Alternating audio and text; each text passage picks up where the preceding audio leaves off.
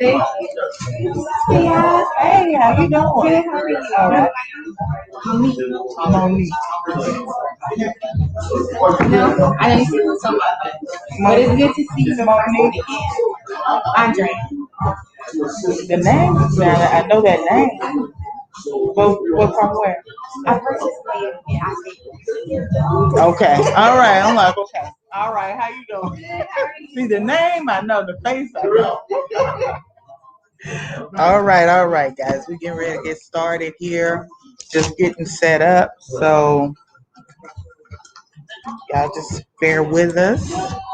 We'll be starting here soon. Thank you all for joining. I see a few of you already here.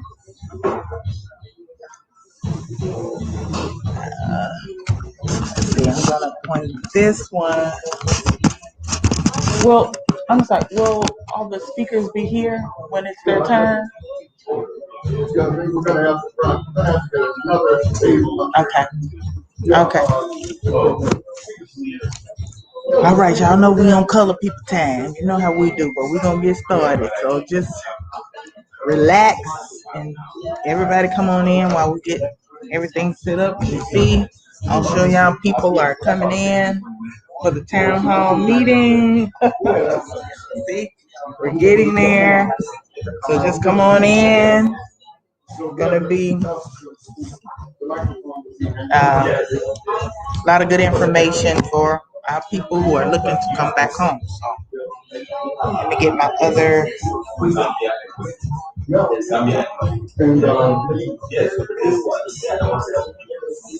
Greetings, greetings. Hey, brother Ahmed, hello, Annette. How you doing? Hey, Haru, welcome. Welcome, y'all. Come on in.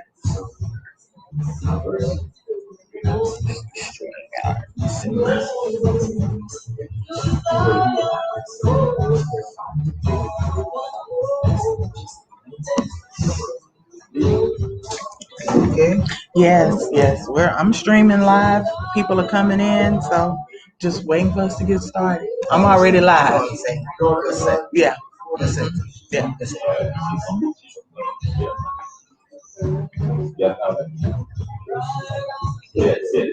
Good morning, Juicy P. Good morning.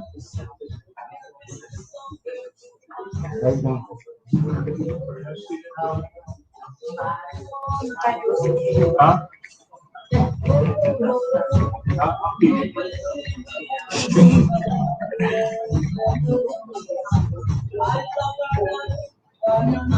Everybody go grab you a drink, a coffee, a tea, or something. I know it's early over there in the States.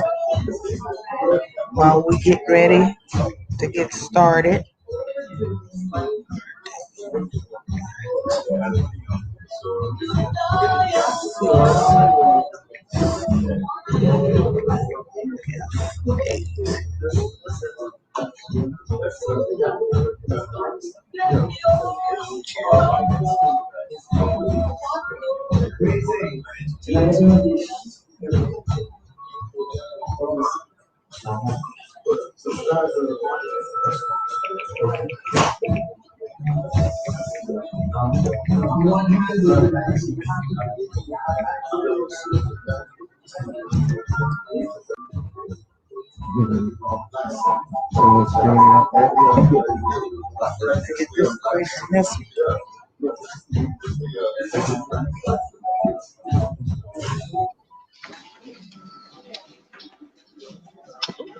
Hold on.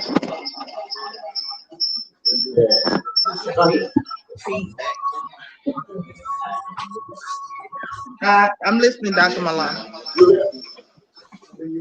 Yes. Oh, you're looking beautiful this morning, honey. Oh, is it over Gambia? Huh?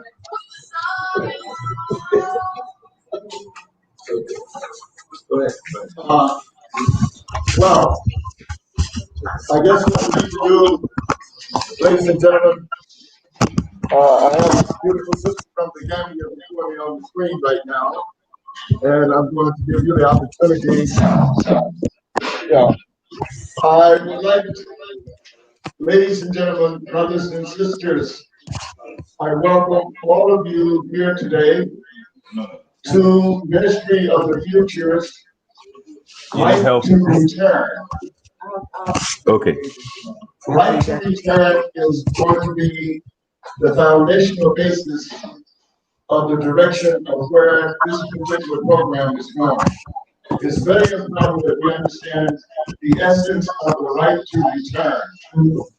And this particular program, the theme of it is the mathematics of continental Africa's future, survival, and development is linked to the African diaspora. Now, what do we mean by that? The mathematics of Africa's future is linked to the future, Africa's future is linked to the African diaspora. It simply means this, mathematically. We are of the opinion that Africa cannot be free unless she integrates the African of the diaspora. And we're not just talking about any African of the diaspora. We're talking about those descendants of the 400 years transatlantic slave trade. That particular group is about the most endowed, the most educated, the most economically empowered of the diaspora. And that group is coming home, and it's going to be that group that's going to be in concert with Africans in the forefront, making this paradigm shift to get Africa out of this deluge that Africa seems to be in or has been in for the last 2,500 years. There cannot be no change from within Africa, in my opinion. Africa has reached an impasse, and it is by, I believe, it is by the command of the Most High and African ancestors that you must accept your children back into this family. If you do not accept them back into the family, this house will not stand. Because these children have suffered. They have spent 400 years in captivity. And the world knows as we speak right now today, they are killing our people in the United States of America. They are killing our people in UK. So we have to understand that this coming home is not just a physical movement. This coming home also is a spiritual movement. And the spiritual essence of us coming, we have been endowed with the blessing of African ancestors and the Most High. And we're not to be played with. We're not to be joked with. This is serious, serious business, is to bring our people home, give our people the rights that they need and they deserve. The right to return. So I just want to set the stage first on that understanding that the right to return is not just a principle of giving citizenship. Anyone, any national, a Chinese, a Russian, German, a British, a white American, they can get citizenship. But when you talk about the descendants of the transatlantic slave trade, we are not just looking at citizenship. We must have the right to return. And why? It's because our rights were taken away from us. The Chinese right is not taken away from them. The British white man right was not taken away from them. The white American right was not taken away from them. The German right was not taken away from them. But the African rights of the children who were kidnapped in the transatlantic slave trade, the rights were taken away. So we cannot have any progress on this African continent. We cannot have any development until we restore the rights of these children. And this is under the principle of the right to return. Thank you. Now, having said that, I would like to introduce our distinguished panelists, that we have those who are here physically and those who are by virtual connection. I would like to introduce first our sister, Nana Ya, sister of the Sankofa Repack. Nana, can we get a screenshot of you one way? Yeah, once she's African. Do you want me to stand?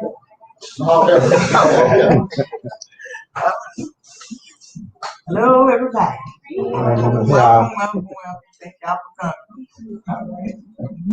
And there are still some of the panelists that are yet to come, but I want to introduce you to a very dynamic sister from UK that has repatriated in the Gambia.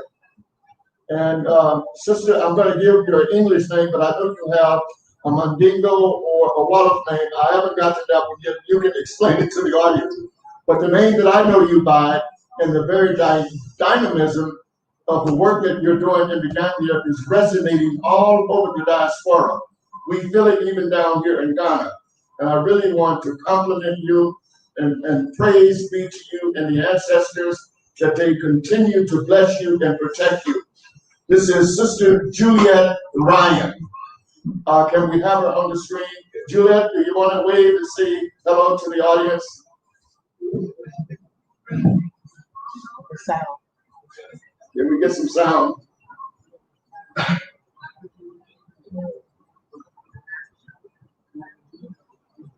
Hold on 1 second.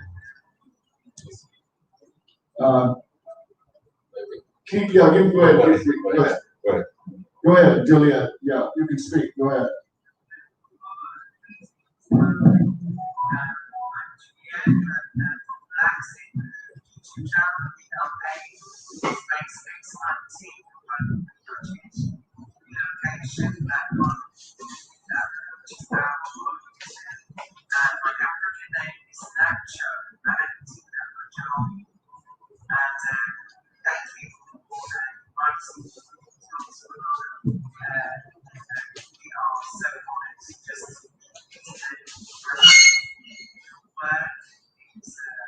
Resonating with mine that has been for decades, and you have inspired the likes of me and others to come home and inspired us to make the best decision of our entire life in terms of returning home.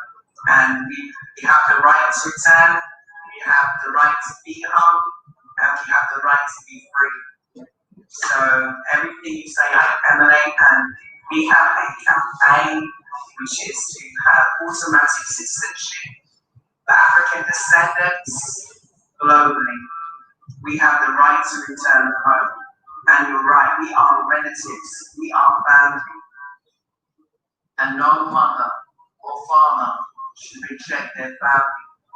And if I had a brother or a sister who had children in America, or children in the UK, or children in Zimbabwe, they would still be my nieces, they would still be my nephews. And we are the siblings of brothers and sisters here on the continent.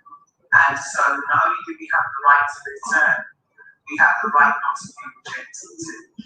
Yes. And so it's very important that we work together and we follow in your footsteps. They're very big footsteps. And you're a great example. And the work that you have set before us has been well renowned and influential and important. And what you've achieved in Ghana is second to none other. The work that you have achieved, we must all applaud you, respect you, and acknowledge you for the work that you have attained in opening out that in our ancestors joining us. It is the blood of our ancestors that still runs through our veins. We are one and the same, and you have made that so evidently clear in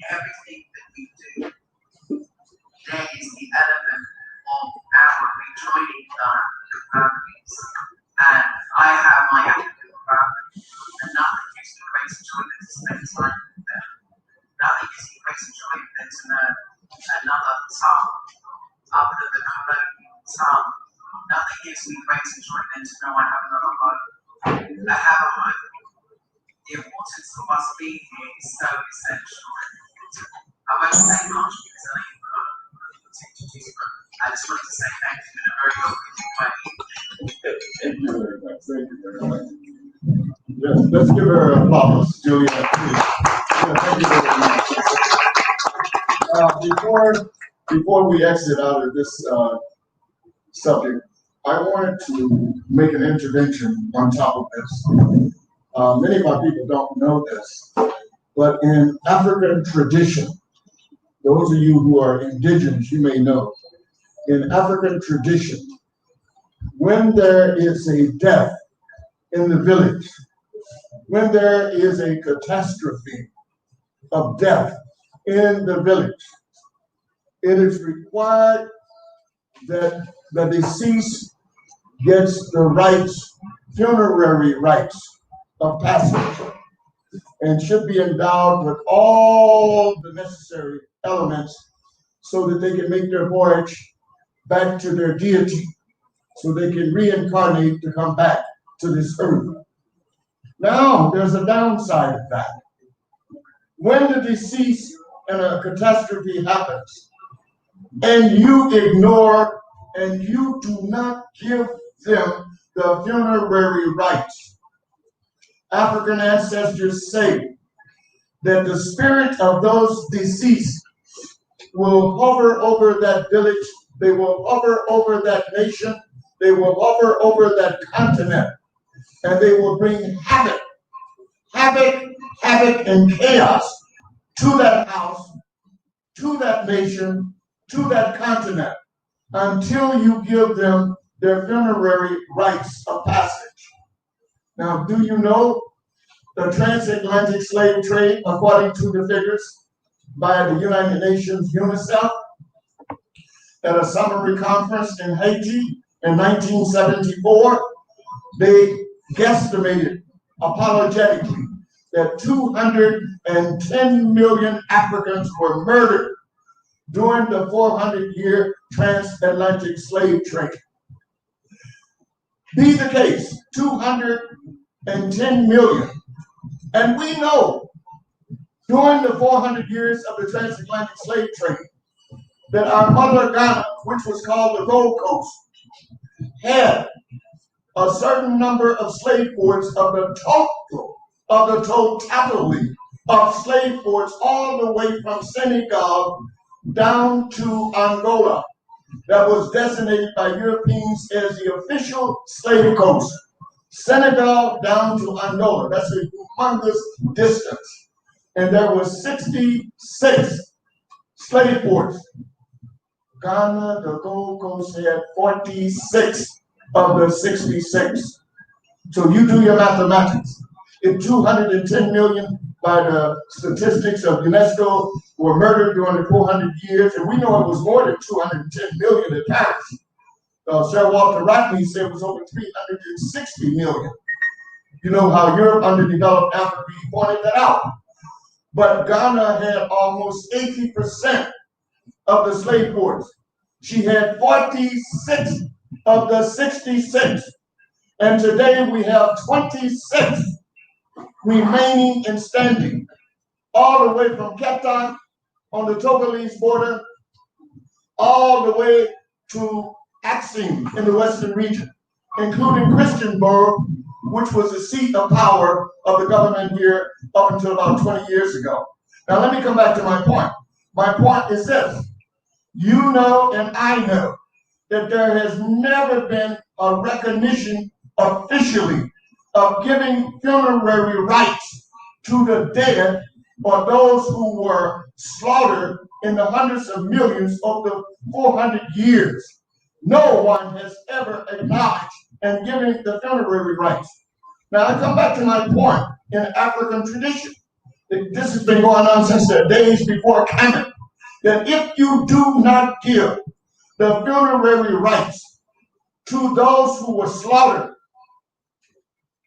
catastrophe that happened in the village, the spirit of the deceased, it will rise over the village and it will not leave that village it will just settle and it will bring havoc to that village. Isn't Africa been having havoc and chaos? Yes. And I'm telling you, our coming home is the essence of correcting that. Let me stop a minute and acknowledge my dear brother here, Nana, Dr. Obadele and family. You just arrived. I'm so happy to see you here, my brother. We want to incorporate you in on the high table so that we can hear from you.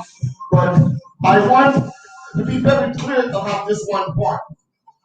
Because I know, not that I believe, I know that there is a link between the chaos going on in the African continent and why we cannot get our act together is because we have rejected our sons and daughters that spent 400 years in captivity.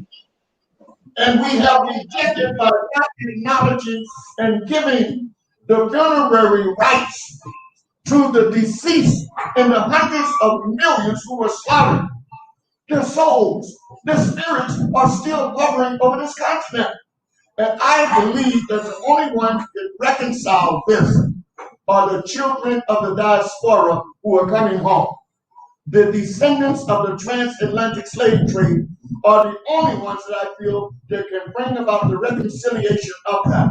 And this is why I say, Africa, wake up. Africa, wake up. Your children are crying to come home, and you cannot keep them out. You must give them the right to return. If you don't give them the right to return, I guarantee you, Africa is doomed. Africa will be doomed if she doesn't give the African diaspora the right to return.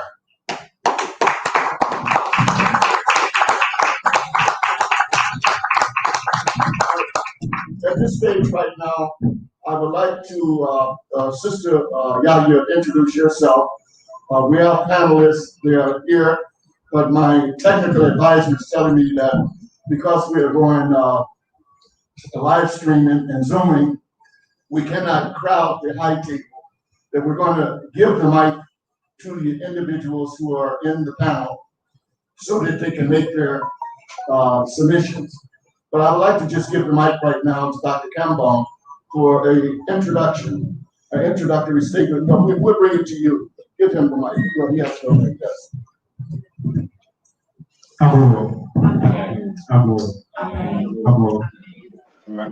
Apologies for my lateness. As you see, I have a full room, so sometimes it takes my entourage, but sometimes it takes a bit of support out myself.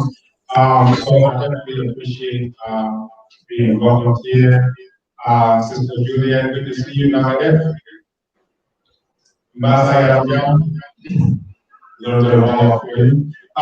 So yes, this is something that is very key, crucial, and important, the right to return. And as some of you know, a lot of this started off right there at the Institute of African Studies, where we have monthly meetings that ultimately culminated in the Honorable People's before they come in, hearing our cry, hearing our plea, and actually taking it and realizing that this isn't a begging thing, this is something that is necessary, and it is our birthright that is being restored.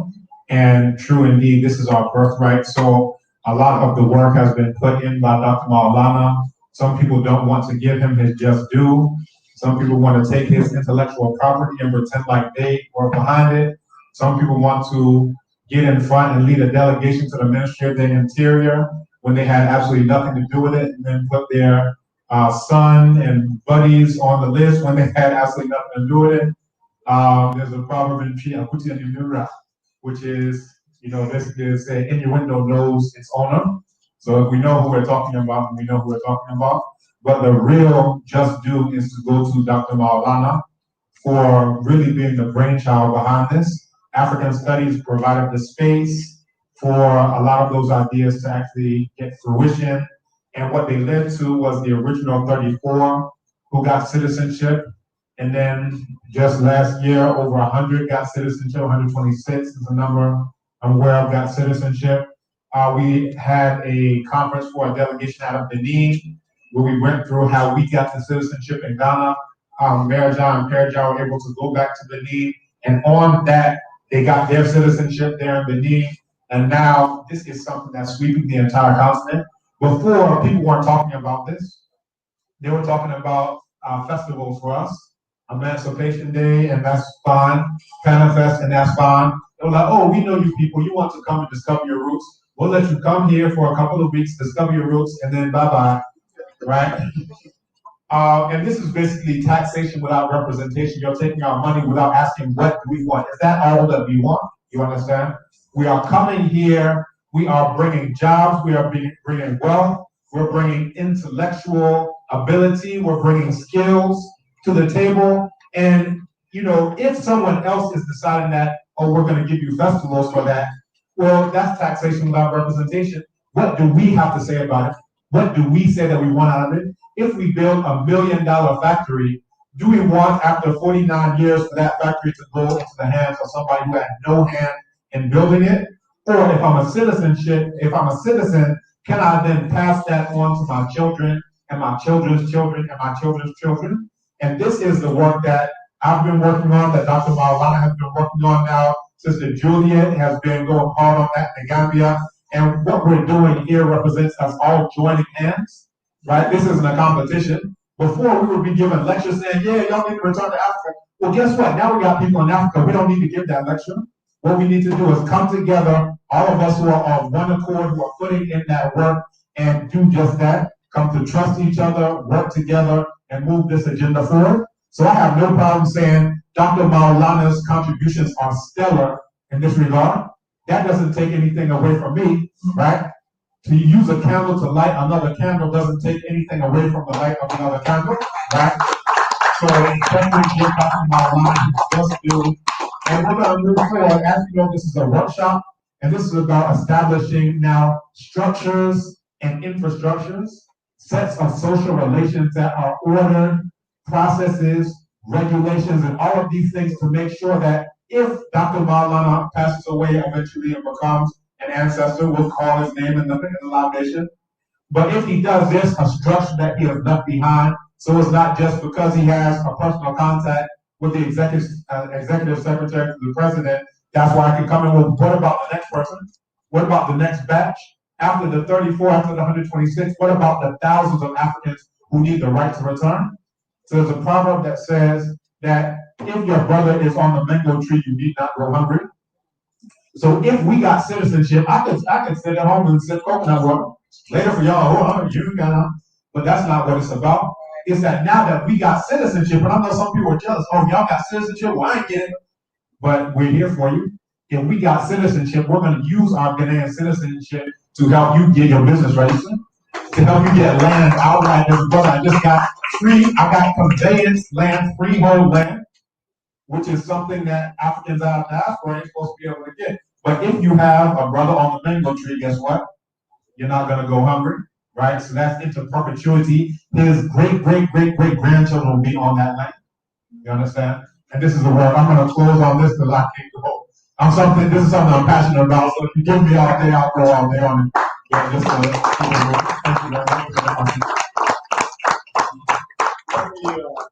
Let me make an introduction here. I'm going to come before I get to the famous Daddy Bosco, because he doesn't need an introduction, but we're going to make an introduction for you. But before I get to you, I want to introduce Ministry of the Future's CEO. And I would just like for him to give some words of good morning. Good morning. I know some of us or some of you have been here for years, so no Accra. Happy staying. My name is Adam Abdulaziz. I would like to use this opportunity to thank all of you for showing up to Ministry of the Future Townhall meeting. In fact, I have a lot to say, but I would like to say something short. I would like to use this opportunity to thank Dr. Maulana for the immense contribution he has made in empowering Ghanaian youth intellectually, helping us know our roots. There's a saying that sometimes saying it is easier, but when it comes to doing, it's different. a lot of people say big things, but I don't know, they don't have anything to show for it. Dr. Maulana came to Ghana many years ago. I met Doctor around 2002. Doctor set up a Pan-African study group at the Boys Center. And one day I was sent by my mom to do something. Actually, I didn't want to go. So when I was going and I heard on the radio, I heard this man say, Africa, Africa. So I was like, what is this man talking about? And I was that type of person who had that desire, but there was no direction. So I found myself I was a Muslim guy, a radical young Muslim, who turned anything on. I was debating Christians here and there. I was in this. In fact, in school, people were like, why you think, I mean, I was that aggressive type, but no direction. And there were hundreds of us like that. So when I heard Dr. Maulana talking about Africa, I was like, what is this man talking about? So quickly, the next day, I went to the Boys Center and I found home. I found my intellectual home. And since then, I have never been the same. And I would like to say that particular contribution Dr. made is like a bedrock, a foundation he laid for the repatriation movement we are talking about, the what's the name? The coming of our brothers from the US or the diaspora. They have what do I call it? When they come, they feel like they are not well received. Sometimes they feel like the Ghanaian have not noticed their presence. They are not well. We receive white people more nicely than them. You know, the truth is that the Ghanaian mind has been worked on. When the Europeans came to colonize us, they realized that they have to work on our minds. So they brought the churches, and the Arabs also brought the mosques. So the Ghanaian is also enslaved as you are. You might have been taken away physically, but we have been captured mentally. So we all have to help each other. So if all of us get the awareness, if there's full awareness, then we can all act together. But now the African is still sleeping. The African American or the diaspora is bearing the brunt of. They know they are seeing it every day. They cannot be told. So I also believe that we should contribute in any way we can to raise the awareness wherever we are. We shouldn't just keep quiet. Doctor came many years. He has done that. Doctor has influence for many Ghanaians, politicians, businessmen. And for doctor's impact is unmeasurable. So I would like to plead that as we are coming down, we should do more. We should do more so that awareness. I always like to use the word awareness because in an ignorant environment, you can have all the beautiful ideas, but it will not fly. But once you get the people aware and you get them ready, just a little contribution, you see results. So I would like to end here, maybe come again. So thank you very much, and we pray that as we have started here, we go far, we achieve more results, and in the future, our children will say, this is started with just a few people, and today we are seeing good results. Thank you. Thank you very much.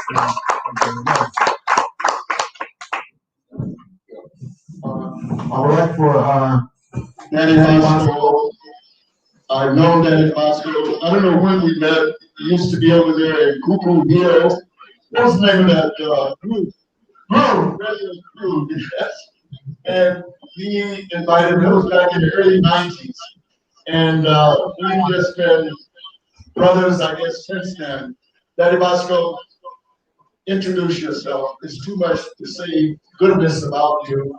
This is a good brother, and I want all of you to give him a good hand, please. Daddy Bosco.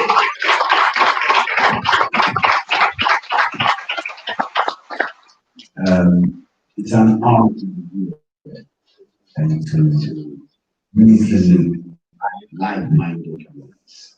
My name is Paloma, and my background is media. I've worked extensively in the media, like Doc said. Next, I'm a first radio in Crocodile Groove, which is now at Townhall. And since then, we've been in touch.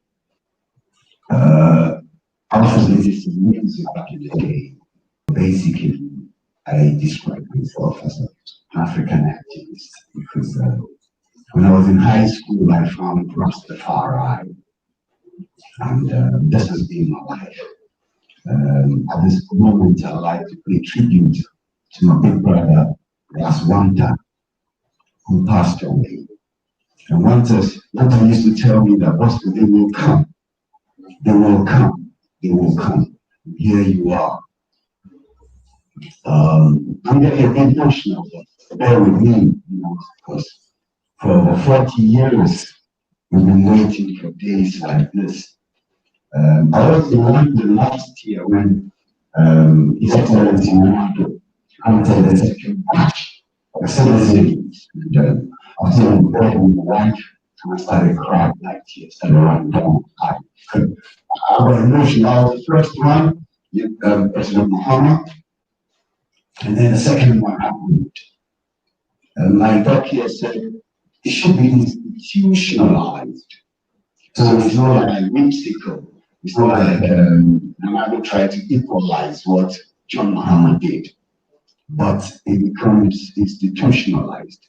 It's a constitutional thing where it's engraved in the Constitution that children of African descent who come should be granted citizenship based on these protocols, so that whether it's NDP or it's NDC or PPP or whichever party is going to come into power down the line, they got no choice. In America, right, when people are saying, why ain't the president elected on popular vote? Because maybe that is what should happen. But then someone says the founders of the nation to protect minorities and ensure certain things established the electoral college. So we need a constitutional amendment to change that. Yes, we need it engraved in the Constitution. So anybody come and say, why are these people being granted citizenship? It's not just somebody getting up and doing something. This is a dream, it's not a reality. I'll urge each and every one to be committed to it. Mr. Garvey tried this thing years ago. Bishop Trevor tried this thing years ago. Chief Albert Sam, a Ghanaian like us, tried it years ago. And you see, the amazing thing is today we have technology on our side. We're connected with brothers and sisters all over the world. So we should be able to do more. Our gains and increases should be monumental. Garvey was able to mobilize how many million black people at that time when there was no internet. Today we have internet. Rallying the black nation should just be a matter of time. We illustrious people like here. I don't agree, but we didn't have that disappointment too. It was just a bunch of hard-headed racists and militants. We have intellectuals. So what I'm saying is, within a short time, we should see a realization of these dreams and aspirations of our ancestors. On that note, thank you for this time and opportunity. Thank you very much. Your words are very deep and very meaningful. I would like at this particular time to acknowledge some of the staff that are here of Ministry of the Future. Christian, I would like to acknowledge you. Christian is like a deputy secretary, and he is not only that, he's an archivist.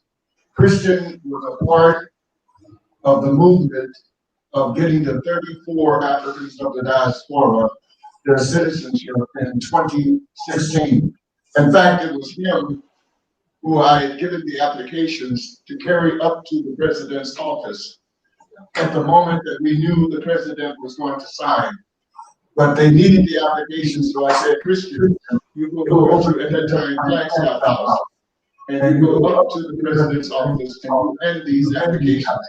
And it was this young man, Brother Christian. So those of you who are recipients, the 34 of you who got your citizenship, and in fact, are there any of you in the audience up to 34, I would like for you just to stand a moment and say, hip, hip, hooray. Okay, Dr. Kambon, yes, it's mine. You can say yes. Sister Anna, she is mine. There's someone else. Is there not someone? It can't be where are you hiding? Please, you were not in the 34. Okay. So it's only Dr. Kambon and Anna are the only two here that received their citizenship. Well, anyway, Christian was played a major role in helping you to get it in 2016. And he's also working with us now in playing a role in helping us to get more in the year 2020 and 2021 going. So I'd like for you just to give them the accolades of a little clap and thank them for his work. I don't want to talk too much.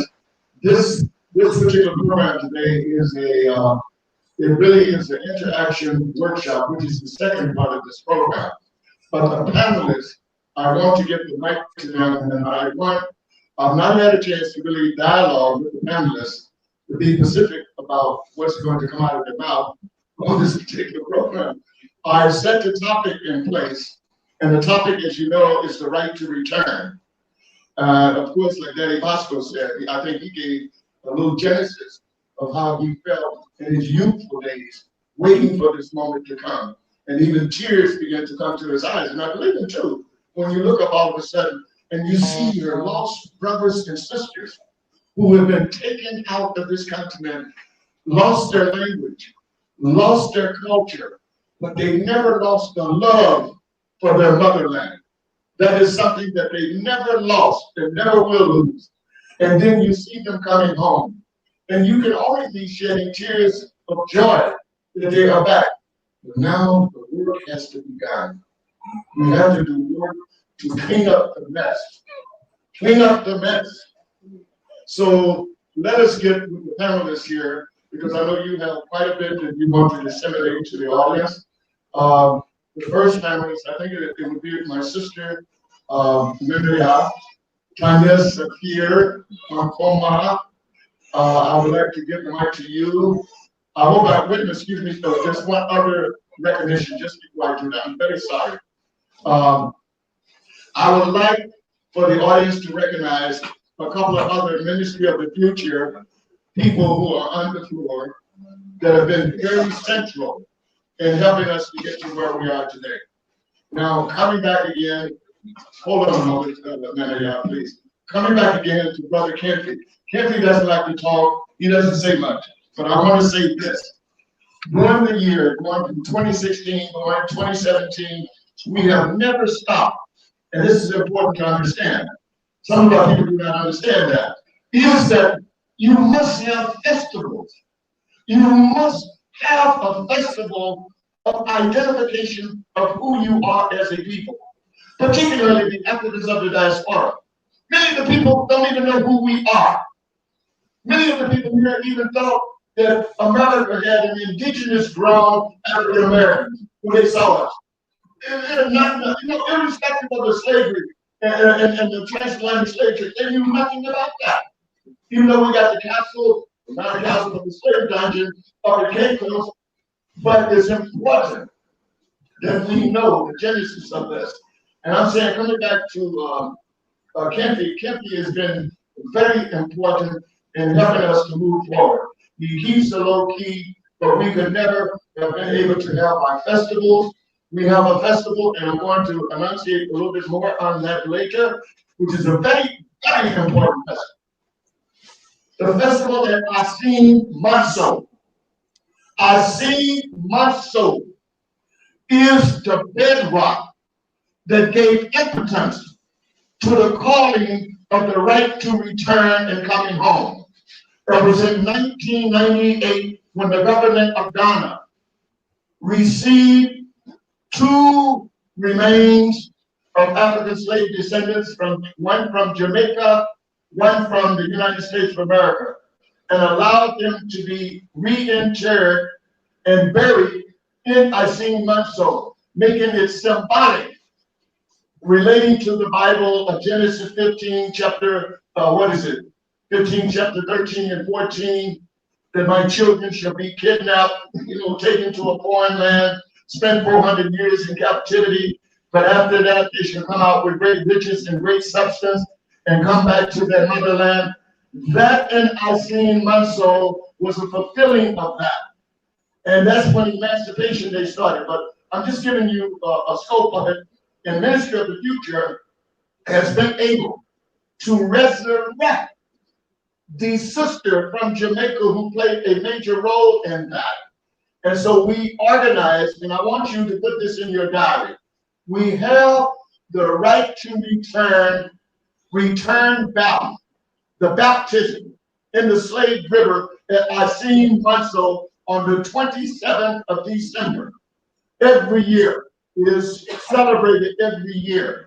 And then we have the right to return citizenship that comes out on the 28th of December. And why the 28th? The 28th is the historic day that the first 34 Africans of the diaspora were granted citizenship in Ghana. That had never been done before in history. I'm not saying that Africans of the diaspora never received citizenship. No, I'm not talking about that. What I'm talking about, never had a sitting government in Africa collectively in bulk recognized African slave descendants as part and parcel of this land and granted citizenship to them unequivocally. That was in December 28, 2016. So Ministry of the Future has really enshrined that date. It's a sacred date to us. So every year, and we haven't missed a year. So put this in your diary, the 28th of December, we will have the right to return, granting citizenship to the first Africans of the diaspora involved. On the 27th of December, we will have the return baptism. For those of you who may not know, let me just fast track and say it. The baptism. What? Asin Manso was the repository when our forebears were captured. They were not slaves. Our people were not slaves. They were captives.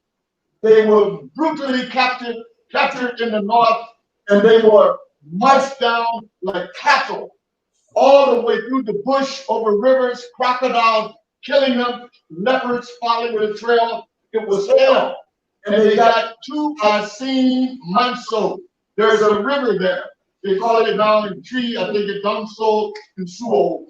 It's a slave river, but it was a river, and Asin Manso is about 25 miles west, east in the interior from Cape Castle, State Island.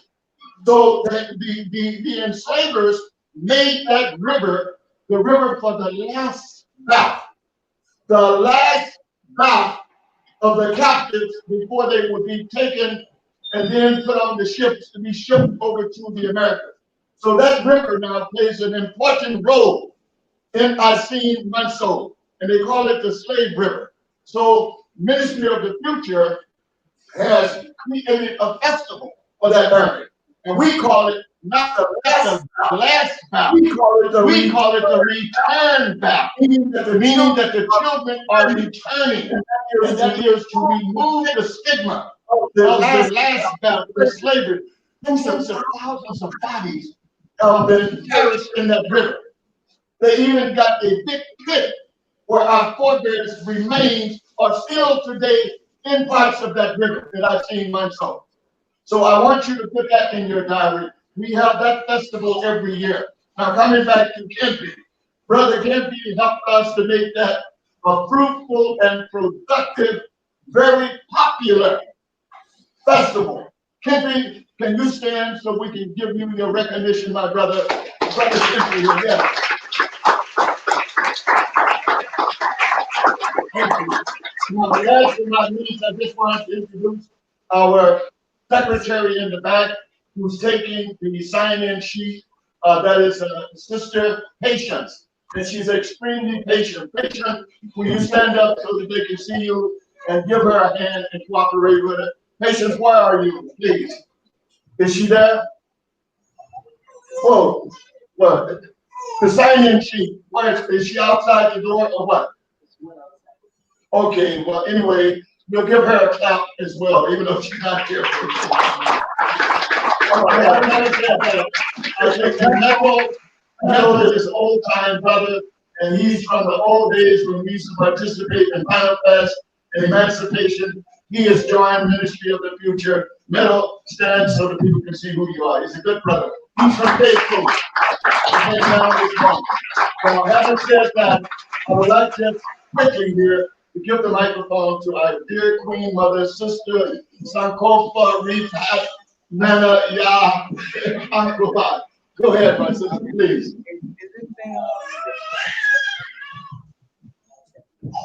Hello. All right. Welcome again. Thank you all for coming to this very important town hall meeting to discuss again our right to return, because I think everyone is in agreement here that we have a birthright to return. I'll tell you a little bit about myself and what my program, the Sankofa Repatriation Assistance Program. My legal name is Tanya Sapir Ongama Esquire. I am an attorney at law, licensed in the state of Tennessee and in the U.S. Virgin Islands. I originally moved to Ghana back in 2013. I started coming here around 2010, and then I decided to stay. And I came because there was a calling in my spirit from the ancestors that I needed to come back. Okay, and I'm not the only one that it happens to. It's common amongst a lot of us in the diaspora that there's something pulling us back to this place, to our homeland. So, and I tried to put it off for a while because of, money. You just can't up and move to Africa. In the United States, it's difficult to move from one city to another, from one state to another. So then when you start talking about moving to the continent, moving from one continent to another, that becomes almost an unattainable goal for a lot of our people. So having lived here, I'm married to a Ghanaian. I was able to make the transition easier than most people because I have a whole Ghanaian family here. I have a whole support system. You understand what I'm saying? The vast majority of our people don't have that. Okay. So what was bothering me was, okay, I'm able to go, but so many of my brothers and sisters are not able to do the same thing. And it wasn't good enough for me that it was just, I'm there, so y'all figure it out. You know what I'm saying? Just like our brother Dr. Kambon said. So we got our citizenship. Oh, let me just say this. I'm on the list to be the next batch to get mine. But it's not it's not good enough that I'm unhappy. You understand what I'm saying? I'm happy that I'm happy and my children are happy, but it's not good enough. Because there are too many more of us that want the same things that we are here enjoying. They want their birthright as well. So, because I keep having all of these people contacting me and saying, how do we do what you do? And, we want to come too, but how are we going to survive? We don't have money. Because like I know that for the 400 years that we've been outside of Africa, we've been oppressed in every area of human activity. So while some of us, are fortunate to be the entertainers and the ball players and the actors and actresses, some of us have been successful in business and things like that. But that does not represent the vast majority of our people in the diaspora. The vast majority of our people are suffering economically. They are just living paycheck to paycheck. Even the ones that you may see riding around in a nice, so-called nice car, they're living paycheck to paycheck. And so when it comes to just packing up and moving to Africa, they can't do it. Some of us are doing, in America, okay, but when I talk to brothers and sisters in like South America, they're just literally barely surviving. They're really catching pure hell. And like Honduras and yeah, a lot of those like Brazil and those South American countries, African brothers and sisters, those of us of African descent are not doing well at all, and they're being murdered. Okay, uh, even more at a higher percentage than we are in the United States. So imagine that. And we know we get stories every day about one of our brothers and sisters being murdered in the United States.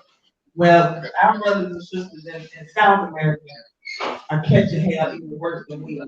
Okay? So because I am a guardian, I said to myself, okay, if my guardian is able to get millions of brothers and sisters in the diaspora to put their little pennies together on a monthly basis to get a whole cruise line, get a cruise ship. Now we know he was sabotaged, but the point of it, he did it and he did not have the internet. We have the internet. There's absolutely no reason why we can't do what Marcus Garvey did on a scale larger than what he did and start bringing people back home. Because it's not good enough that we're here. Those people want to come home too. So what are we going to do to help them? Okay? Because we know that the government that took us out, those people that took us out, reparations, I'm not saying don't ask for reparations. We need to make that claim too, but we still have to do the work as well. So if that should ever happen, because we don't know. I personally don't think it ever will. But so we have to now, I said, let our brothers and sisters each give $1 a month. $1 is not gonna be burdensome on any one of us. And then when we get say 1 million people giving $1 a month, we can literally move families out, provide them with the stipend for a period of time. We can provide them with temporary housing for a period of time. We can give them startup capital, start businesses. We can help them here. Those that don't have the resources to do it themselves. And this is important to me because it's just not, to me, I look at it like they didn't ask to be over there. And then for generations, they've been kept economically, financially oppressed.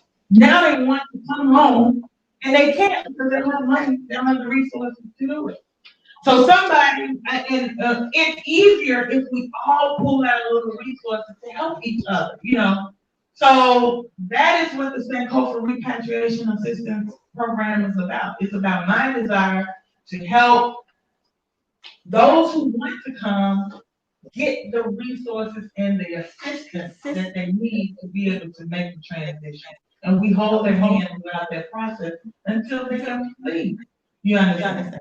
So I'm very excited about my organization working with the Ministry of the Future, hand in hand in that. Since I've been back, I just recently got back because I came in 2013 and then I stayed here for a couple of years. And I'm not gonna lie, I can tell y'all, Doomsor ran me out, Doomsor was horrific back in 2014, 2015. I don't know who all was here during that time, but I dealt with it for as long as, but when they start going 12 hours off, 12 hours on, and it was just, I was like, I went back, you know what I'm saying? So, every year I come after Doom Sword on and Doom Sword. So that Doom Sword going on that. So, I just tell y'all, it was rough. So, since I've been back, we've been able to receive people coming in from the airport, provide them with a safe, secure place, help them through the process of getting their own apartments and housing. I have a couple in right now, a family of 4 from Canada, a husband, a wife, and 2 kids. We picked them up from the airport, brought them to the Sankofa Repatriation Guest House. They're there now. They found housing, so they're going to be staying with me until that, move-in date comes. Helping them through the process of residency, what they need to be able to stay here legally. You know, because a lot of my brothers and sisters think I got my visa and my passport and my plane ticket, and you know, and I'm like, no, there's more things that you got to do when you get here that they don't even think about, and that's why it's important for those of us who are here, because I tell you know, we want our citizenship, but in the meantime, you got to be here legally because you have to have your stamp here. You got to be on the right side when you get here. When you say I want my citizenship, you can't be here illegally. You know what I'm saying? So with that being said, we're trying to create an environment that's welcoming, that's safe when they come, that they can feel like, okay, there's some people there that are waiting on me, that got me, you know what I mean, that help me integrate back into the society in a safe way. And that's what we are doing with the Ministry of the Future. And our Sankofa Repatriation Assistance Program has also joined into an alliance with other organizations in Sierra Leone, Senegal. We are also setting up in the Gambia. Currently, I have one of my board members there, getting us registered there, so that we can provide the same services to people who are coming in those countries as well, not just Ghana. All of us can't fit in Ghana, so we got to be able to help people that want to go to other countries as well. So please visit the website, www.sankofarepack.com, and look at what we want to be able to offer our people, tell people about it, encourage people to support, because I'm getting thousands of mails and messages and texts from people saying, I want to come home, I need help, I don't have, you know, I'm a single mom, I got 3 kids, I need to get my kids out, I need help. And at this point, how can I help them if the people don't support? You know what I'm saying? So this is what we want to do. We want to be able to get our people home that want to come home, but they just don't have the resources to do it. And that's what the organization is about. Thank you so much, Dr. Maulana, for inviting me today. I did, you missed that. No, for those who are coming, I did. you get them housing. He missed that. Then I said I'm working with the ministry. You won't see you were to this talking, but you missed it. I gave you your props. Okay. Thank you all. Well, that's fine. Thank you. Thank you, Simon. Let's give it another hand, please. Yes, thank you very much. I'm so pleased to have you here. Your delivery was well taken, I'm sure. And I will tell you, the sister is serious. She's doing some serious business and encouraging our people to come back home. At this particular time, I would like to acknowledge, because they're waiting, they're in Benin, and it is a situation where their time is limited because they have another program to do later in the afternoon. But I would like for us to acknowledge Mère, Mama, Ja in French. Mama is Mère Ja, and Papa Ja. They are pioneers and ambassadors of the Pan-African movement in Benin. And if you listen carefully to Dr. Kambon earlier, he mentioned the fact that they traveled here with a delegation to Ghana at the University of Ghana Institute of African Studies on our watch. And we held a symposium, a whole day, on showing them the blueprint and roadmap on how we were able enough to get the 34 Africans of the diaspora their citizenship, and they should take that blueprint back to, you know what I mean, to Benin. And they were able enough over the course of the day. They traveled here with a delegation. We had a very in-depth workshop with them, and I believe by all means they took it back with them, and now they're on their way to helping other diasporans to come. And this, you know, Benin is French, Francophone. They don't speak English there, they speak French. So that is one of the things where many of the Anglophone, like American, African Americans, Jamaicans, and some of the ones in the Caribbean who speak English, in Britain, not too many would go to Francophone countries because they can't speak the language. But Marja, I'm not going to say anymore. I'm going to give it to you, and I want to introduce you as one of the beautiful sisters who's been out here for years. I met you in the mid-1990s, over 25, 26 years ago, and I was so impressed over the work you're doing and your commitment on getting back to the spiritual side of our motherland, because it's extremely important, and you used to always remind me, even in the food, you said the food that we eat have a spirit. I never even knew that before.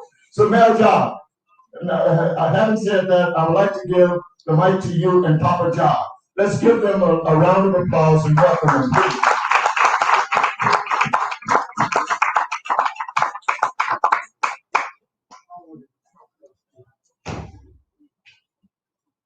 Can we get the sound up? We turn in English because we francophone want to learn English, but you don't try to learn.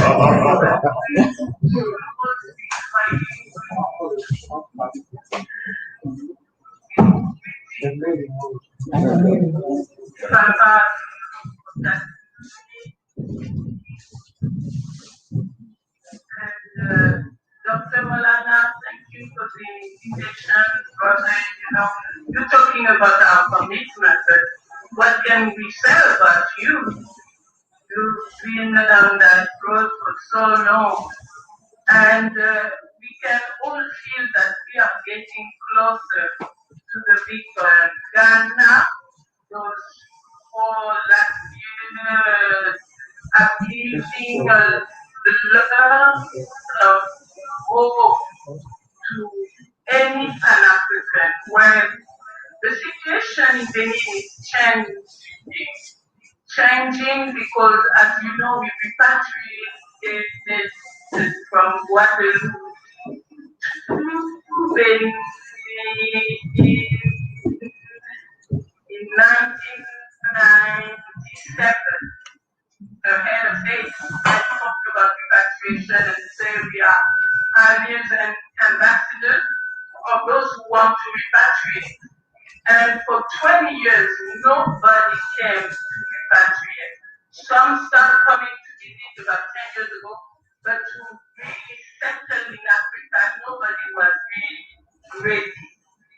But the last 3 years has changed the situation. Slowly, some are starting to decide to stay and live in Africa.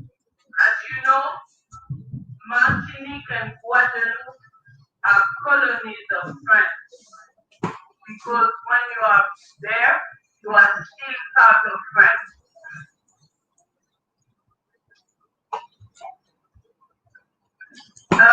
Can you hear me properly? Yes. Yes. Yes. Okay. Yes. So it was very difficult for our African family in the French Caribbean to decide to repatriate, because when we Guadeloupe or Martinique, you are officially French, which means that you have some kind of allowance and all kind of things that keeps you attached and slave in that part of the world. But it has started changing, and there's one other family who went through Ghana and who was welcomed by you, Dr. Maulana, and who is now in Benin and settling in Benin. You have some youth who has decided to repatriate as well. So we are now a small community of about 10 people who are now settling in Benin. So it's a new situation. Before it was just Felda, myself, our family, and what you. Now we are, some more are coming. And there's a lot of brothers and sisters now from Guadeloupe and Martinique who are coming at least for the pilgrimage, to the first short visit, walking on the path of the ancestors, and going back, but with the spirit of coming again back to the motherland, back to Benin. It's true Benin comes because of that language. You know, because when you speak French and you reach Ghana, you're a little more lost than if you reach Benin where you understand what people are saying. Now the situation with the government in Benin, we are, each time you do something in Ghana, we make sure to send information to those in charge of the diaspora in Benin. Okay. For Benin government, they saw diaspora more as tourism, but you know, you went to that in Ghana.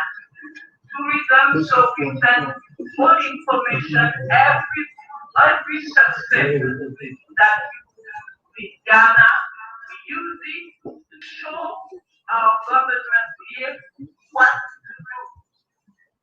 They get the nationality, Belgium and mindset. But not with the law. It's like it was okay. What we want is that the Benin government declared that as the diaspora, as the son and daughters of Africa, you have the right to get your citizenship. You have the right to repatriate. So we are in that process, working with the Ministry of Foreign Affairs on that. And in the part of the Caribbean, there's the MIR, is Mouvement International de Repatriation, which means International Movement for Reparation. Because reparation, the first one is the right to return. The first reparation is the right to return. On the African side, on the continental side, is that right of return recognized by our laws with the citizenship. And on the other side is the means to repatriate, because some come and go back because it's very difficult on the economical level. That's what I can say at the start. And as I said, we are linked, we are one. What you do in Ghana and your success is a strength, and we're moving forward.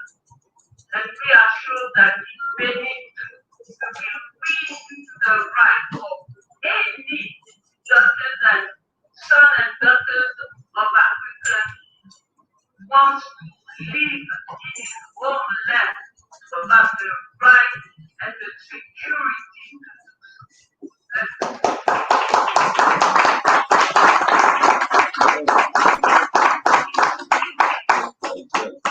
Now, Jah, thank you so much.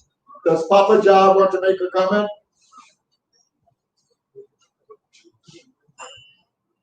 Yes, he wants. He will do it in French and I will summarize. Okay.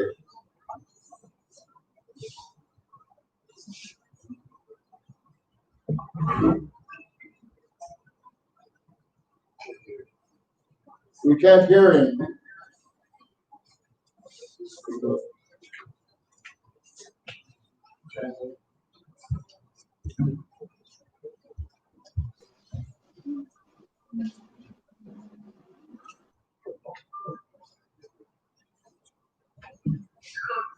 Bell just says that first to be led was the work that you doing to the Maulana, the group and all the brethren and sisters living in Ghana, and that we really taking strength from what you are doing there, and that the new situation, what I have explained before, that there's more and more now forward the humanity wants to repatriate to the motherland. And Sista was saying that anyway, it's a prophecy. It's a prophecy, it's been announced, and it's going to be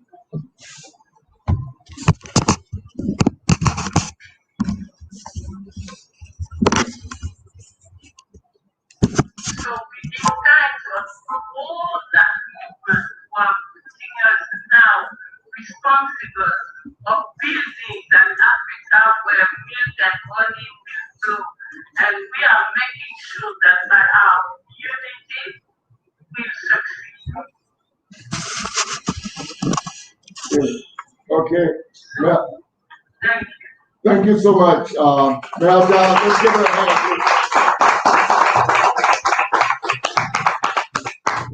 Now, John, comment vas-tu? Ça va bien? I want to thank you very much. Yes, sir, Italian. I want to thank you very much for coming online with us. We really appreciate it. I'm still waiting for your invitation to invite me to Ouida. When is that coming?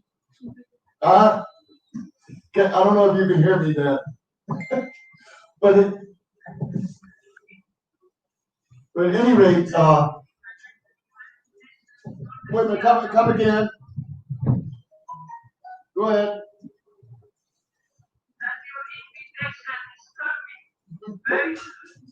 Okay. Ça c'est bien. C'est un longtemps ou à bientôt? Hein? Comment? C'est à bientôt ou c'est un longtemps? Okay. All right. Thank you so much. Thank you for taking the time and the patience to be with us today.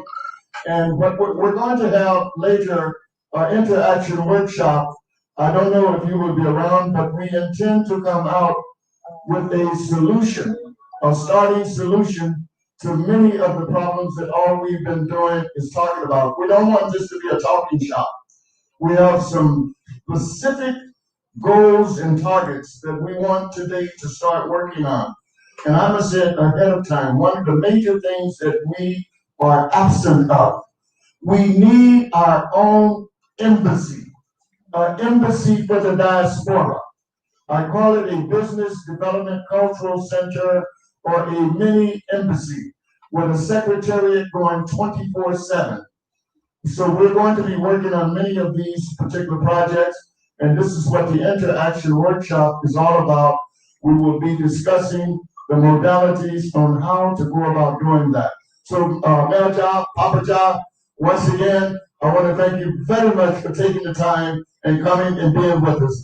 May the Most High and the African ancestors bless you with all the showers of witness, okay? Thank you very much.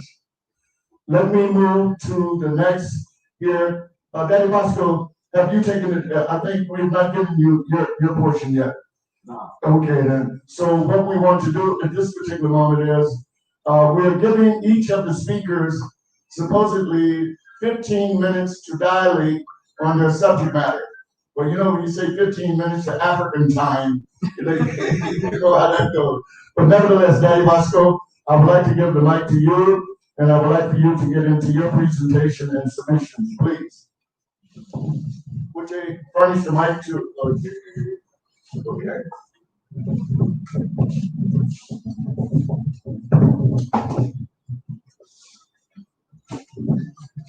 So once again, good afternoon.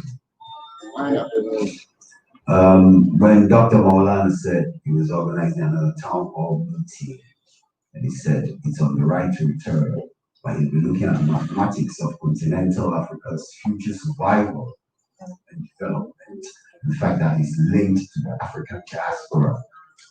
I thought it was exciting. Let me start off by talking about some of the things Gavin in his time had advised or admonished. He said, when you go home, you need to learn from the people there, and the people there need to learn from you.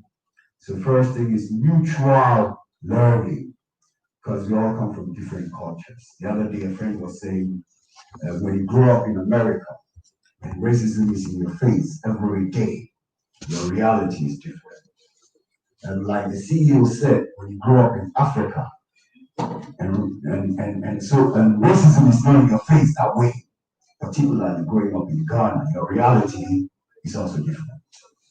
So those are some of the basic premises we need to appreciate as we mutually learn about each other. Then another thing is integration, because we're one people. Back in the day when we started Tell Tribes, we used to go around the whole of Accra.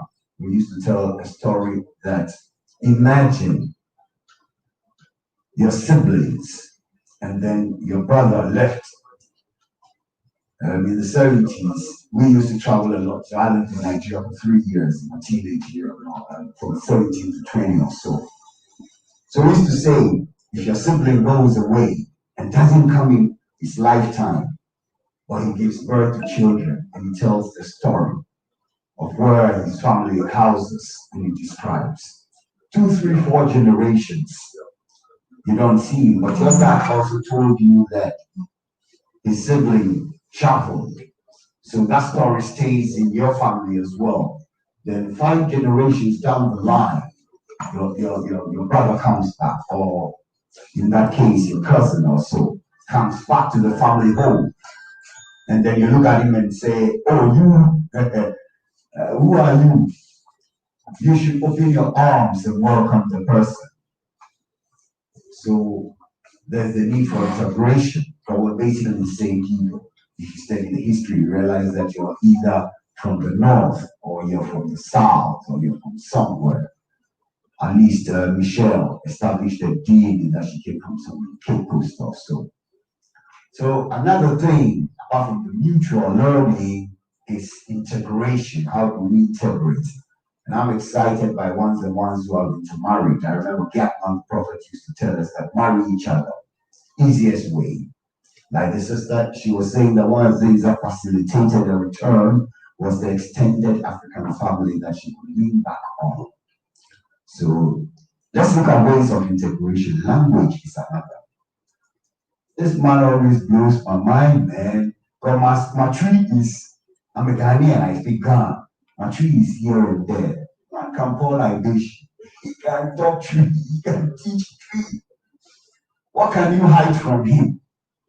So there are practical steps to achieving this reality and establishing precedents and models for future generations, so that the return is not just a mirage or a dream or a return colonialization like happened in Monrovia, Liberia. And brothers and sisters came back and there was an elite class formed. And that is what led to the coup of dough and the spiraling effect. These are key lessons we need to avoid as we build models for return going forward. So how do we do some of these things? And cooperatives are some of the easiest ways. Where 12 people can come together, pool their resources, and decide we're going to go into agriculture, or we're going to go into trade, or we're going to go into manufacture. The fashion is one of the biggest items, and black people, the joke on us is that we spend all our money on fashion. And we buy Hilfiger the most. We buy Gucci and Versace and things. Would it be possible within this generation or the next generation for creatives and intellectuals to come together and see how can we tap into this multi-billion fashion industry today? And I was excited the other day when in the House of Congress, all the congressmen had Ghanaian Kente's toes on. I bet they bought it from China. So what I'm saying is there are huge opportunities we can look at tapping into. 2 last things I'd like to talk about. I want to beat Dr. Maulana's Black Man Time team. I belong to the Rastafari Council of Ghana. And we work with the Rastafari Continental Council, which is a body of Rastafari groupings all across the African continent. And we're looking at synergies, how we can work with people together to achieve our mutual aim. Because basically, regardless of what you call yourself, all we're talking about is how we can improve the African economy. So that Africa, which is the richest continent in the world, moves away from being the poorest or inhabited by the poorest people. So you have the richest continent, but the people on it are classified as some of the most poor or the poorest people in the world. So how do we do these things? And so, like I said, the RCG, the RCC we're looking at. And that's why we continue to support the efforts of Dr. Maulana and the Ministry of the Future. Anytime Dr. Kambon does something also as well there, feel free to call on us. And the last thing I'd like to mention here, since we're talking economics, is the Black Star and Cooperative Credit Union. It's a bold initiative that the Rastafari Council initiated 10 years ago.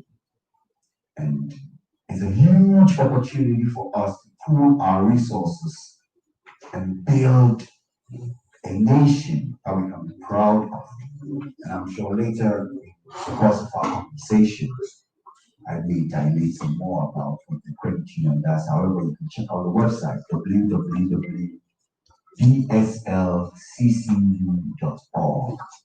www.bslccu.org.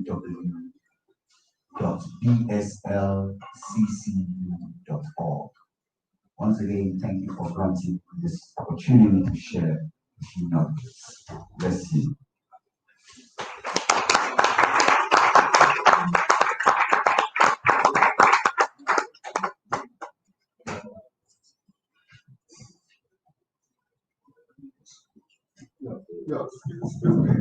Yes, ladies and gentlemen, moving right along with the panelists making their submissions. Thus far, we've had Sankofa Repatriation down here, then we've had Daddy Bosco to make his presentation, and we've had Mayor Ja, Papa Ja from Benin to do a virtual connection. I want to acknowledge right now who's a part of this program today that I hadn't mentioned because they were not here earlier. But I would like to acknowledge one of the presenters that's going to make a presentation.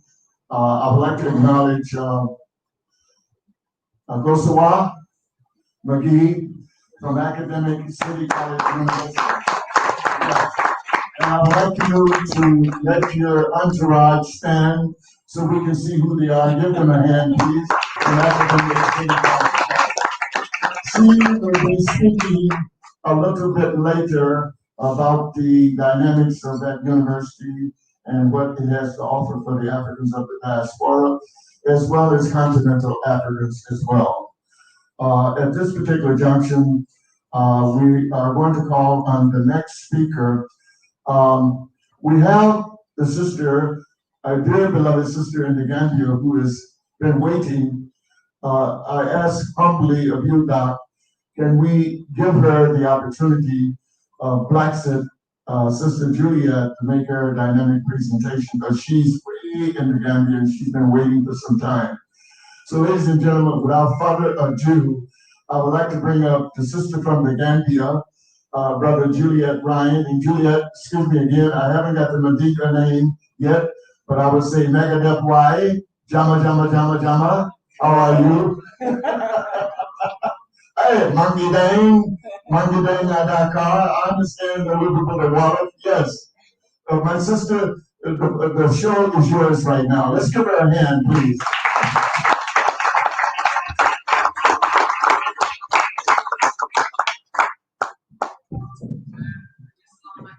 By saying I stand on the shoulder of giants like Dr. Kambon, who I have had the earnest honor of spending time online with, and I am coming to Ghana, I promise you.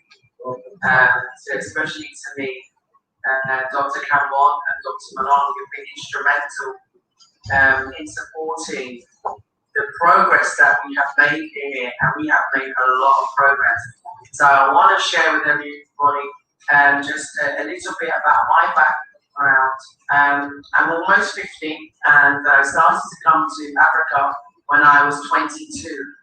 My father was a Pan-Africanist, and my mother was an educator. She was a headmistress for many decades. And my dad was a staunch Pan-Africanist, so we wasn't brought up in religion, we was brought up in Marcus Garvey and throwing speeches of Haile Selassie and of Kwame Nkrumah. And so I didn't understand much about religion. I understood about our African essence and the importance to our link to spirituality, and how important our Africanness in terms of our race solidarity, our race priority, and also our cultural superiority. I'll get there. You have to forgive me today. I'm just using one arm. I had an accident whilst filming, so that's why I'm clapping like this. Okay, it's not because I'm not giving you your due credence and respect. It's because I'm only using one hand. Okay, so I just want you to know that. But I want to say something to you. I wanted to tell you all that we are one, and as many we are one, and I want you to know from my heart that I love you, each and every single one of you there. So I want you to clap with me for ourselves.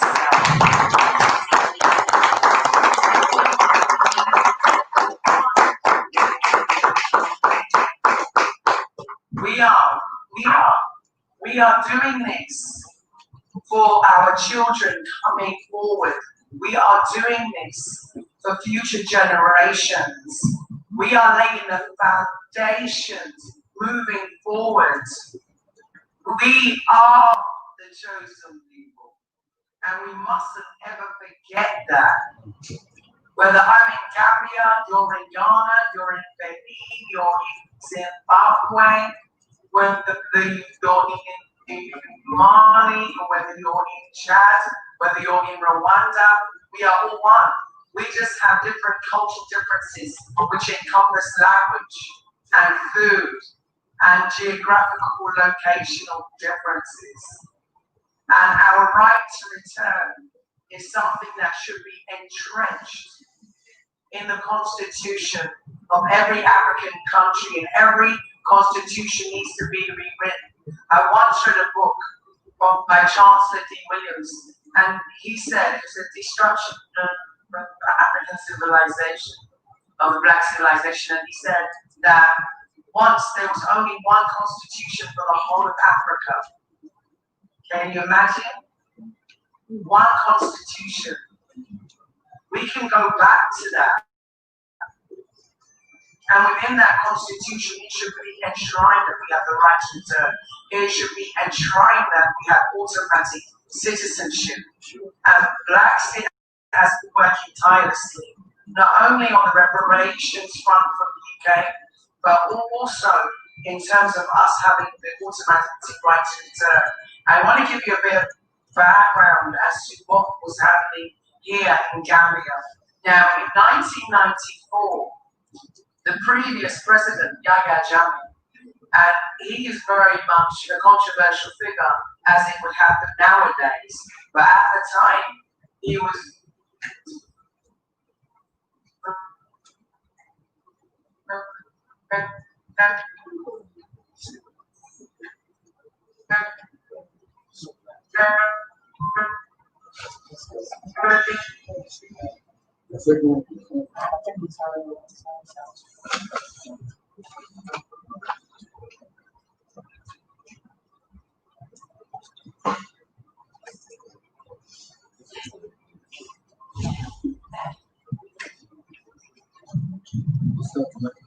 No, it's on. I think it's on her side.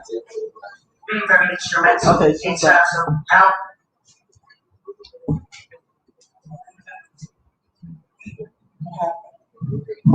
Yes, excuse us a moment. As you can see, the signal is wavering in and out. Can we lose? Okay.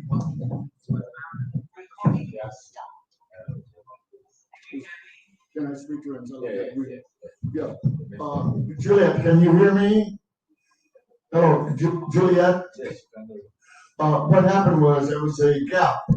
We lost your signal, and we could not hear anything you said for almost about a minute or so. So could you back up a moment, backtrack, and pick up on the earlier statements you were making about Yahya Jammeh? So Yahya Jammeh from 1994, as you know, in 1977, Alex Haley came to the Gambia And so I think, you give me a shout and say yes if you're familiar with the story of the roots. Yes. Yes. Yeah. Okay. So the root story obviously came from two areas, Canalai and also an area now called Ponte Kinte Island, which is here in the Gambia. And as you know, millions were also taken from the Gambia, which include some members of my family. And so in 1994, they started to commemorate our ancestors. And that was the homecoming festival that started here. And during the homecoming festival, the predecessor president, he used to give us citizenship during that festival. And so that festival was in effect up until 2014. And there was a cohort of 57 Jamaicans who actually came, and there was Sista Kalanchi and other artists, and they were given citizenship, and some people were also given land here in the Gambia. Now, I'm not sure if you're aware, but in 2016, there was a change in the president here to the current president, and he is reintroducing the Roots Festival. But for us, we love the festival, like what you were saying, Dr. Kambon, about, you know, the tourism, the taxation without any kind of compensation. And so we don't just want to be given automatic citizenship by virtue of going to a festival.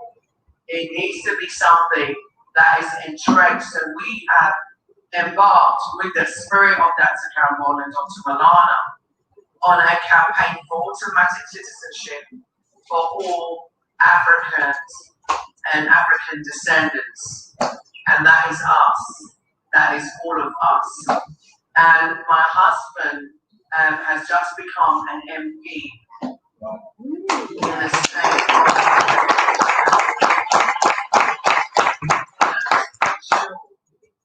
that we can work together, all of us work together. Like I said, I always describe our continent as a mansion with many beautiful rooms. For us to come home, we have to just choose one. And Ghana was in fact my first choice. And the reason why I didn't get to Ghana is because the airline that I was going on, just like Thomas Cook, went bust. And so I wasn't able to get there. So I instead, in 2011, I ended up coming to Gambia. And then I realized that the place that my grandmother had told us that we came from, which was Cambia, and then I realized that Cambia actually is the Mandinka word for Gambia. So it was a great realization to have that reconnection with our family here. But I know I also have Ghanaian roots and Nigerian roots. So when the conversation about citizenship comes up, and especially DNA testing, etc., I've got to say that many of us come from many different strands. And so it should be where we desire, where our hearts desire, where our spirit and our ancestors have guided us home to. And I have to say to Sister Yaya, I have interviewed your colleague here, and I have spoken about your project on my channel on Black Sexy. Thank you. And I wholly support your initiative.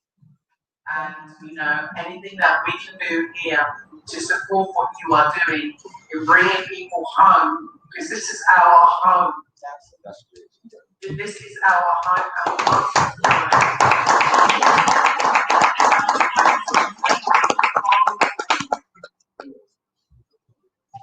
Yeah, and I want to just say that one of my objectives of coming here, even though I got to thank Wanda Maya, is one of mine who's introduced me to Dr. Kambon. I watched Dr. Kambon's interview with Obadele, and I screamed with excitement, and I couldn't wait to interview Dr. Kambon and Dr. Maulana.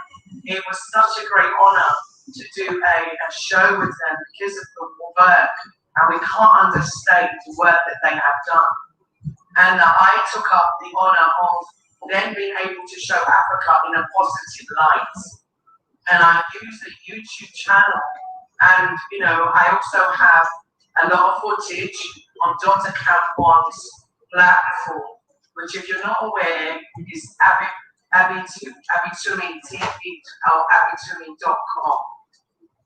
And so Blacksing has a Abitumi. Please go to Abitumi. If you have not subscribed or joined, please join Abitumi. It gives us our own platform and our own independent African voice where we can express ourselves and talk freely. And also on abitumi.com, there are great films made by Dr. Maulana, and also you can learn a language too. So Dr. Maulana and Dr. Kambon have given us that platform, and also Ministry of the Future has given us the platform to do an embassy. Now, I want to give you some good news.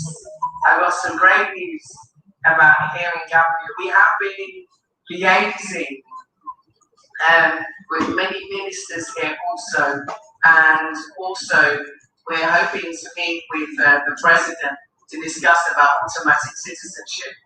We also have support from ministers here, and we've met with Minister Ja, who is the diaspora ambassador. We've also met with the foreign ministry. We've also met with many ministers like Samba Jallo, and also we have young ambassadors like Hussein, sorry, his name just got out of my brain. It'll come back a minute, yeah. But Hussein, yeah, surname has gone, but it will come back to me. Hussein Toure, sorry, exactly. And so he has been Usman Toure, both of them, the MP and also Usman Toure, who is a very young Pan-Africanist and the great ambassador, is also promoting automatic citizenship. So the great news is that not only made it into the media, but also we're making an amendment to the Constitution. In addition to that, we've been given some land. We've been given some land.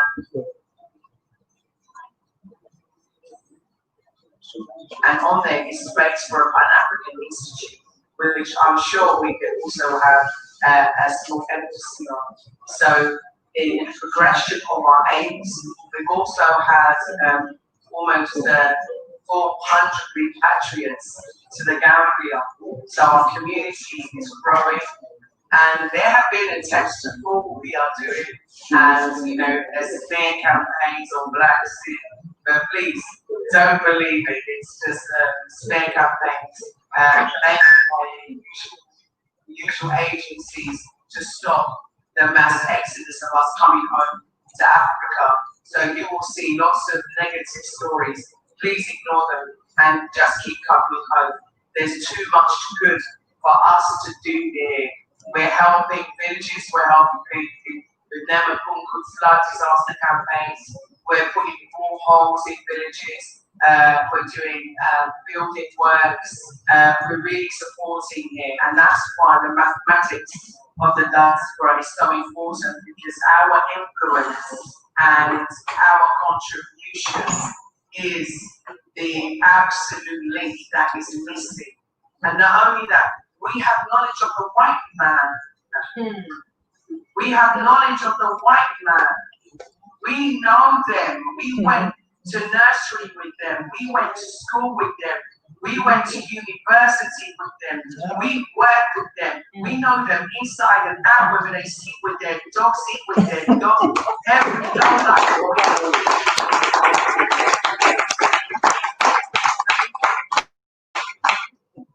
We have a responsibility, thank you. We have a responsibility to enlighten our brothers and sisters that this is our birthright.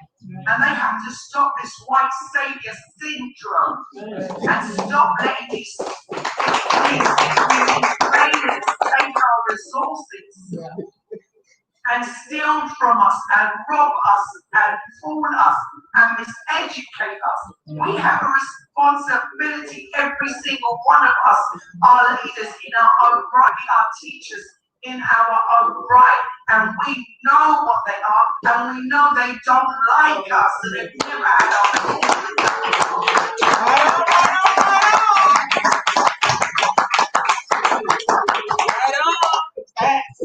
Nothing but that. All of you are welcome to come onto the channel Blaxit. That's BLAXIT. You can email me at blaxithope@gmail.com. And we're creating a brand new website where we are trying to use it as a platform of unification.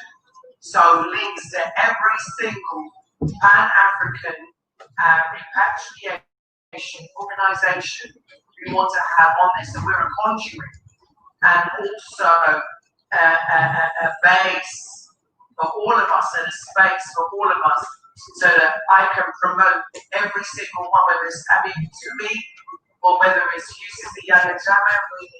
Can you imagine? That's my husband's family name. I don't know why. But Sister Yaya, Uncle Ma. Sankofa, project, Repatriation. Very, very important what you're doing there. And, you know, I wholeheartedly will support in every which way that I can. And so for everybody that's there, that's taking the time out of their day to join us, to be an inspiration to us all, just watching you there has filled me with love, because we all look like each other's family. And we know we're all family. And we're only divided by distance and language. That's all. Yeah. It's only time that has divided us. It's just time. And what's happened to our ancestors cannot be repeated. Cannot be repeated. This colonial pandemic is trying to divide us. Okay? And it.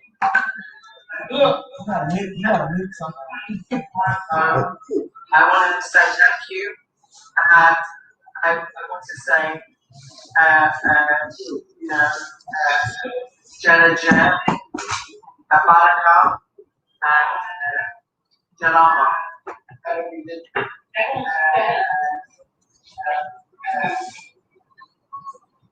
And Jalama, which is thank you in the main language is there in the Gambia. And I want to say I'm a part of anything that you're doing. I will use my platform. I have over 3 million viewers to help to spread the message. So I'm a conduit, I'm here, I'm a host, I'm an empty vessel to be used to forward the actions of our ancestors. And Dr. Maulana with the human rights, I agree with you 101 million% that our ancestors are not resting. And we have a responsibility to do the right thing by our ancestors. And every single African country needs to have a national holiday in honor of our ancestors. There needs to be one day across Africa which is recognized for our ancestors.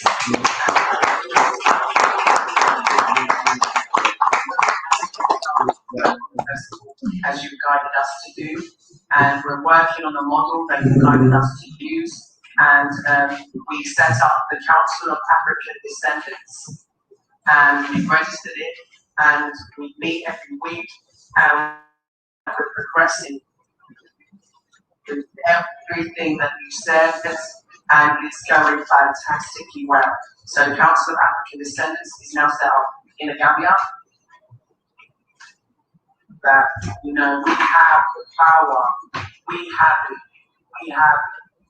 we just have to make sure that we use it, and we must enlighten and share information with our brothers and sisters on the continent, and we must also learn so much from them, because they have the culture that we need. They have the language we need. They have our history that we need. So it has to be a mutual relationship. It has to be a situation where there is a symbiotic relationship. It has to be a symbiotic relationship. Because I'm not here to dictate to anybody. I am here to share my experiences in order to enlighten, if I can, or if I may. And like I said, I stand on the shoulder of giants. And I also want to give thanks to our ancestors, Marcus Garvey, and of course, Nkosi Nkrumah, and all of the previous presidents of Ghana that have been instrumental in bringing us to where we are today.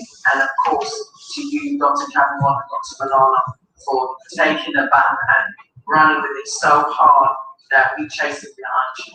So, Jen,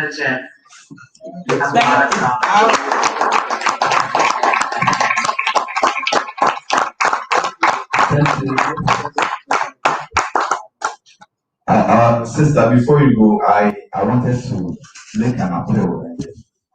Thank you very much for your time on behalf of Ministry of the Future.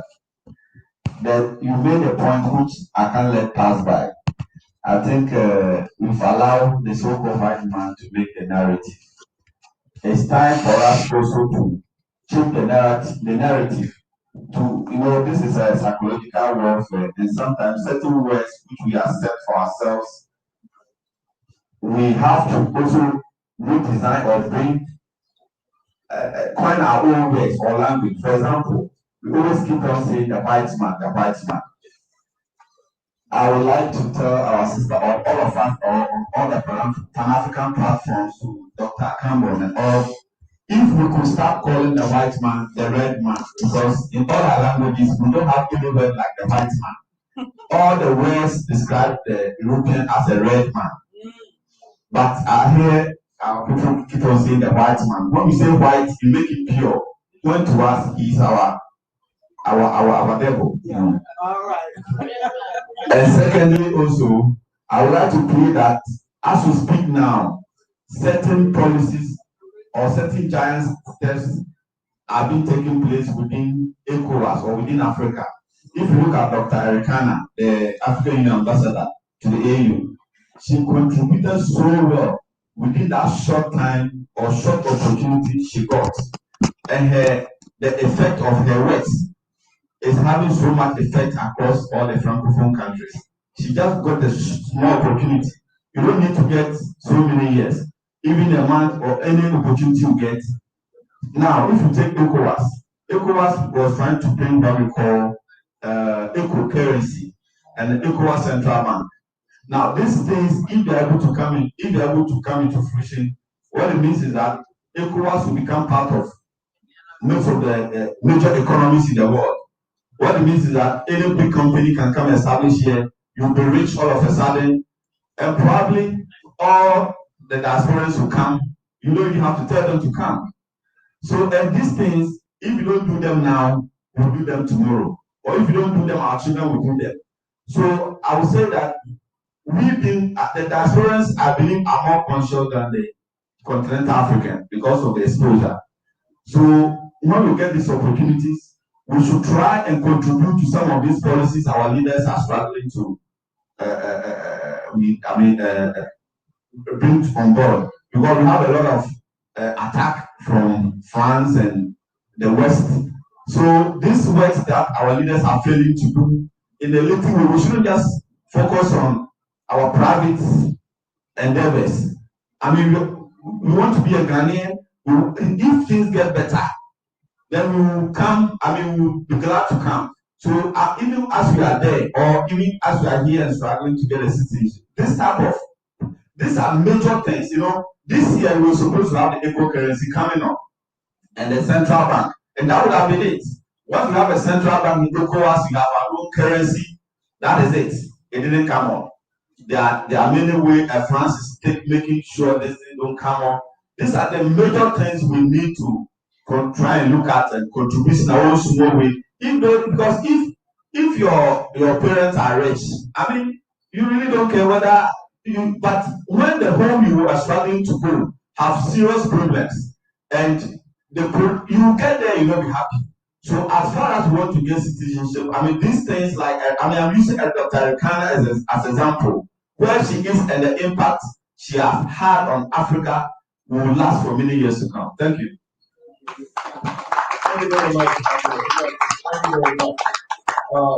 Ladies and gentlemen, there are two other people who have come online, and I would just like to acknowledge them, if you will, please, before we get to the next speaker. One of them is our dear sister, Aisha Brock. Aisha Brock, if you're there, we're acknowledging you. Would you please give us a wave and say hello to us? Aisha Brock. Is she online here? She's still there. Okay, I can't see. Okay, the next one is Obadele Oyo. Okay, let me get back to Aisha. You want to say hello? Can we get the mic and give it? Yes. Go ahead. We're listening. What did you want me to say? Just give us some words of solidarity. Some words of encouragement. Hi. Hi. Yes. Hi. Greetings from Florida. I'm in Florida, in the United States. I miss everybody there. I can't wait to be with you. I'm so glad to be a part of this platform. I'm grateful for Dr. Maulana for bridging these gaps for us to be able to even have a hope to come back home. I came for the year of return 2019, and I had not left Africa in my heart, my soul, and my mind. I'm just making every effort to relocate myself back there so that I can be of whatever assistance, help. But I was there, I looked down, I didn't have enough to see where I could just help. I just want to be there. I just want to die there. I just love you guys. I miss you, and I'm doing everything I can to be there soon. So I'm going to stay a part of this connection, a part of this meet you all in person soon. So that's me. Y'all pray for me. I'm trying. I'm doing my best, but I'm coming home.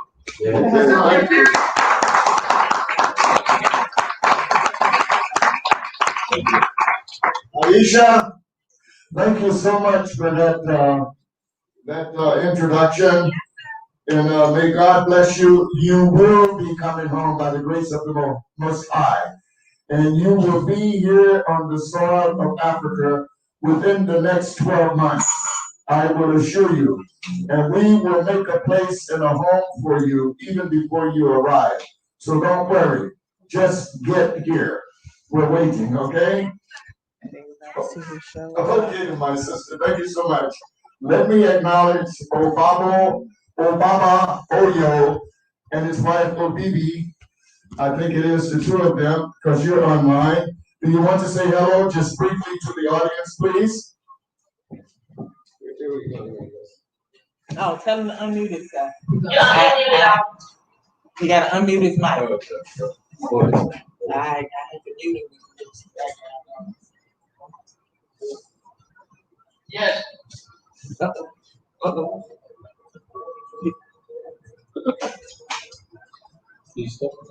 Yeah, but he's muted. He has to unmute himself. Can you get up? Yeah, I can unmute him. You want me to do it?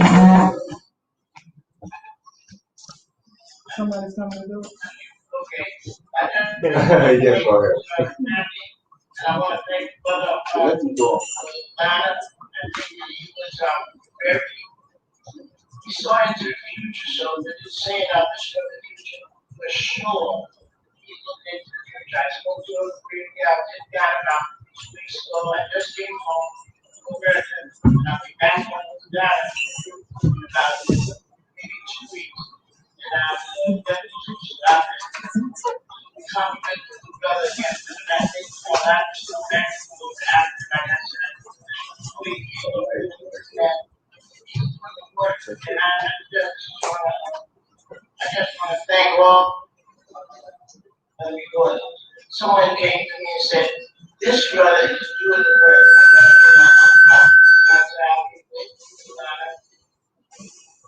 Maybe within the next 2 weeks, I'll drag myself to wherever he's at. He doesn't even have to come to me. I'll drag him down. That's all I want to say. Okay. Before I do it, I'd like to be able to say we are going to say, have a good day. Keep up the work. Stay strong.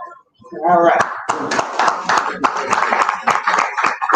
Thank you so much, Brother Baba, Baba Oyo, and your wife, your beautiful wife. We thank you so much, and we look forward to seeing you here in a couple of weeks. Ladies and gentlemen, we're moving along, and I want to emphasize that we're going to have this interaction workshop. That is really the thrust of this particular program today, because there are many issues in the diaspora community, and you cannot solve those issues just by coming in here and making this a talk shop. I want this to be a working shop, and we're going to break down into groups after the panelists have made their submissions. We're going to break down into groups, and once you have broken down into groups, each group is going to elect a leader of that group. And the leader of that group will be allowed to make a presentation after a certain number of minutes that we're going to give the groups to get their act together, to do analysis of what the problem is and bring about solutions. And your group leader will be given the high table to speak to what your particular group and recommendations you have come up with. That will be coming just after the panelists. Without saying any more and further ado, I want us to give a hand for our dear beloved brother. I must say this, that the successes that Ministry of the Future has been able to accomplish and getting the citizenship for Africans of the diaspora. And I want to say that many of our people, you have to excuse me for saying this, but many of our people who got their citizenship, and even some of the ones right now that are under consideration of getting their citizenship, they act as though they don't understand the gravity of those of us who are working day and night, taking abuses. I'm telling you, having to dash, because you don't get nothing done without dashing, and having to come up with money to get these people, and then intellectually having to sit down and go deep inside of the deep recesses of your mind, and knowing you only got one time to write this important document to the president for him to consider accepting your request, because there ain't going to be no coming back. You only go there one time. And so our people, sometimes I sit back and shed tears, because it seems as though, our people can say, bring me my citizenship, man. I don't give a damn how you get it. Just bring it to me. But they don't realize that those of us who are carrying this ball, right? It's not a cakewalk.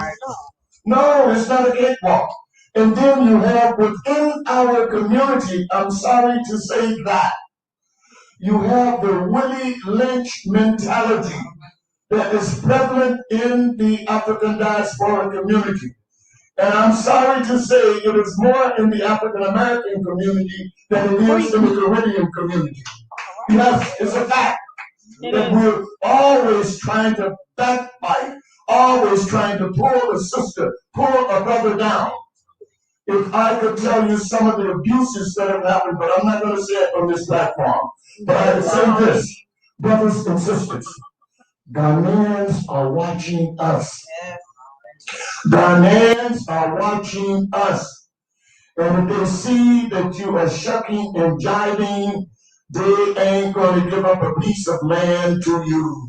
Believe me, and never accept you back in the family. I'm not saying the Ghanaians don't have problems. They have problems, but one thing about Ghanaians, whatever problems that they have, they will come together as one at the end of the day to solve that problem.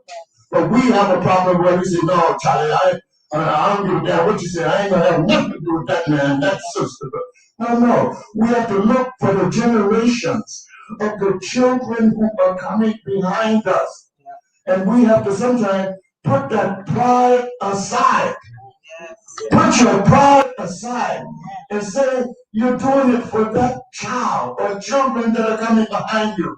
Because if you don't get it over in this generation, the ones that were coming behind us, they will suffer for eternity. And I don't want my child to go through what I went through. Do you want your child to go through what you went through?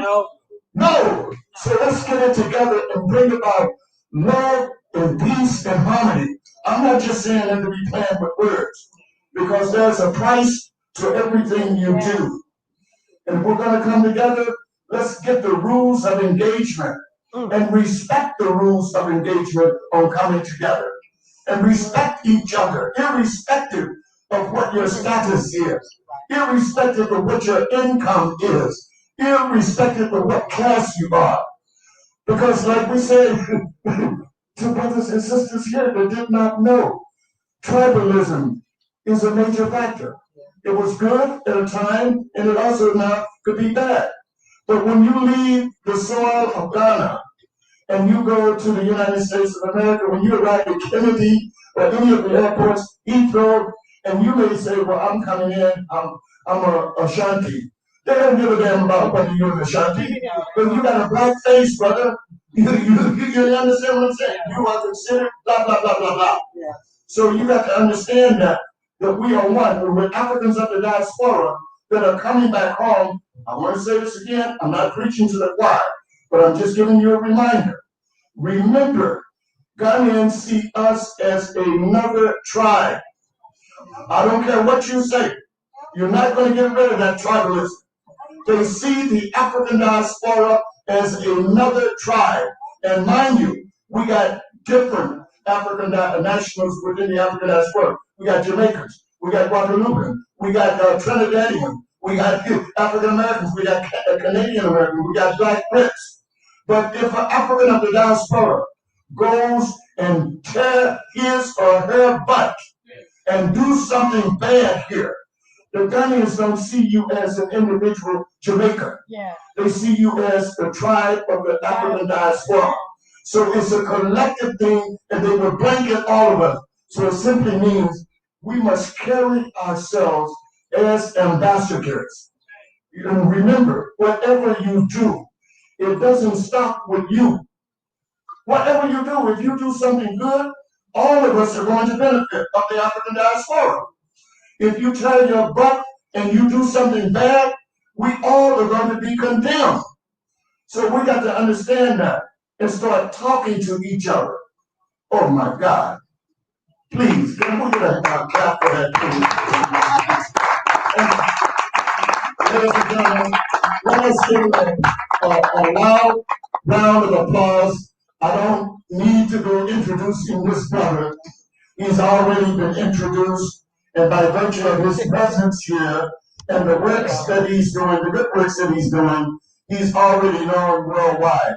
I would like to introduce my dear brother, Nana, Dr. Obadele Kambon. Will you please?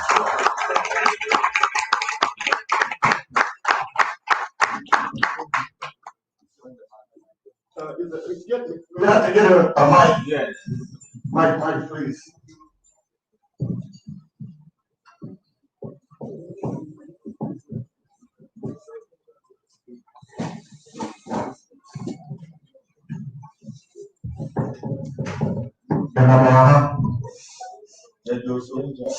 Nothing going to see? That's what it's going on. All right, I could keep going on, but let me get straight into it. So first I'd like to give a shout out to those who are streaming live through IPB2Me. I know some people are streaming live through non-African platforms. This is the only Pan-African platform exclusively owned by Black people, going live on since 2006. So for those who are streaming on Bibi Tumi, definitely much appreciation to you all. And that's a separate discussion. We can discuss digital repatriation as well, because it's not enough for us to say, let's move our butts here, but then we're continuing to support these skinner boxes, right? Where they manipulate us as rats to push this lever and that lever for this like and that subscriber. Meanwhile, we are building our brands while building their infrastructure, and they're laughing all the way to the bank with billions and billions built on the backs of Black people, right? So these are things to keep in mind. So not enough to just tell you that we shouldn't support our white enemies and finance the same white enemies on Cracker Brook, in Nitwitter, in Instagram, and all those other places. It's not enough for me to tell you we should do this. I should provide the canal for the water to flow, and that's already there through abibitumi.com, abibitumitv.com. Sister Juliet, some of her videos are on there. So I'd like to encourage you. Abibitumi means Black Power in the G language. Abibitumi, right? Just like you got Abibi Mining, Abibi Drill. Well, guess what? We got Abibitumi, that's Black Power, and that's what we're all about. So I have a friend, Brother Nubia Malik, he used to say, I ain't new to this, I'm true to this, right? And I just want to go a little bit into my background, just so you can understand where I'm coming from. My great-grandfather on my father's side is Nana Farali Bandor.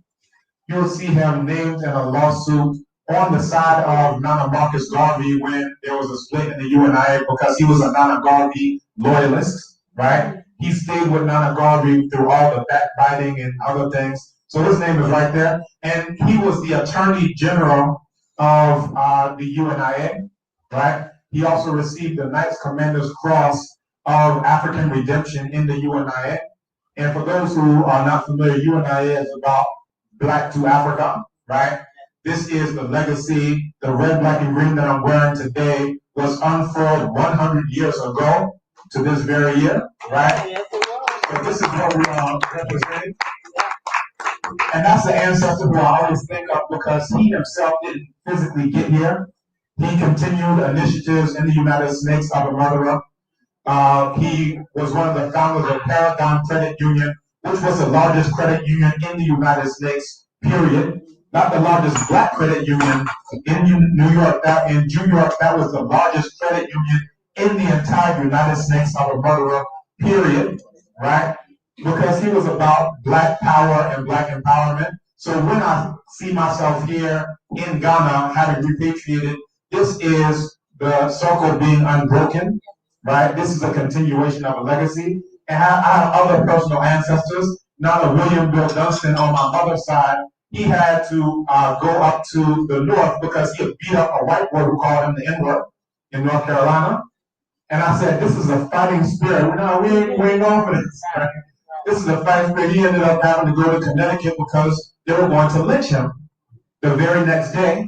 But there was still the remnants of the Underground Railroad, so he was spirited out of town and then found himself in Connecticut where he grew up. And then eventually they moved back down to North Carolina, which is where our ancestors had been enslaved. Nana William Dunstan, again on my mother's side, was one of the founders of Method Community in Raleigh, where all the Black people came together so that we could control our own land and control our own community. The cave beasts tried to come together and put a highway through Method to break it up like they did in many other communities, but we were able to prevent that from happening. And that's the legacy that I come from. So when I say I'm new to this, I'm true to this, I'm talking about Black power, Abibitumi, flowing through our veins. And some of us here, you can think of your own ancestors, your own immediate ancestors. Sometimes the grandcestors, they seem so large and looming that we forget that in our own legacy, in our own families, we have a legacy to continue. And that's what we're here to do right now. So I just wanted to give you a little bit of background to the work that I'm doing right now. It's not a new thing to me. Now, as Dr. Maulana mentioned, back in 2015, we had our Founders Day workshop, and that was at Commonwealth Hall, right? And from that came the idea that why do we have to wait till Founders Day before we discuss issues pertinent to us as Black people? And we said we shouldn't have to do that.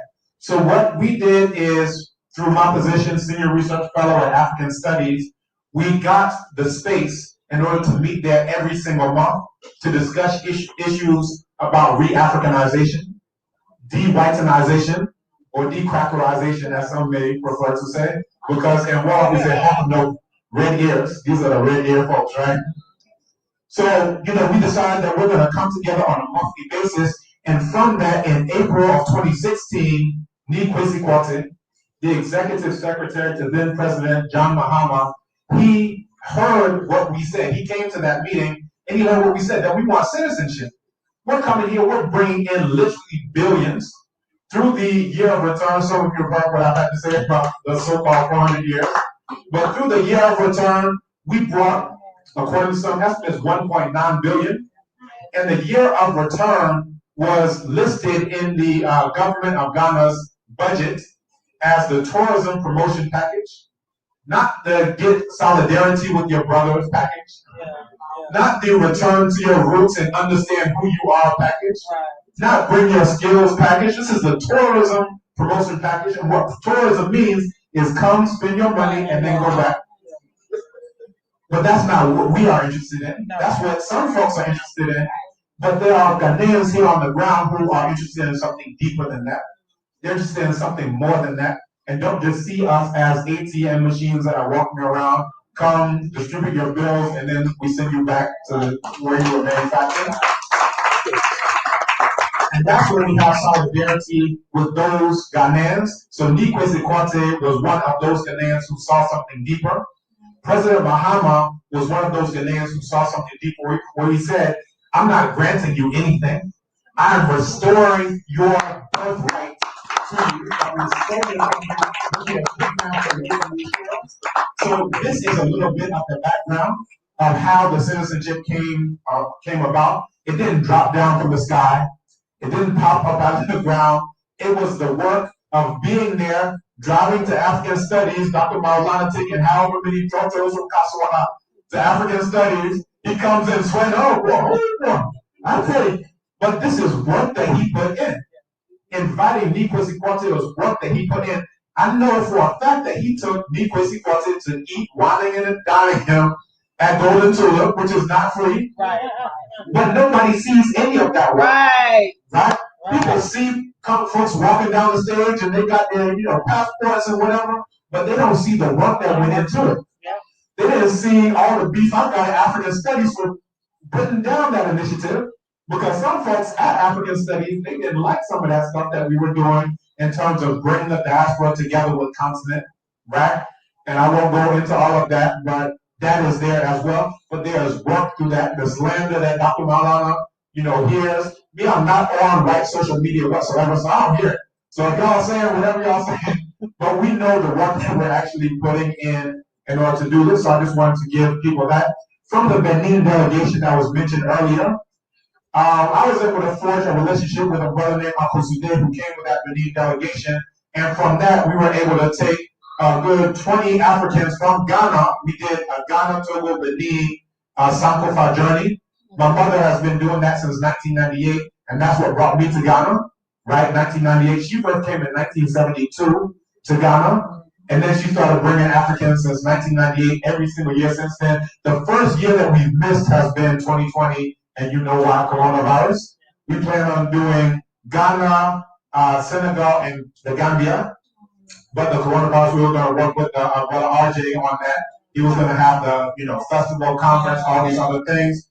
But unfortunately, that fell through. For 2021, we're going to try to work and make that happen. But just saying that from that relationship of helping them to get citizenship, this is now a life. This is my brother from another mother in Benin, right? So he took us around, and people were saying people have gone on Sankofa journey many years, back to back and so forth. They said this is the best Sankofa journey ever, because the experience he curated for us, the spiritual experience, going to Zepwang, to some of the different shrines, to go into, some of the elders, to go into Townhall project, where they're doing sustainable energy, sustainable building, going all around. People like, this is mind-blowing. We couldn't have done this, to have storytelling sessions around the fire, where you can see the stars, where it's more like they're around you than above you.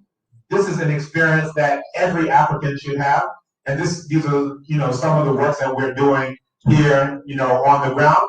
I just wanted to segue briefly to just 2 weeks ago. A brother came here through an initiative that we started myself, and I've actually employed some of my graduate students at African Studies with Repatriate to Ghana, this initiative. So they are now assisting, because I'm like, what are you doing? You're studying all these books to do what? Right? If you're not doing the work on the ground, then all of this is just to go drive in a Land Cruiser somewhere and do what? Right? Get a grant from somewhere. So I've now started to employ some of our graduate assistants in African Studies to assist on repatriation. And most recently, one came, and because I'm also installed as Bamu Hene Chidon Hene at Ekwapian Mampon, this is a traditional rulership title. And because of that, when people are coming and interested in land, they get the land as a conveyance, not as a 49-year lease, and not as a 99-year lease. On his indenture, this is a deed of conveyance. This means into perpetuity, into infinity. This is the land of this brother. And the brother was just about in tears. Because when you look at the land, you can go to abibitomitv.com.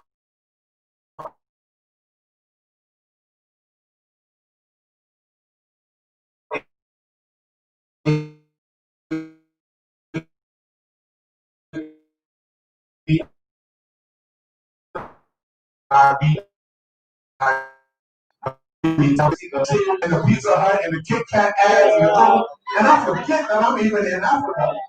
But when I go to Ekwapian Mampong, where the clouds are eye level, when you look down at the birds flying, where you breathe in the air, and it is the most pure, crisp air that you can imagine, that's when I remember that I'm here in Africa. And this brother, he said, what is that worth? Right. To have land, he has a condo on the beach there in Florida. He said, I don't want that. I don't want none of this, because you don't own anything over there. As soon as imminent domination, as soon as your property tax, you fall back $2,000 on your property tax, somebody can pay that, and that's theirs, thing. Right? You don't own anything in the United States of America. You don't own your car, you don't own your land, you don't own your house, eminent domain comes, right? And that's what they did to all these black communities over and over again. But he's now here. He is in the car business. So I hooked him up with a Lamote down at the port, and now his cars are going to come sailing through. You understand? The land registration. So because I've been on the ground here for 12 years, I've dealt with people at the Registrar General's Department who are not on the up and down, where I had to call the police on these people to get the money back. But I found people after years of being here who are on the up and up and get these things processed in 1 week. So you don't have to go there sight unseen, walking through, ooh, skyscrapers, everything. I don't know what's going on. They're going to see you as a mother. But if you have somebody on the ground, if your brother is in the mango tree, then you need not go hungry, right? So because I've built up relationships with a brother in immigration, right, who is another brother from another mother, this means when you need to get your permit, residence permit, or citizenship, this is the first person I call up on the line, right? So if you see me and my entire family getting citizenship, it's because of social relationships, just as Dr. Maulana said. This isn't, oh, they like my face and say, oh, yeah, we're just going. No, this is somebody who I would literally sit down and we'll chit-chat about nothing for 2 hours, 3 hours of immigration. But what that does is build a relationship. A brother at CID who can get firearms registered, that's a relationship. We saw each other where his good friend was installed as Ahine at Mampong. We smile, we shake hands, but what that is a relationship. And now we leverage that social currency of Dr. Kambon with the PhD, Dr. Kambon who's installed Dr. Kambon. So now when I put somebody to them, they're not just seeing you as an individual. They're like, I need to make sure I hold this relationship with Dr. Kambon. This is one of Dr. Kambon's people. I'm going to make sure they go through. So when we're assisting people with Repatriate to Ghana, this isn't just, oh, I want to be seen as whatever. This is actually leveraging relationships to make sure you don't have to go through the suffering that some others have gone through.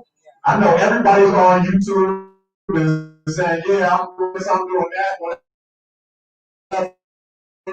You know, they've been here in the country for 3 months now. They're the expert on repatriation. I won't say any names. And some of us have been here for a decade. Dr. Maulana, I don't know how many decades, 3, 4, 5 decades. 40 years, over 40 years. On the continent, and then in Ghana, he's been all over the continent. So if somebody is going to tell you about repatriation, it's not the 3-month person, it's the 4-decade person. It's the 1-decade person, the 2-decade person who actually knows people on the ground.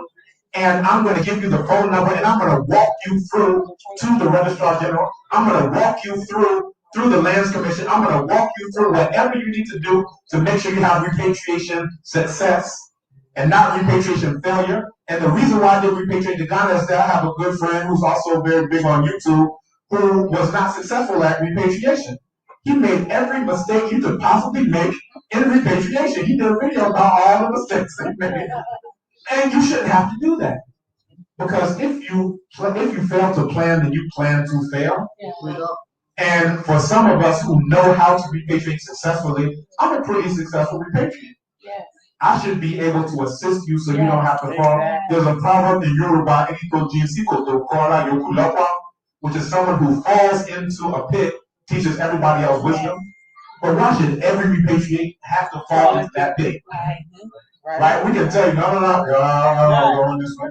So, the brother in his testimonial, this is Sankofa, he said, what is this worth? This is something that is life-changing for him and all his generations. He actually got, a potential wife out of this, thing. We don't go so far into that. I can't guarantee you that one. I can't guarantee you that one, but we can guarantee it'll work for you. So for people who are interested, we got the short URL, letter R, number 2gh.com. That's registered here. I got registered in a week.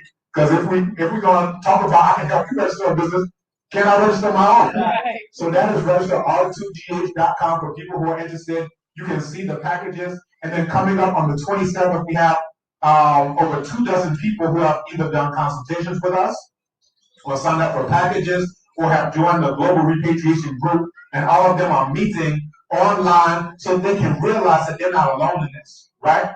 So that they can talk to other people. Oh, you did that package with Dr. Kambon? How did that work out? Oh, that worked well? Okay, great. Well, that's something I'm interested in as well. So let's say that no. All of y'all should be able to interact with each other and see that this is on the up and up, because one of our major issues is we don't trust each other. Now let's all sit down. You did the package. Tell everybody how that went for you, right? How did that go? When you wanted to register your business, how did that go? You wanted to open your bank account, how did that go? And then I'll just sit back. And the work speaks for itself. Just like Dr. Maulana, the work speaks for itself. Our sister Juliet, every time I hear her speak, I hear the sincerity in her voice, right? So shout out to the Gambia, that these are the people who you know are sincere about the work, right? So definitely. So I'm gonna, start to close out because I realize I've been talking for a second. But we have some initiatives also at Equipim Montpoint and Equipim in general. One of the parents at our school, we have a Bibi Famundi this young girl. One of the parents in the school is the uncle of the new Equipim Guinea. And this is very major because we know that things go matrilineal in our kind of society. So we have a lot of sway there. So we're working on next December a huge festival for all of Equipim, where the first day is going to be all of Equipim, the next day is going to be all African people on the continent, the third day is going to be African people throughout the entire world, themed in that way, right? Beyond that, we have a huge solar project that we're working on. We have a call project that we're working on. I won't go into all the details, but we are doing work on the ground that you are going to see. I don't like to say what we're about to do. I like to say this is a track record, this is what we've done. But be on the lookout for these initiatives. Stay close. Letter R, number 2gh.com. You can also get it spelled out, repatriateghana.com. It'll take you to the same spot. And then also check us out on a BB2Me, the only all-black social education network that's about African liberation. Over 10,000 Africans, and we don't allow anybody in there. And we're working on translating that digital idea to a physical institution. Only black people, no non-blacks can come into this space at all, right? They can't put you in they can't put you on community guidelines on YouTube because they ain't no practice to do that, right? jail right now. I'm sure you are. You're gonna keep going to Facebook, they're gonna keep whooping you as hard as you told me until you say, I'm gonna repatriate myself digitally off your cracker platform where I'm giving you billions and billions, and in return, you're building the prisons with the money I'm giving you. You're buying the bullets at $2 from the money I'm giving you just so I can give you all the dopamine and the oxytocin and the serotonin and the endorphins. I'm look, I got so many likes. We saying we're done with y'all crackers physically, and we're done with y'all crackers digitally, and we're building our own platforms, our own infrastructure, and it's right there. Our people to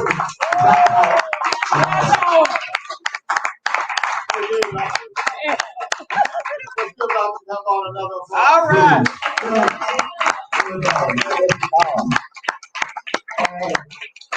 I would like to make an acknowledgement here of a couple of our people that I have not acknowledged thus far. Professor Owens, would you please stand? This brother here has gotten his citizenship on the 27th of November. But he has been a staunch supporter of Ministry of the Future. He's helped us with many of our programs. So, Prof, keep up the good work. We really appreciate it, okay? Earlier, I had pointed out one of my workers here. Are you patients? Patients, are you in the room? Yeah, this is the secretary helping us in the back. Let's give her a hand. Yeah. Now, without further ado, who was listed as one of the panelists is Sista Akosua. Sista Akosua, I would like for you to bring your entourage up to the front and speak to the group in regards to you being on the Ministry of the Futures platform, having benefited. She got her citizenship on the platform of Ministry of the Future. She is a Ghanaian by citizenship. You understand me? So, Abuswa, your entourage, can you bring them up front? Okay. Ladies and gentlemen, let me remind you again that what we're going to have, we're running a little bit over the time, but I want us to break down into the interaction workshops, because out of these workshops, we're going to get solutions to our problems. So we can't get out of here until we get into the workshop that is coming next, okay? And you're going to break down into units. And each table is going to have a certain number of people. And you're going to have your elected spokesperson at that table. And then, okay, all right, then, Akosua, yes, let's give Akosua again a nice hand. She is a Ghanaian citizen. Yeah, this is the guy that's And you can do the introduction questions. Good afternoon, everyone. Can you hear me? Yes. Oh. One. Okay. Good afternoon, everyone. My name is Shannon Akusia McGee. I'm actually here wearing a few hats. So I want to tell you a little bit about who I am, and I just kind of want to feed off the energy of Dr. Obadele Kambon. So he started off by saying, I'm not new to this, I'm true to this. And I feel like that also applies to myself. I come from Mississippi, and my great-grandfather, which you can Google, is T.J. Huddleston, who was the founder of the Afro Sons and Daughters fraternal organization, who brought the first hospital and medical insurance program to the United States for Black people in Mississippi. So for my family, we've been doing this for quite some time. We don't really apply titles to our family. I've been knowing about Africa since I was a baby, and my people have been putting in the work in Mississippi. They still put in the work. Some of my cousins, the ESPYs, the mayor of Yazoo City currently, we're still putting in that work. So we have many firsts, but I don't want to go into the first, but this is just a natural extension of the work we are doing. So one of the things to think about as I'm here in Ghana is that Number one, we're not asking permission to be here. And I often remind people that this is not about asking permission, that we are here by birthright. And so before I start, I do want to say thank you to Dr. Maulana. I want to also, as I look across the room, I see a lot of the pioneers that have been putting in this work for a very long time. I can remember Professor Owens, as he's called, when we were in Atlanta, when we linked up. This is over 17 years now. Before we made our journey, we were educators in Atlanta. I've been to Dr. Kambon's parents' bookstore in North Carolina, where my mom is currently buried. I know Sista also from Mississippi. I know I saw Erna in here. Had been one of my earlier inspirations as an educator from Detroit. I was following your motto, get some rental properties and make it happen. So there's a lot of us, we've been doing this work for a very long time. I was based in the Ashanti region for a long time. I was the founder of an NGO called the Youth Institute of Science and Technology, which I believed it was important to start decolonizing the minds of young people, not just in Ghana, but all over the world. The same work we do in Harlem, that we do in DC, that we do in Atlanta, that we do in Gulfport, Mississippi, and Jackson, Mississippi. And before I go on, big shout went out to Stacey Abrams, who's from my hometown in Gulfport, Mississippi. She's putting in that work still. And she was a key person in this current election. So that's the Mississippi that I know we still bring in that same spirit here. We brought it to the Ashanti region in terms of organizing education. And where I find myself today is just an extension of that work. So currently, I am the Director of Admissions for Academic City University College, which is a premier tertiary institution, let me say higher education campus here in Ghana. It is brand new. It's actually 9 years, but it's reinvented itself in the last 3 years. Let me say rebranded itself as a STEAM program. So I'm here today with my staff, and I wanted to say thank you guys for giving up your Saturday. They're going to introduce themselves. I want to pass the mic and let them talk a little bit about the university, and then I want to talk about the reason why we're here today, and the connection with the direct community. So I'm going to pass it over to Christelle, who will introduce ourselves really quick. Thank you, Shannon. My name is Christelle. I'm the bilingual admission officer for Academic City. So I speak French and English, and my role is to make sure that we have the Francophone community here in Ghana. Talking about Africa, we need to come all together, and we have to be a community, whether we are speaking different languages. And I believe that my role over there would have an impact on a lot.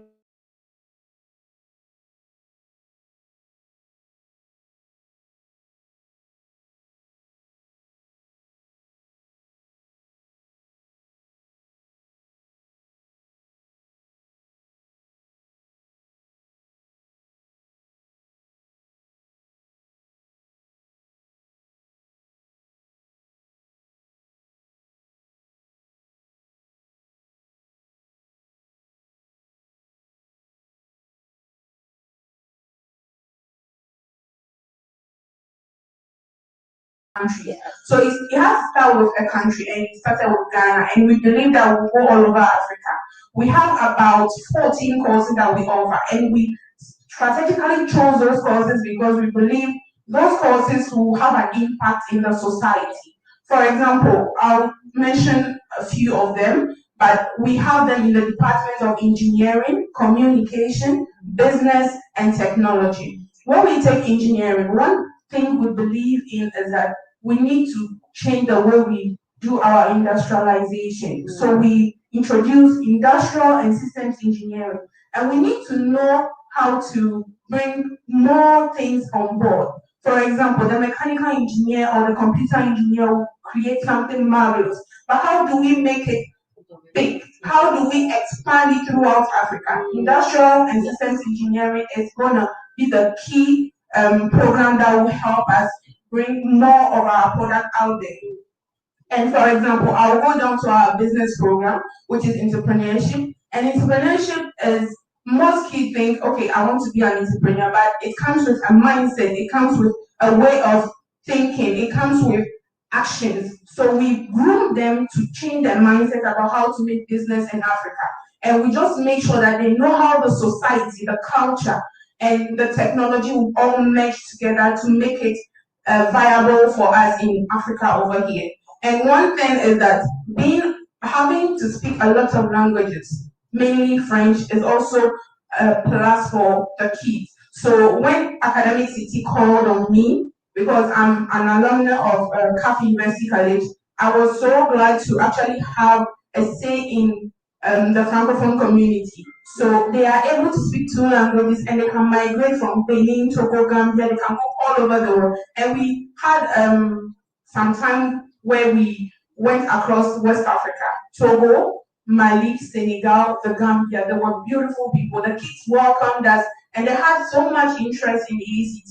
And though we know that the financial background might not be strong, Academic City is ready to help with scholarships, and my colleagues will speak more about that, and Madam Mikey will also add up. So I'm really grateful, and we'll be happy to have you on our campus for tours. We are happy to welcome you. The campus is beautiful, and our flyers are there. We have some special nice gifts for you. You can just pass by our stand and then we'll give you something to just think about us and then remember us. Thank you. Good afternoon to you. My name is Sista. I'm the Senior Admissions Data Analyst at Academic City University. Before I say anything, I'd like my colleagues to introduce themselves. But I'm excited for you. Let me just give you one bit of information. The exact position of the world is somewhere in the middle of the deep ocean. Ghana lies within longitude 0 degrees and latitude 11 degrees north, which makes Ghana the only country in the center of the world. This is the best place to show.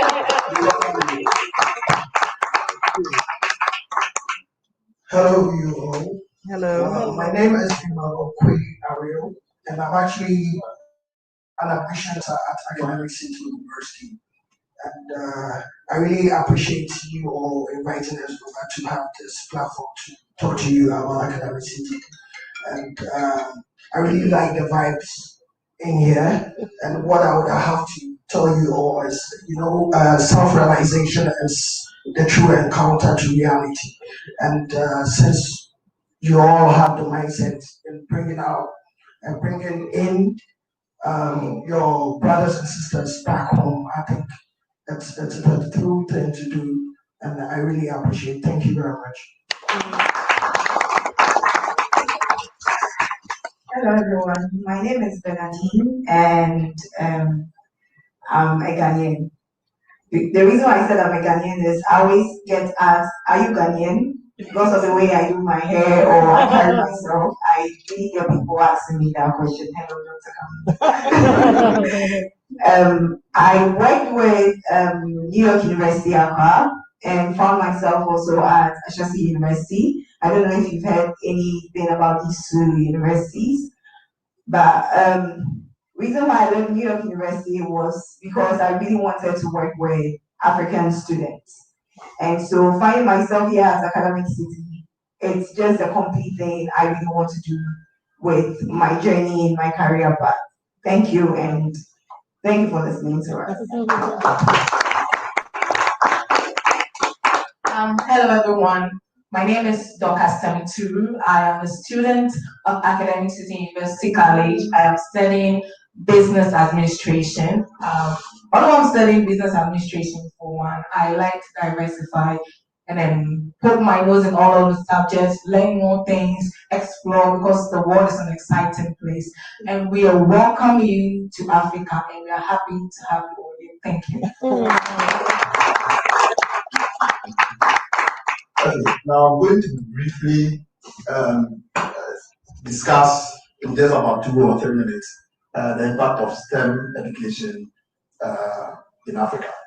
Now, we can start from somewhere and say that the African on the whole had always known how to live his life, use very conventional methods to either cook or to build or to, as it were, create his own path.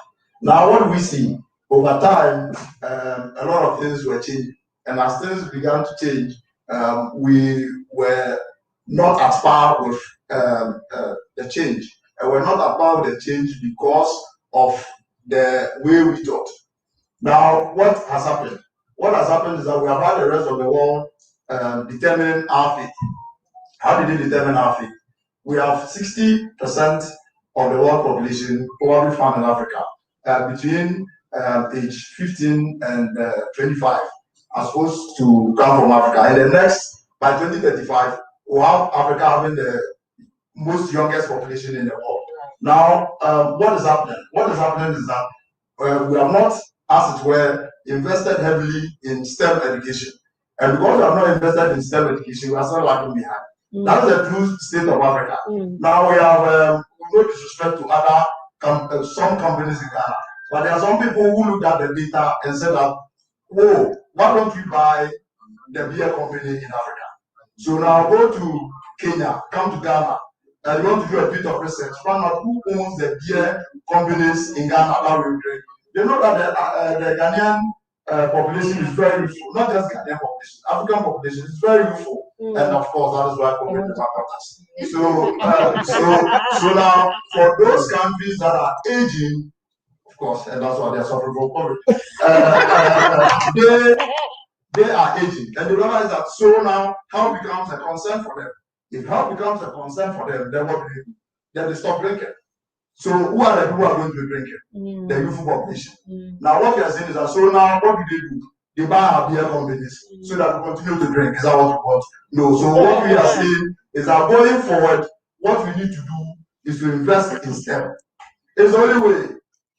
It's the only way forward. Now, the African Union has a certain projections for the next 50 years. I don't want to talk about that. I want to talk about what we intend doing. What we are saying is that COVID, then everybody was caught by surprise. I know everybody was caught by surprise at the point when our universities were not even ready to start anything. Now I can tell you that with a fair degree of precision, that exactly 1 week after lockdown, our students were in school. It didn't matter where they were, and they were studying. Nobody stayed behind. Nobody was left behind. And as I speak to you, when students are at home and in distress situations, our students are still studying, and we are not waiting for nobody. That is the type of education we are bringing to Ghana. And to, of course, all of you coming. Now, what do I say STEM? I don't want to be so scientific. I just want to use simple. We are not building rockets into space. Somebody already know them. What we are doing is to say simple things. Now, what has happened is that if you look at the statistics, we have several of our people moving from Ghana outside for education. Now, the whole idea initially was to get them educated and to come back with reverse transfer of technology. It never happened. Now, God being so good, and whether by dint of luck or divine intervention, we are all of you coming. Now, the good part of it is when you taste two waters. It's when you taste two waters, I know which one is water. Now, you have tasted that word and you are tasting our words. I've heard a few things coming up, and some of them are a reality. Now, what I'm saying is that we are people who now have hands-on experience when it comes to technology, industrialization, advancement. Don't just come to Ghana and say, oh, you're moving, you want a green card. You shouldn't end there. My boss now works in the university. We want that transfer of the technology, not reverse. This one is direct transfer of technology to us. So we want all of you to help build our STEM education. As for buy and sell, we know. When you get to Botoka, by the time you leave the Botoka airport all the way to your hotel, you already will meet about 100 handful of people trying to sell one thing or the other to you. What we need in Africa is STEM education. And what we are saying is that all of you coming on board should find yourselves in places that will help build the STEM education. And anybody within STEM is also invited to our beautiful campus. We are open for advice. We are open for suggestions. We are open for reviews and all of that. And anything we can possibly do to also help our institution is what we want. I won't go as a salesman without saying that, of course, academicity is the new kid on the block. And in academic TV in the UK or the blog means that you are just coming. See, we have to be transformed by the renewal of our minds. And the renewal of our minds is not with no respect. It's not you here. It's the people, let's say 2-3 generations to come. And those generations are only going to come, not just when you come and say, oh, okay, you've had enough there, so you want to go back to your roots. It has to be you, your kids, your grandchildren, and all of them have to have the educational system going through them to be able to have that emancipation. So I've always had the issue with my boss when I say, Mr. Beleza, I'm back home. And I say, where is back home? Yeah. So where is back home? I said, back home in Atlanta, Georgia. Then, no, where is back home? This is home. So if you are coming home, and as a state, I'm telling you, there's only one university of choice, and that university of choice is Academic City. We invite you to come over. We have campus tours. We have visits on daily basis. We have arranged campus tours as well. We will leave our numbers and emails any day, anytime you want to come. Just don't come to Ghana for purposes of coming to Ghana or coming to stay. Bring the kids along. Let them come and also diversify and be included and learn. And then their kids also get to be a part of us. Otherwise, that sense of belonging will still be there. Thank you very much for the time. So before we go, I'll just say a couple of things. I opened up by saying I wear a few hats. So part of my biggest contribution perhaps to Ghana has been education. I'm an educator back home. And the reason why I have to mention back home, because it's about building a bridge. It's about exposing all of the contributions our people have been making for hundreds and thousands and 100,000s of years. It's not about just us here, but it's about the fact that we stand on the shoulders of our ancestors. So we just got into a heated debate. Just the other day, I won't go into it, but it's important that when we come, we also bring that history, because they got to know that there's a whole story out there before we arrived. So I stand here today as a traditional leader of Ajisu Abanasi, which is one of the towns and villages which is just close to where they just commissioned the inland port in Ghana. The president was just there last week. And I'm also here because I have a platform in social media space of over 1,000 women that are in the progress of moving to Ghana. So it's just natural for me as an educator, as a mother, to want to do something to support our future. And so the reason why we're here today is to say that one of the things that we've been able to do, I've been able to do, is to write a proposal for diaspora and children that are interested in returning to Africa to study. So Academic City University College, I am proud that our president saw fit, and our president is a graduate of the HBCU in Ohio Central State.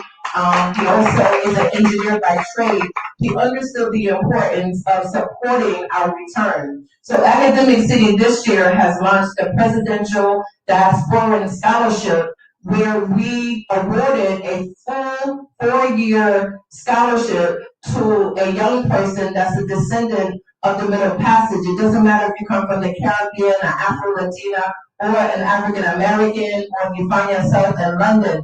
As long as you're a descendant of the Ma'afa, you are eligible for this scholarship. So this is over a $40,000 scholarship. We provide tuition, we provide room and board, we provide meals, we provide a travel stipend from the student's home to campus. You can pretty much just show up with your bag. We provide all learning materials. This scholarship is called the Presidential Diaspora Scholarship. Who we partnered with, we change our partners on an annual basis to vet the scholarship, to vet the applicants. But this year we partnered with Zeta Phi Beta Sorority Incorporated, a Phi Beta Sigma fraternity, and we partnered with them because they already had infrastructures to vet scholarship applicants. Next year, we may partner with the Urban League. Next year, we may partner with Black Lives Matter. Next year, we may find ourselves partnering with ASCAP. So each year, we change our partners. So we are here today to announce the diaspora scholarship. What's unique is that all of your children are eligible to apply for this scholarship. You just need to be a final year student, that means a graduate of high school, and you just need to apply. You need at least a 3.0, and you make your application to us. There's an interview process. You have to write an essay, you provide your transcripts. We are looking for the best and the brightest. One of the last things I'm proud about at Academic City University College is that we have over 17 countries right now represented on our campus, which is located in Hajo. Anytime you want to visit the campus, come. Now again, if you know me, you know that I don't have any job loyalty. What I have is mission and liberation loyalty. And if I find myself in a space that is aligned to what the mission is of our people, that is where I will put in the work. So today I find myself at Academic City University College, and already we're able to make an impact by making sure that as we return, that our young people also can fit into the return. That if you have nieces, if you have nephews, if you have friends of friends, all of them would qualify to apply for this scholarship. So Dr. Maulana, again, I want to thank the Ministry of the Future. I myself am a product. That is how I got my citizenship. I'm committed to this work. I've been in Ghana for more than 17 years, so I'm not a new kid on the block. And we're going to keep this thing going. We need as many young people. I mean, it's good when we come in our 30s and our 40s and our 50s, but it's the young people that we have to breathe this life into that's going to make the change, that's going to cement our liberation here in this land. So I want to thank you for your time. We're committed to this work, and power to the people. All right. Last out. Ladies and gentlemen, let's give them a round of applause. We are running 45 minutes, you know what I mean, overtime here. The interaction workshop should have started about 45 minutes ago. So I'm going to have to cut right now. There's not time enough for any other presentations. I want us to break down in groups, and I need help, Christian. Okay. I want us to break down into groups. Let me give you the rules of engagement. What we are doing now, we want to establish whatever the total number here. I have no idea what our total number is. But you are sitting at tables. Can we get at least, I think would be a good number of 20 people connected to maybe 2 or 3 tables? Okay. Can we get, if we look at this, like if we look at each table right now. Okay, so we're 3 hours in. Are you all still interested in the workshop portion? If so, I'll keep broadcasting. Over here, and I cannot see. Maulana, wrap it up. The table where you are, would you help me direct traffic? I want to assign that table as one of the group tables. All right. Now, you and that, how many are at that table? 5. Okay, you got 5. Sister Goddess, can you 2 join them at that table, please? Here, can we group these 2 tables together and have this group to come together? Please. Time is of essence because we're going to have to get out of here at 4 o'clock. And I don't want us to run out of That's okay. That's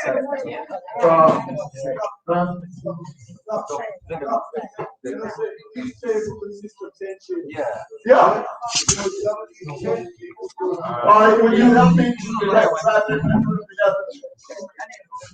10 at the table. 10 at the table. 10 at the table. Can we get 10? Sister Tanya, I'm going to need your expertise at one of these tables, please. Okay. I need it. And Dr. Kambon, I'm going to need your expertise at one of these tables. Well, let's wait. We have waiters and waiters. I think they bring the menu here. Yeah, they can bring it too. Here. When you have them to break down at the tables, you said 10, 10. You have to direct traffic in order to get them at the table. Go.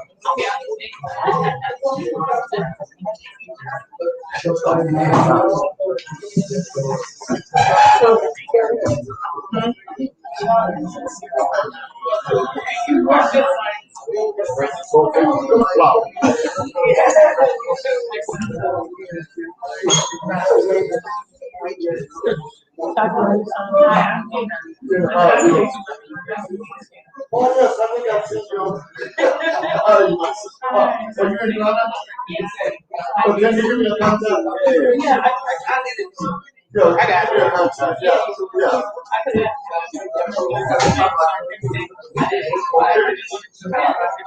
Thank you very much. We'll be in touch. Thank you.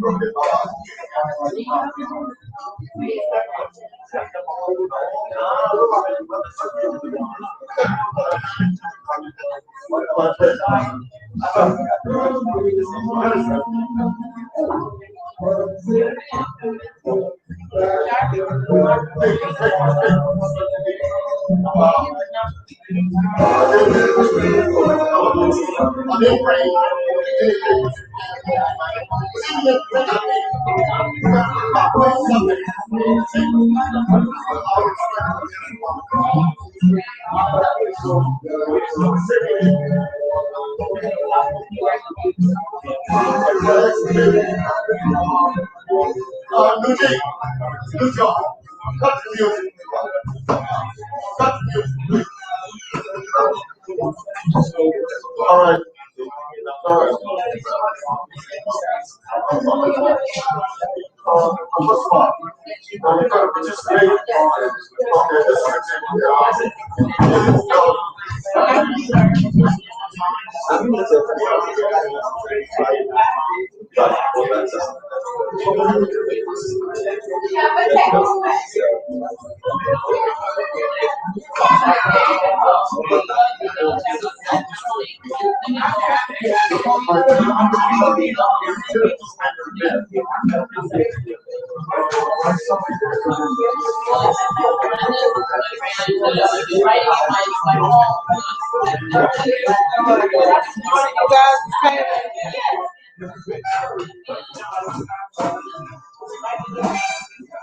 Okay.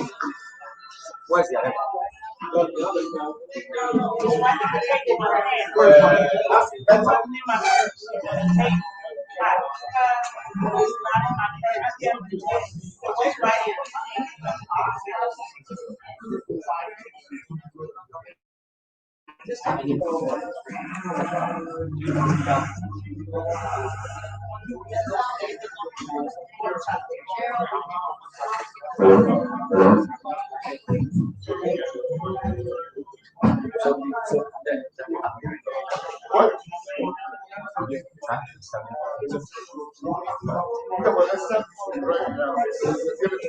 Look, do you want to write it down? Write it down.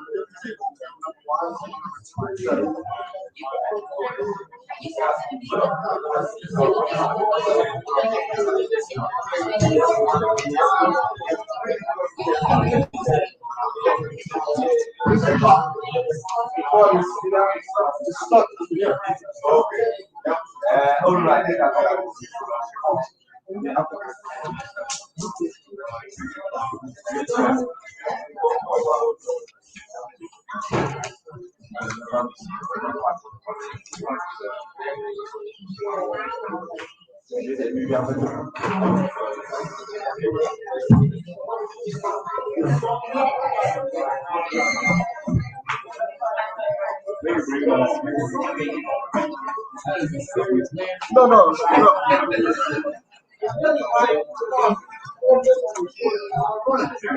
No. No, it's funny.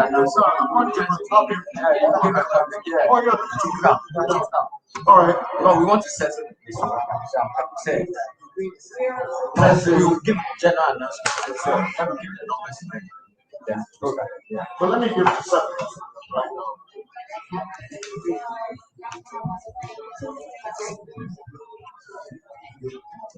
Okay, let's give them. We have 5 people.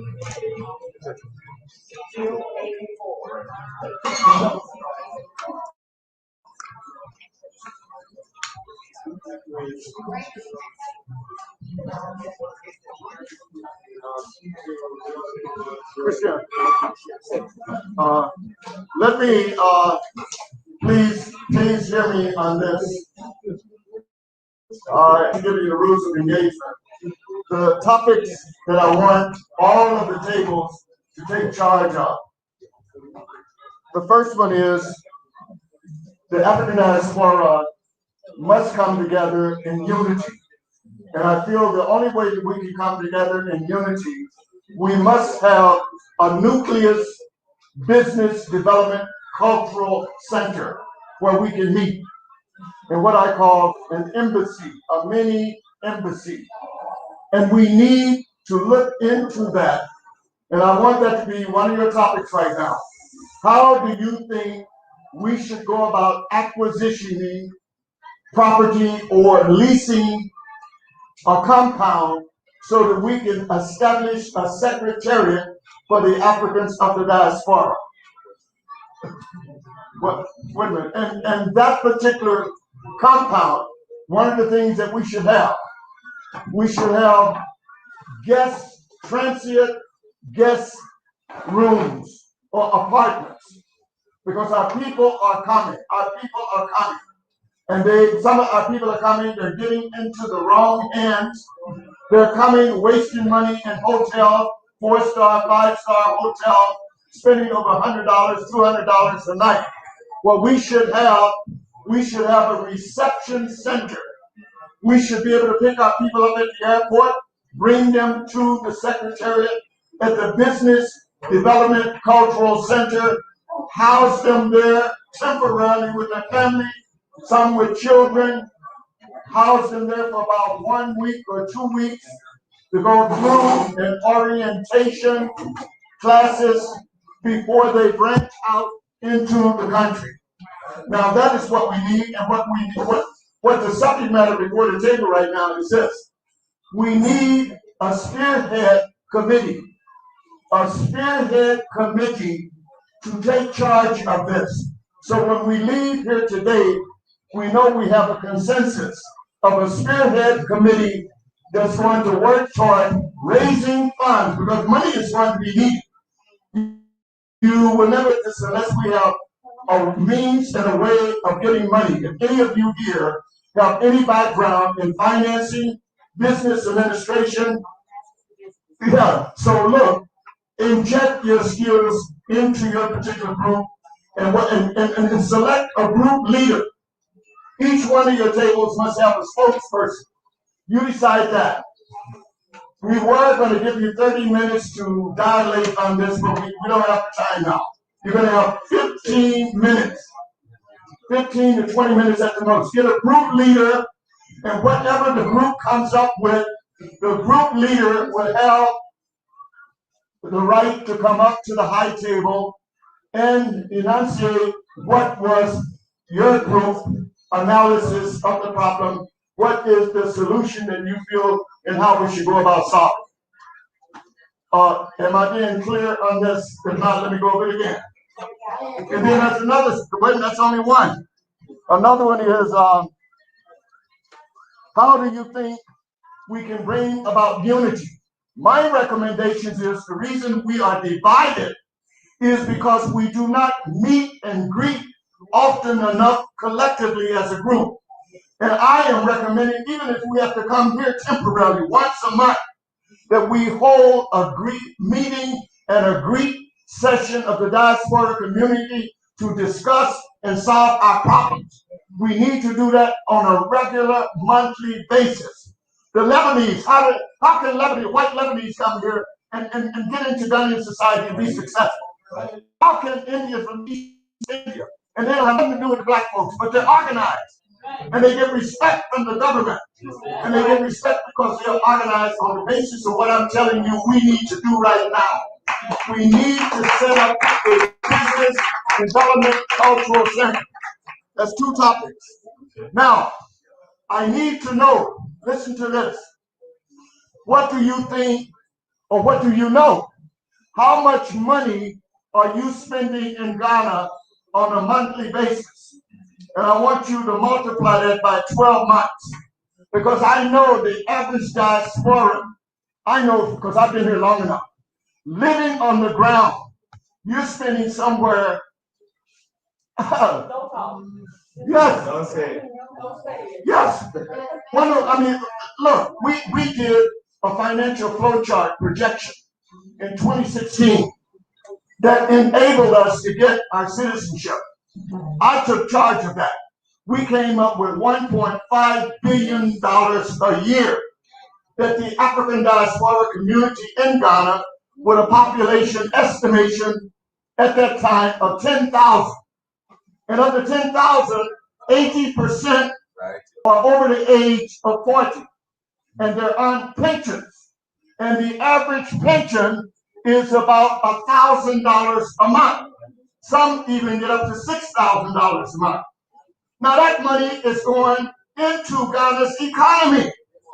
So if you multiply that times the number of us who are here and factor it for 12 months, what do you think you get? You're talking about hundreds of millions of dollars we're giving to them. So we want something in return.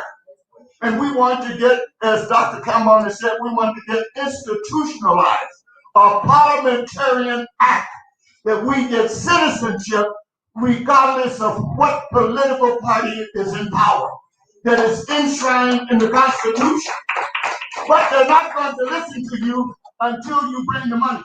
Money talks, BS walks. They will listen. So there are three topics that I mentioned. The Business Development Cultural Center, which is an embassy. We need that embassy where you can come. Dr. Kambon, he teaches tree. We got others that teach tree, teach God, teach Dagomba, the different languages. Bring our children. You come there, we can have incubation offices, incubators, the small cubicles, ready for our people who are coming from the U.S. They can't go and find an office anywhere in the city, but they can come to the Diaspora Business Development Cultural Center. And at that Business Development Cultural Center, you have your office, you have a secretariat, 24/7. You have all you need. Bring your brain power and now execute it through that particular center. We will have Ghanaians who are connected with government, working with us in the center. We will have land commission, those who are straight, so we don't get duped on our land. We don't get duped from our money, because there's so many cases here where people have been duped for land deals.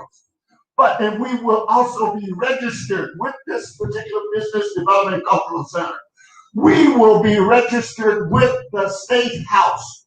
So when government gives any kind of function, they will extend the invitation to us to take part in it. You understand? This is the only way you can deal in coming to be settled in this society and being, you know what I mean, being productive, is you got to follow the protocol. If you don't follow the protocol, it will be out of sight, out of mind. So let's go over this again and look at the three topics. The three topics that we're talking about. One, the Business Development Cultural Center, a mini embassy. Two, the meeting on a monthly basis so we can meet and greet, and what would be the benefit of that. There's three, if we can get it out, festivals. You must support the festivals. And I must say, Ministry of the Future has 2 festivals. They're already enshrined within operation that we've been doing ever since 2017. And those 2 festivals, one is Right to Return Ghanaian Citizenship on the 28th of December, celebrating the anniversary of the first 34 who got their citizenship. The other festival is on the 27th of December. The return belt. Recognize it. That is the right to return, the return belt at Asin Manso. And the Asin Manso Traditional Council, they appreciate us bringing our people up there. It's good for economic development. They're willing to give us land. They want to help us develop. I mean, so much is at stake, but we must be organized. So those three topics: select your leader, close ranks, start talking about how you would develop this, come out with a black paper, not a white paper, a black paper. Write your black paper and submit it to the Secretariat here, a Ministry of the Future. But each one of you, at the end of, let's say, your 12 to 15 minutes after I get off the mic, you endeavor internally to come up with a solution. Then one of you will take center stage and make your presentation on what you recommend. And we're going to listen. We're going to follow what you say. But write it down, even though it's handwritten, give it to us. We will have it typed, get it back to your organization or your group, so you all will be conversant of it. Okay? Yes, sir. Does anybody have any question? Any question? All right. The clock is ticking. Go ahead. I'm giving you right now. You have 15 minutes to deal with it. Oh, where's Black Rasta? Black Rasta. Oh. Stand up.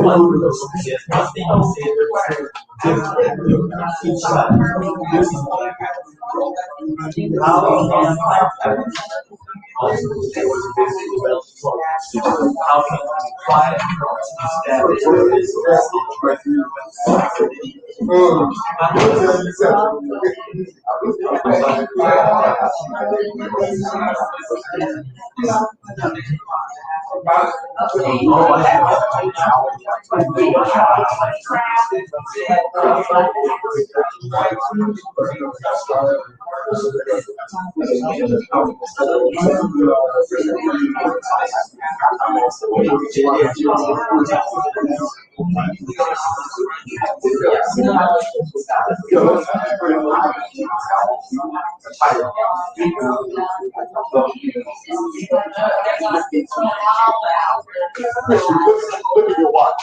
What time is it start?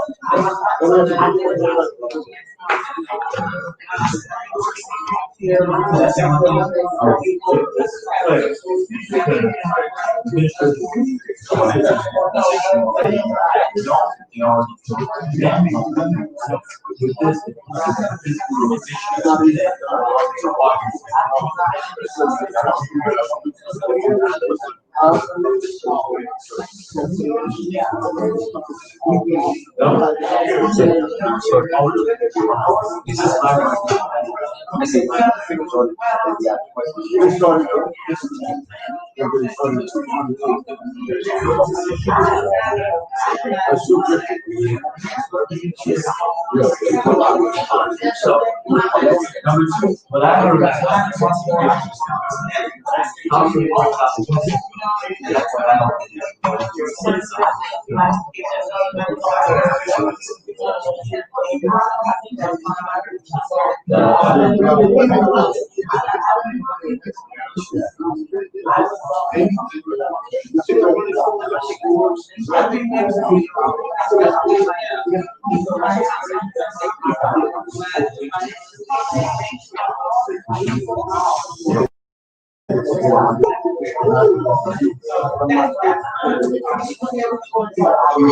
That's how people that are serious with the power and speaking and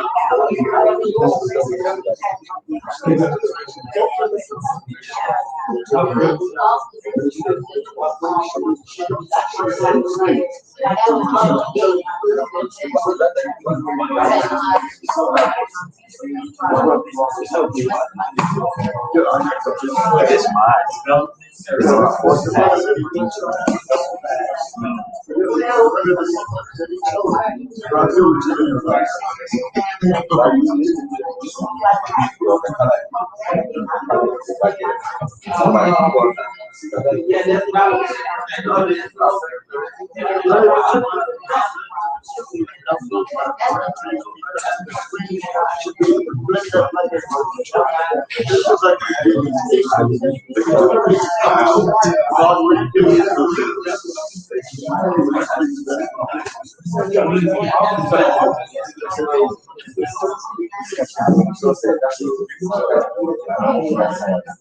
We'll announce.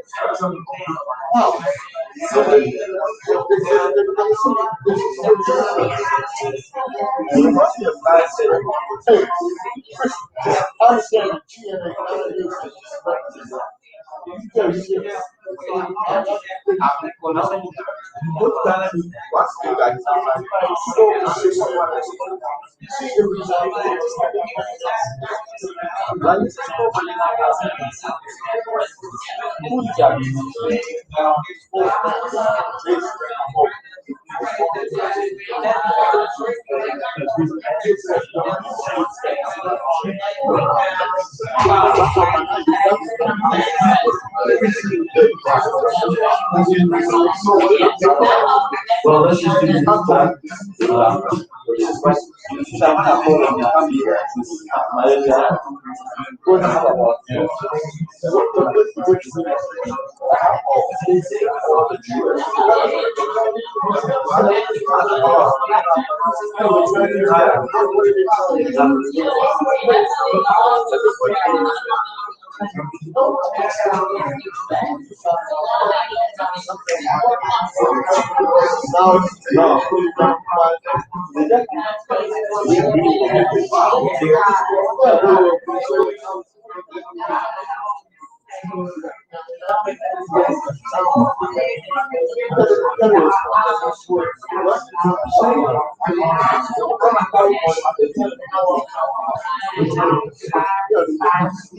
In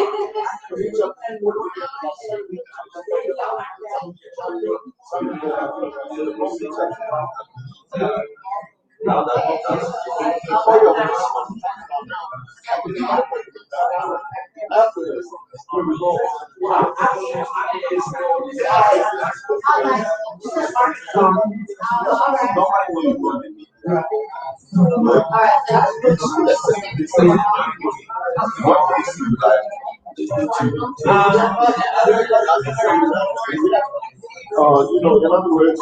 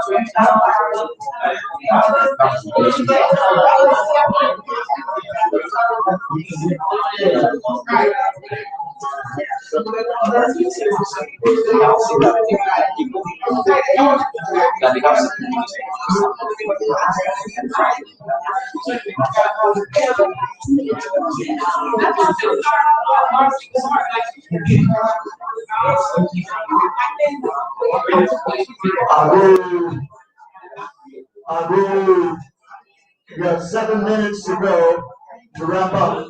7 more minutes you have. Utilize that time very productively. You got 7 minutes.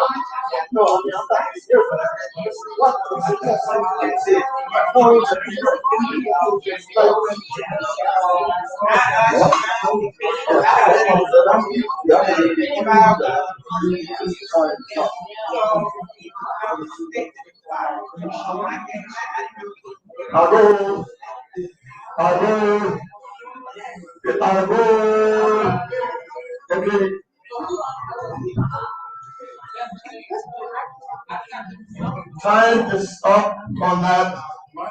What I would like to do before your leader of the group submits your particular submission of analysis, whatever you came up with, I want, first of all, to announce the Ministry of the Future that we have applications for membership. And many of you, or some of you, may be wanting to go and get your citizenship. We are compiling the applications with the next batch that we're going to submit to government. Hopefully before this year is out. If not this year, it's going to be the early part of next year. But a requisite for us to serve you, you must become a member of Ministry of the Future. There is no charge for the citizenship application. That application is free. Ministry of the Future's application for citizenship, it is free. But to be a member, there is a requisite fee, dues paying charge for 12 months.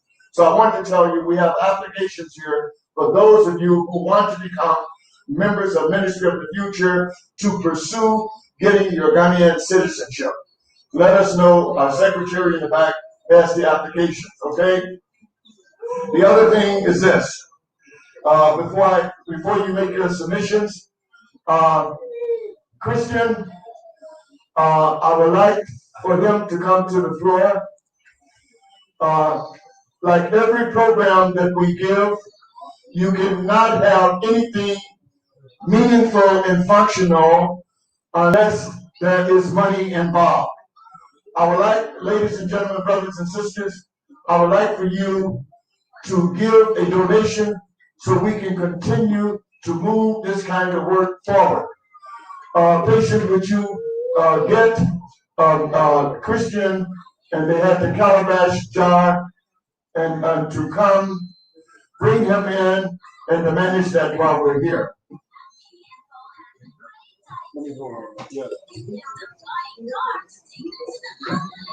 Okay,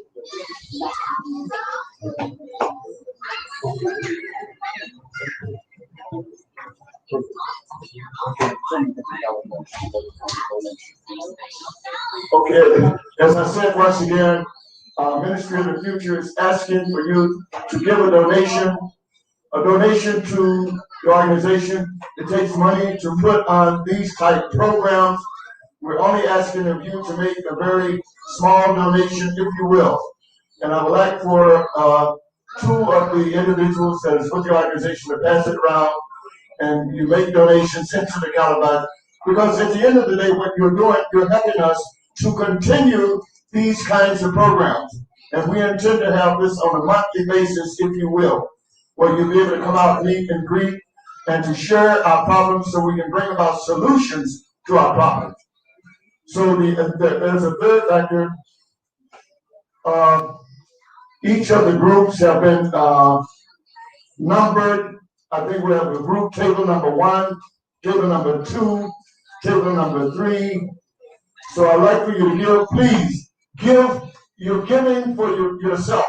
Because what you're doing, you're helping us to move forward, to work with government, to help government to be sensitized, to understand our problems, and to help us to move forward, to get our people their citizenship, and to help our people to come back to Ghana, back to Africa, in the resettlement process to make it easier. And you can't do these things without having revenue. You got to have money. And we need whatever amount you can give us to help us to move forward. We will acknowledge your gift. We want to put you on our page. We will keep you abreast on our WhatsApp page, Facebook page, on exactly how we're spending this and how we're working towards your behavior. So please give whatever you can give. Nothing is too small. Nothing is too small. Just do not put any brown coins in the bag, please.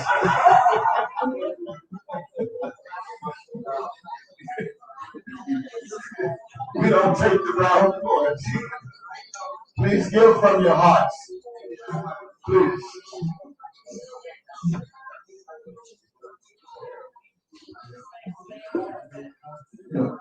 You can sit here, sister. Okay.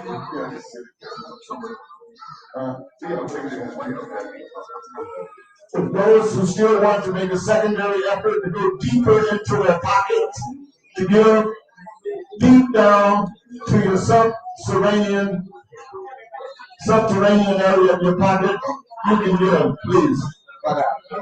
Yeah. What?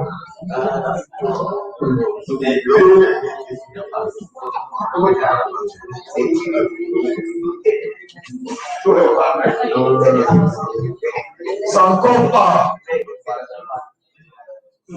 Yes. So what I would like to do at this particular stage is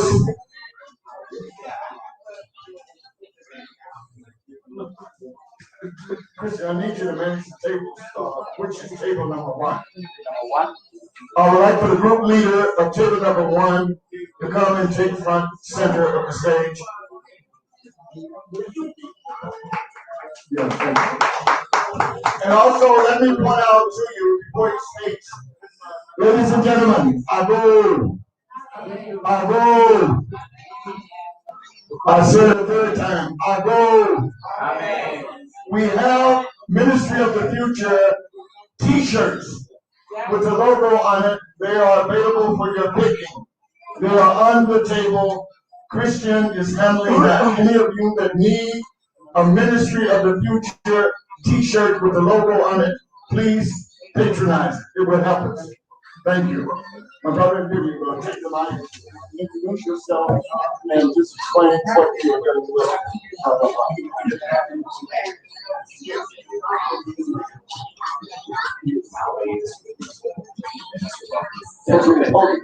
We're going to need a written. Your group should have had a written. Okay, and it's going to be we're going to type it. Get it back to you. Leave it back. Watch that. Okay. The subject matter that is on the table that we feel is very pertinent to the African diaspora community. And that's what you, over the last 20 minutes or so, have endeavored to bring about a solution. And that is, number one, we need an African diaspora business development cultural center. And you know, to get that center, you have to have land. You have to either buy the land, have it built. That is the best choice to do. Or the initial way, if you're not ready to buy the land, is you lease a compound. Lease a big compound that has several guest rooms in it, and we can turn it into a business development cultural center with a secretariat and with business cubicles inside for our people who are coming and have the skills and need to find their way into the business community of Ghana. This would be the gateway to get them in. So that is the number one. Number two was the having monthly meetings on a regular basis. We felt that needed to be done. And number three was the importance of African festivals. And Ministry of the Future already have 2 festivals that we have been celebrating since 2017. So these are the 3 that you are supposed to come up with some kind of solutions on how we will go forward. Yes. All right. All right. Shalom, peace to all you, my brothers and my sisters. My name is Nuriyahu bin Lewi. I'm from Chicago, by the way, just for those who'd like to add that. All right. What we've come up with is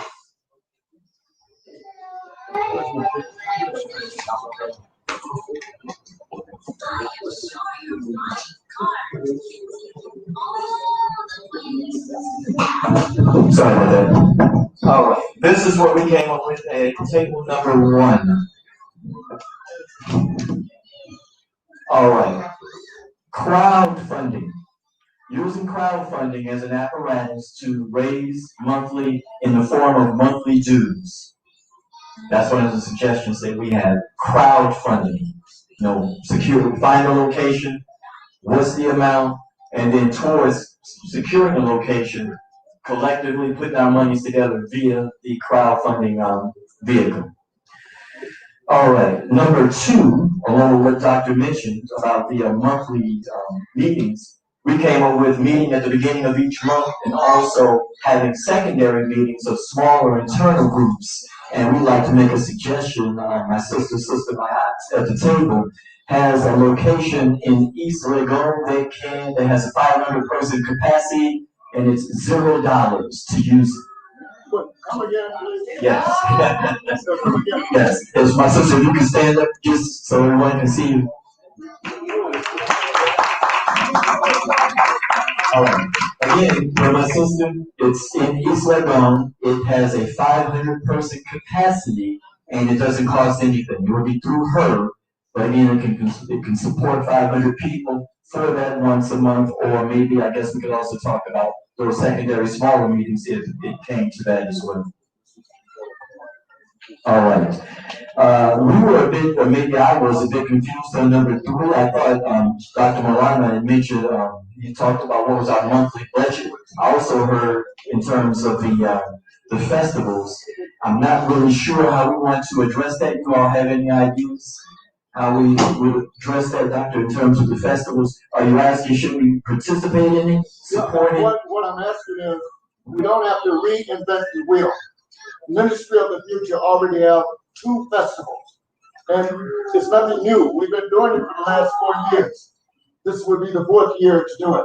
And we have the number 1 festival is the celebration, the anniversary of the granting of the first 34 Africans of the diaspora their citizenship. That's on the 28th of December every year. We usually have it at the WEB Du Bois Center, but we're not, obligated to be there. We can have it anywhere. But it's on the 28th of December. That's the first festival. And mind you, if I could just give a commentary on this, the festivals educate Ghanaians to who we are, why we are here. What is the reason of us coming back? Many Ghanaians, the majority of the Ghanaians don't have a clue. And the only way you can do it, this is in African society. Different tribal or ethnic groups educate other ethnic groups by having their yearly festivals. And when they have the festivals, there is an educational component inside of it that show where the people came from, how they got down to the region of where they are. In our case, where did we come from? We're from Africa. There are many Ghanaians, and for that matter, Africans, don't even believe that we are from Africa. Have you ever heard the term when they describe one of us, a black American? How many times have you heard internationally talking about a diaspora, a black American? Why would they call him an African American? There's no land called black land. There's no land called Negro land. There's no land for us that's called whatever. But there is an Africa. So we have to educate the people. Before you can talk about us being black Americans, talk about us being African. We came from here. Coming back here. This is what you have to understand. So the festival, I repeat, I reiterate that fact. The festival is paramount for us to educate our comrades here and brethren and sisters, kith and kin, who we are. And you can't do it just by talking one-on-one. We will get festival. We can have 3 days. This is what we're looking for. We're looking to have an exhibition of the scientific and the new technological things that Africans of the diaspora have done. And giving credit to America and Britain, we want to have that expose here, a fair for 3 days, an exhibition. And that's a part of the culture. So that's on the 28th of December and the 27th. So we're asking you to support it. Yes. Okay. So when I'm sorry. So when Go ahead. supporting it as far as Come again. When you say supporting it, you're asking us to come up with a plan of how to support it, or to show up, or what exactly? No, how to support it and how to build upon it to improve it. You know what I mean? Take an example. We started off in 2017. Dr. Kambon was a part. He brought his school, the children sang the national anthem in Tree to show that African Americans or African diaspora, our little toddlers, can speak the language. And it showed, and Ghanaians were so happy to see that these children, of African diaspora can speak the language. So I'm saying that was one component.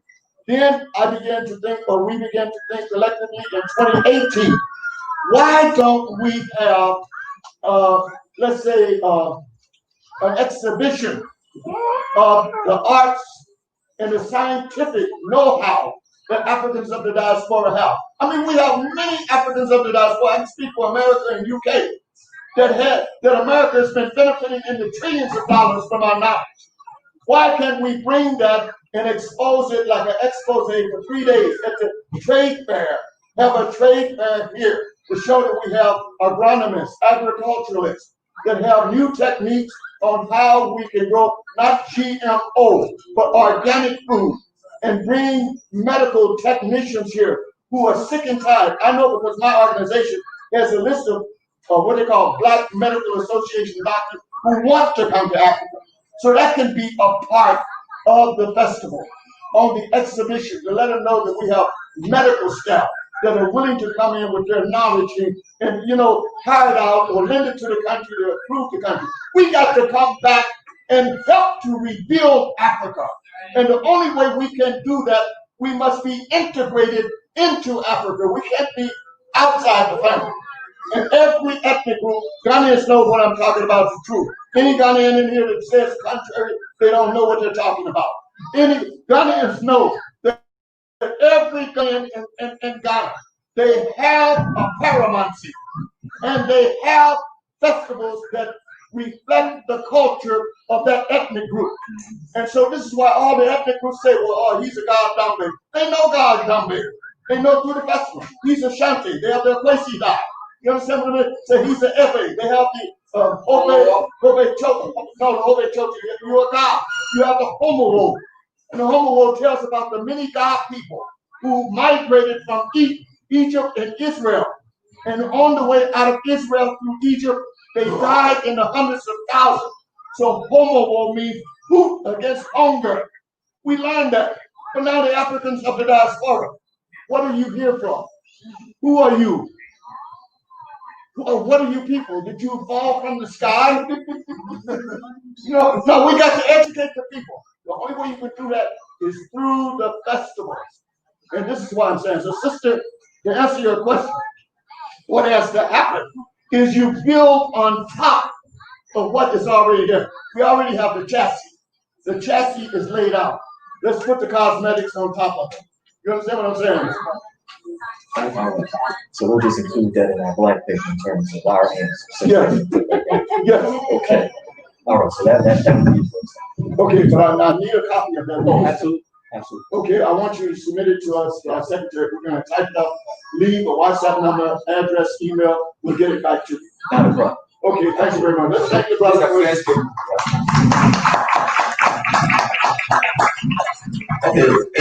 Please, in fairness to table number 1. You want to say something, sir? Okay, table number 2. The leader who is going to represent table number 2. Number 2. Okay, perfect. Number 2.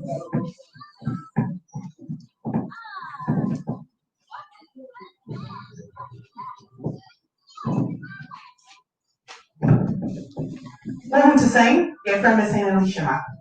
And my table is number 2. And so we tried to answer the 2 questions. So as far as the embassy goes, since we heard that there was going to be an organization called the State of the African Diaspora set up in various regions, we thought maybe it would be best that we see what they're doing and try to team up with them. So it's it might not be a reason to have multiple people working on the same thing and all just join forces. That was one solution. Another solution was to start where we are and create what is really a virtual embassy as of now. Virtual embassy / database, which will be online now.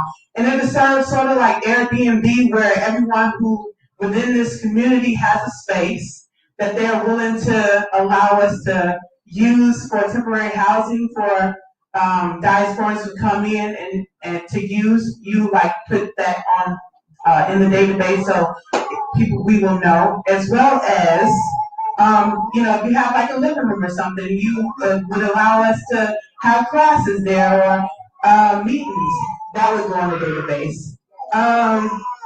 And of course, that would just be part of it, because whatever else other services that the embassy would have would be there as well, until a physical establishment could be set up.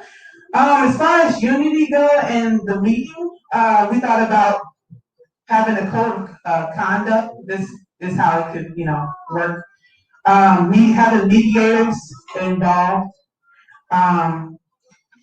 Let's see. Okay, and not only having the meetings once a month, but having it physically, but also having it virtually, because it was brought up that not everybody necessarily live within the vicinity of, close enough to where they want to come every month. So making it virtually would be able to make it where they'll be able to participate more frequently.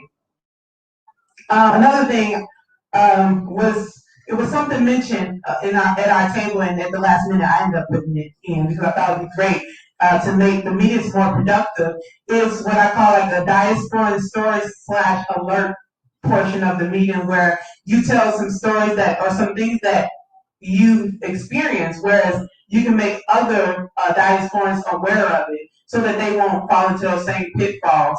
So during those meetings, of just people who not part of the panel or anything just come up and say, hey, I had this experience, then we can oh, okay, cool. So we'll make sure that we be aware of that.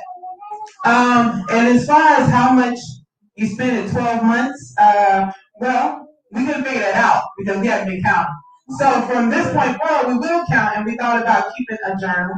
You can keep a journal to keep up with that, and then present it at the monthly meeting, or if it's have an annually turn in your journal type thing. You could do that. So that is what my group came up with. We're table 2.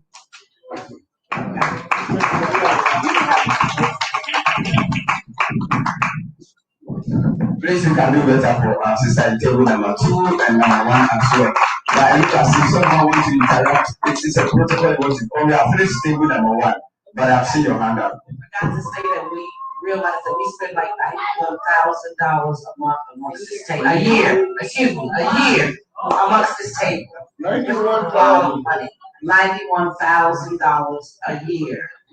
This one table contributes to the Ghanaian economy. Now, think if we have, we really can't say, but I know in 2016, we had about 10,000 was estimated of African Americans. We couldn't get the Caribbean Association number. But I know, and you know by now, there are more than 10,000 Africans of the diaspora in Ghana. Now, if this table alone is spending $90,000 US a month, excuse me, a year, then if we look and say a conservative figure of about 15,000, and I know, excuse me, with a year of return, it induced many thousands of Africans of the diaspora to come to Ghana. So I will say right now in the year 2020 that we have at least close to about 15 to 20,000 Africans of the diaspora living throughout Ghana.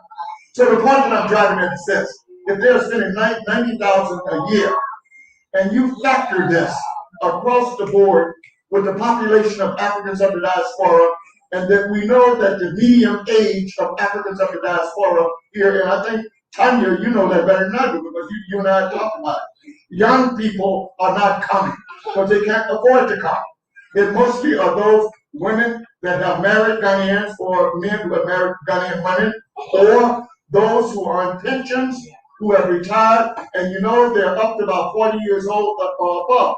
So we would say maybe about 80% of that number is on pensions.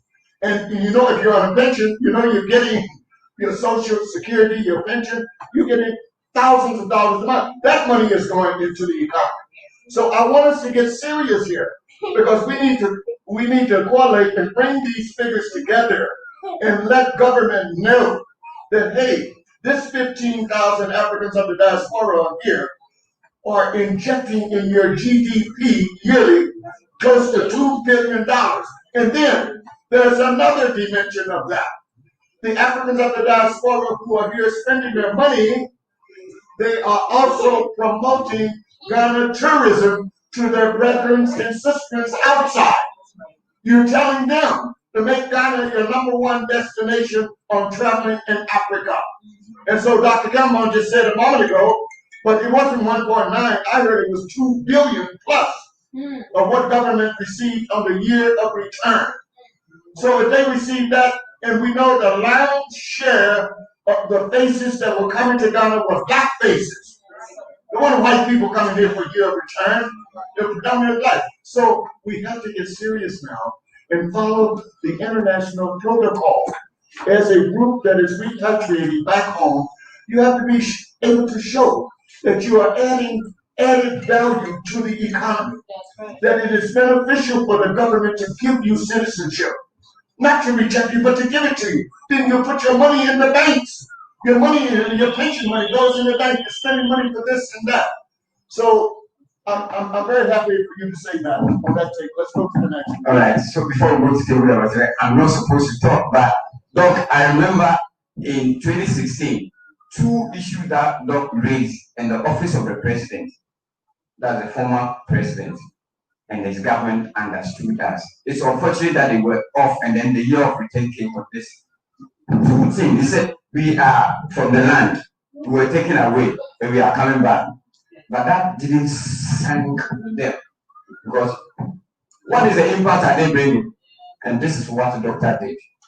That the chart flow, the economic chart flow, he did it. I single-handedly, as if my mom, I sent the team to the office of the president, and this is what he said. Oh, we know. So the master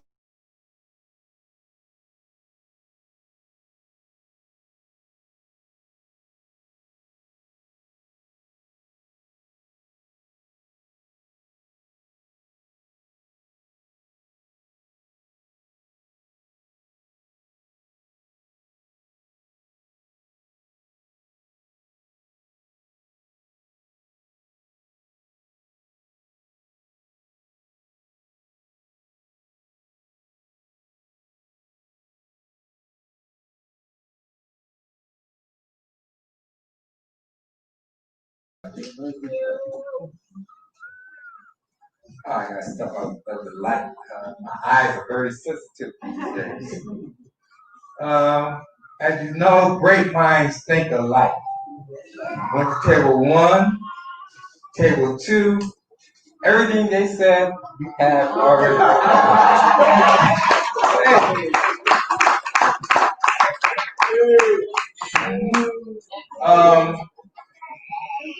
We looked at the long-term plan, which is a cultural center. We also talked about the short-term plan, information point here in Accra, because the cultural center could be outside of Accra or inside Accra. Because you know Accra is a very, very, very expensive place to be. Okay? As I told my wife, it's the same as Atlanta. Atlanta is proud with their prices on their buildings. You see the prices on those buildings? Same thing in Atlanta. Okay. So we said information point, and we also said that we need to create a digital app system so you can reach people in the diaspora. They look at that app, they can contact somebody here who'll be waiting for them when they arrive on the ground. Okay? No Kaswa or Susie Peter waiting for you. But someone who actually knows the business, knows the necessary skills you need to survive in Ghana. I've seen it on videos where they're saying, what that lady said, I have a mansion in America and I'd rather live with racism. You heard that one? After that, stone cold ghetto. I don't care who she said her father is. You can't even from the ghetto there. No.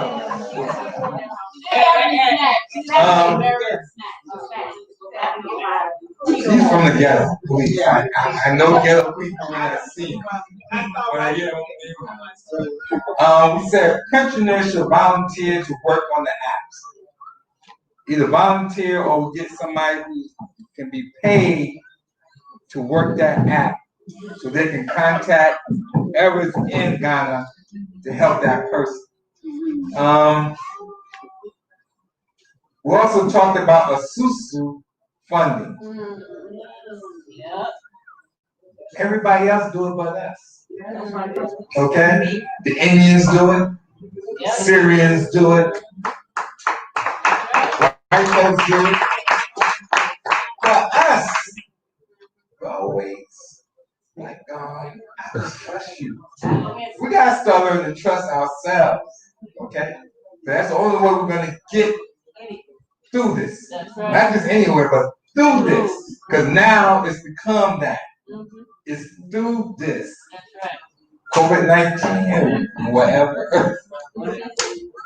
Okay.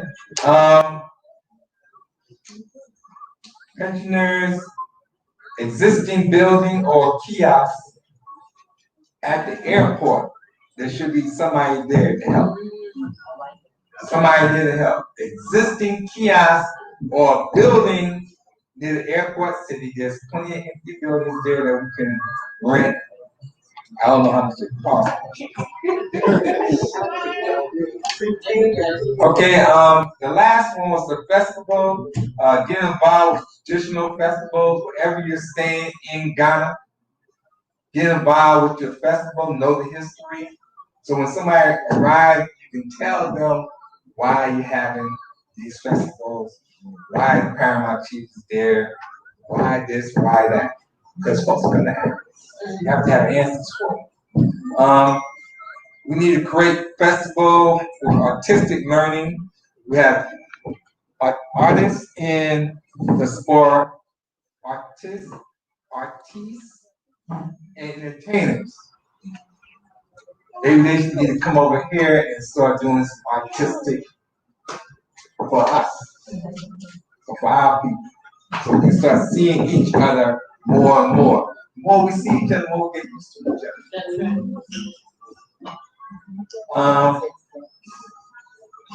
African Culture and Wellness Festival. We have that one. We have the bridge stuff, bridging the gaps between the festivals and us. The last one, I think we covered all. The Black Star Line. We need a black page. The black page. Directory. People with businesses, right. Investors, whatever. That's right. Like I tell people, I can get you land, but my goal is to go back home, raise some money, and buy me some land, more land. So when they start kicking people out of America, and that will happen, they already written it down, we will leave America. Whether you want to or not, you're gonna go. The question is, do you have somebody on the other side waiting for you? And as I talked with Pepe, and we both had the same idea. If my relatives don't help me, when they kick out, they better bring, don't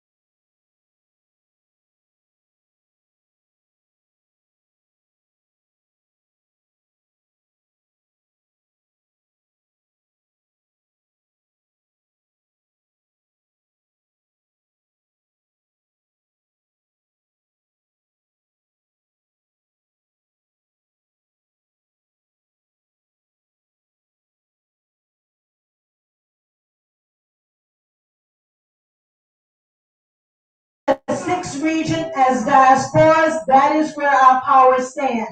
So one of the things that we talked about doing would be to encourage the African Union 6 region to open and allow representation in the policy making, including 6 region diasporas, as it pertains to us as 6 region diasporas, and a part of our rights to return. We should not have to go and beg any country to give us citizenship. No country at all should we have to beg.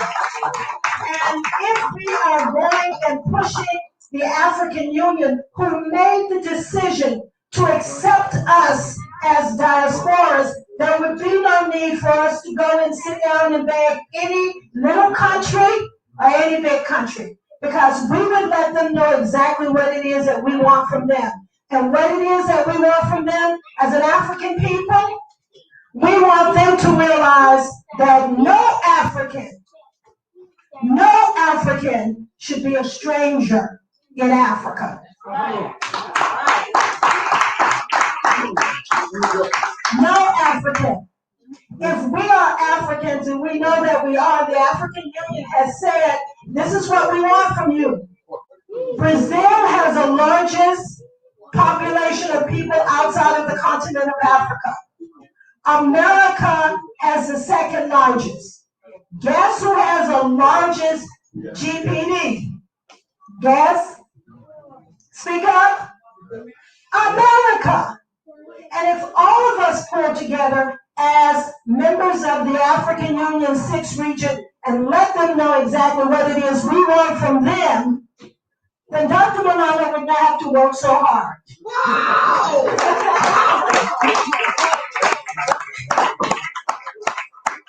So we want to make sure that our planning, we talked about our planning being a part of really pushing and pursuing the African Union and letting them know exactly what it is that we want from them. Thank you very much. Maulana has been with us and a great supporter of Minister of the Future from day 1 till now. Let's give a wonderful applause, and she will never relent to come to our program. Thank you, Sister Eva. We are in the last group, and I think it's the highest down there. So please, the group leaders will come. So this is it. We are very blessed with this. This is what God is always talking about. This is not a church that the fisherman will be preaching and say amen. We should all get involved and share ideas. Let's give a round of applause.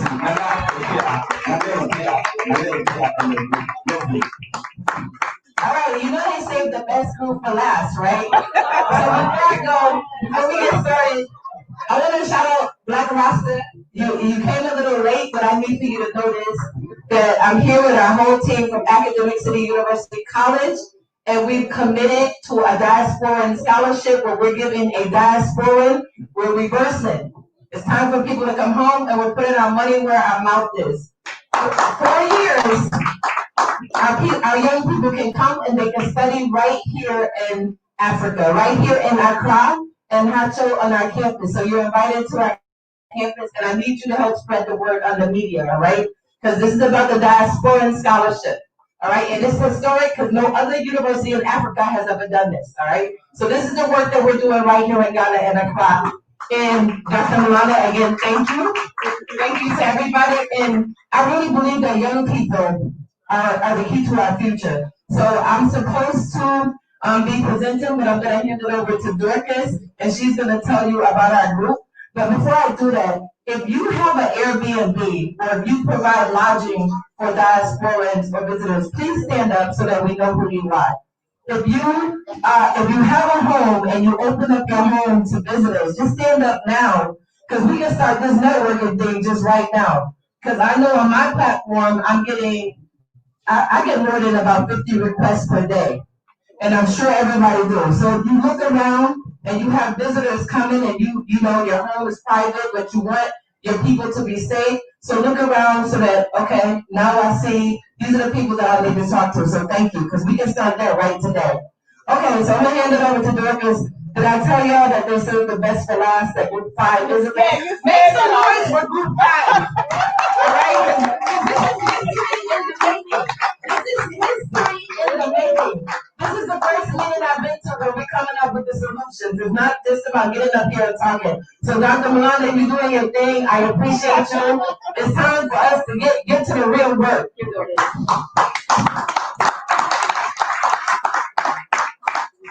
Thank you very much. As I said, you could find. As the gentleman that just walked up, I don't think I remember his name. He said, like minds think alike. And as I said, we also have like similar solutions that have come up, but we're just going to add a few things to it. So we're talking about the Business Development Control Center. That's, as I said, our long plan. How are we going to go about it? Now, let me tell you something. In Ghana, the systems are in place. Systems are there. But if you don't know your way around, there's no way you're going to get through Ghana. You come into Ghana, you don't know how the system works, you're trying to get something done. You go to the passport office, you want to get a passport. You don't know where to go. You go, they said pay 100 cedis for the card. You pay 100 cedis, they say come back in 2 months. You come in 2 months, they've not still done your thing. You're just wondering why. Maybe someone wants why, someone wants you to pay money, you're asking why. Hey, systems are in place in Ghana. The only question is you don't know how to get through the systems to get a place. So for our Business Development Control Center, we are planning on getting people in experts who know the system. So if for the Business Control Center, we're going to get someone who is in the passport office, who is in the land office, who knows the way around the system. So we need for that, we need Ghanaians. You guys are not coming to Ghana and you don't actually know the system. So you need people who know the system to actually help you with that. That is our long-term plan. Now, our short-term plan, in order for the diasporas to really fit in, we want them to be able to get a training. So I call it training and structuring the mind for the Ghana society. Ghanaian is not an easy society because I say I'm a part Ghanaian, part Nigerian. I came to Ghana when 2005. Before I could even fit in, even though I'm an African, before I could even fit in school, it was quite difficult. My friends, some of my friends treated me differently because I was from Nigeria. Sometimes the accent alone had an issue.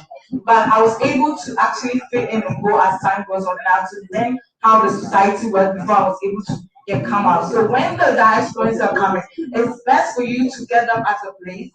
Get them, okay, so if you're coming to Africa in your diaspora, there's somewhere you have to go. We're going to tell you about the society, how the people work. So when you step out, you're going to buy something, and instead of you getting it for 5 cedis, they're charging you 10 cedis. You're like, no, I'm African, I'm here. So I'm going to pay 5 cedis, I'm not going to pay 10 cedis. So that those are the kind of things that you have to know. If you don't know that, there's no way you're going to be able to survive well in Ghana.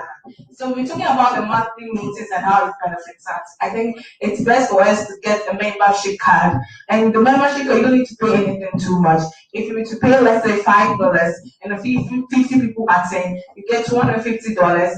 For a year, you get over $300. You're making money, and that money will be used to support all your programs and activities as it comes on. Maybe sometimes you come to meetings and you ask people to donate, and not everybody has. But if someone knows that, okay, I'm coming to this meeting and I have a membership card, I have to pay like $5 to attend. I know that yes, I'm getting at least when the meeting ends, you're getting at least $250. So that those are the kind of things. And when we talk about the festival, the annual festival. Now, you are educating Ghanaians about diasporas. But Ghanaians have to also educate you about how it is to Ghana. You've been outside, and maybe after the diaspora bring their home story, it's also okay for us to tell you our story. So we can all meet and converge in a forum. So that's us for us, and that's it for 5. Thank you very much. Alright, so this one is coming from all the group 1, table 1, 2, 3 up to 5. We all have to be happy with a great contribution, and we are pleased with that. There's a wonderful applause for all of us. All of us, all of us, all of us, all of us, all of us, all of us. Thank you. Great. So we were on an island of a table with the east side of this table, and we did have some contributions that I think could also come in. So if we may, just very briefly. A few things that weren't mentioned by the other groups but did come up in discussion on this side was dealing with health, right? So just in terms of Africans of the diaspora, yeah, so we have it here. So we have it, yeah. Just in terms of Africans of the diaspora, when we come, we know that, right now COVID is going on, but just in general, dealing with health, dealing with African holistic health. A lot of people are not interested in allopathic drugs and things of that nature. So, up at Kambon, which is where I'm installed, we have, dealing with traditional medicine, traditional herbs center there. That would be something that could be perhaps some type of liaison between the business center, those who are coming, and then, those who are dealing with healing. Another thing that wasn't mentioned is that everybody here is eventually going to pass away, which means that there has to be some type of way where we know, dealing with funeral support, things of that nature, also dealing with even things like inheritance, things of that nature. So giving advice, even legal advice to that point. I know we have some lawyers in the room. We know eventually we're all going to go. So, for us to come together as a community, that's one thing I mentioned, the Paragon Credit Union, people would come together and support, families. So that's something that would also be useful. The Susu was mentioned, so Black Star Line, that could even come in with that.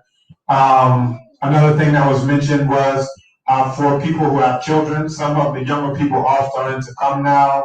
As you see, we have young children here, families. So an opportunity for the children coming from the diaspora to have a chance to interact with each other, and then also have opportunities in that interaction to get a chance to understand more about the society, more about the culture, things of that nature. So education, not only in terms of actually going to class, but also education in terms of the society in which the children themselves are repatriated. So there was a mention of monthly meetings, but there should also be some type of monthly meetings or even more, for the children to be able to interact.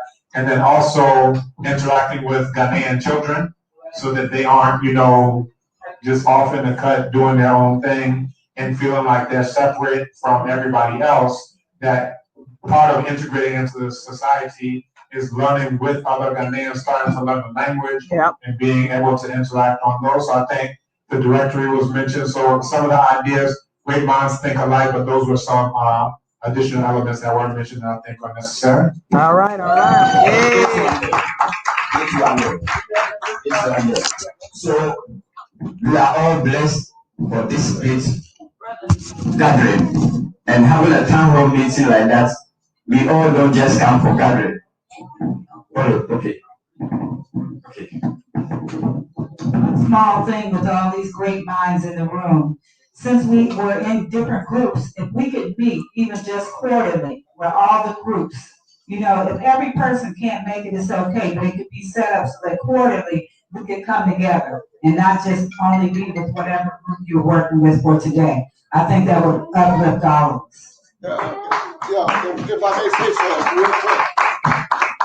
Yes, I know. That was the purpose of you breaking down in the groups. I'm hoping that the creativity will come out of these groups, like what you're talking about. All we're doing is giving you the skeleton. Like you said, why meet once a month? Why can you meet every week, every 2 weeks, to get serious and build something? So, madam, whatever you do, please give us a link. Give us a contact link where we can be directly in contact with you, because we want to have continuity and sustainability of this program today. Okay? Leave a contact. We need a contact. All right. Christian.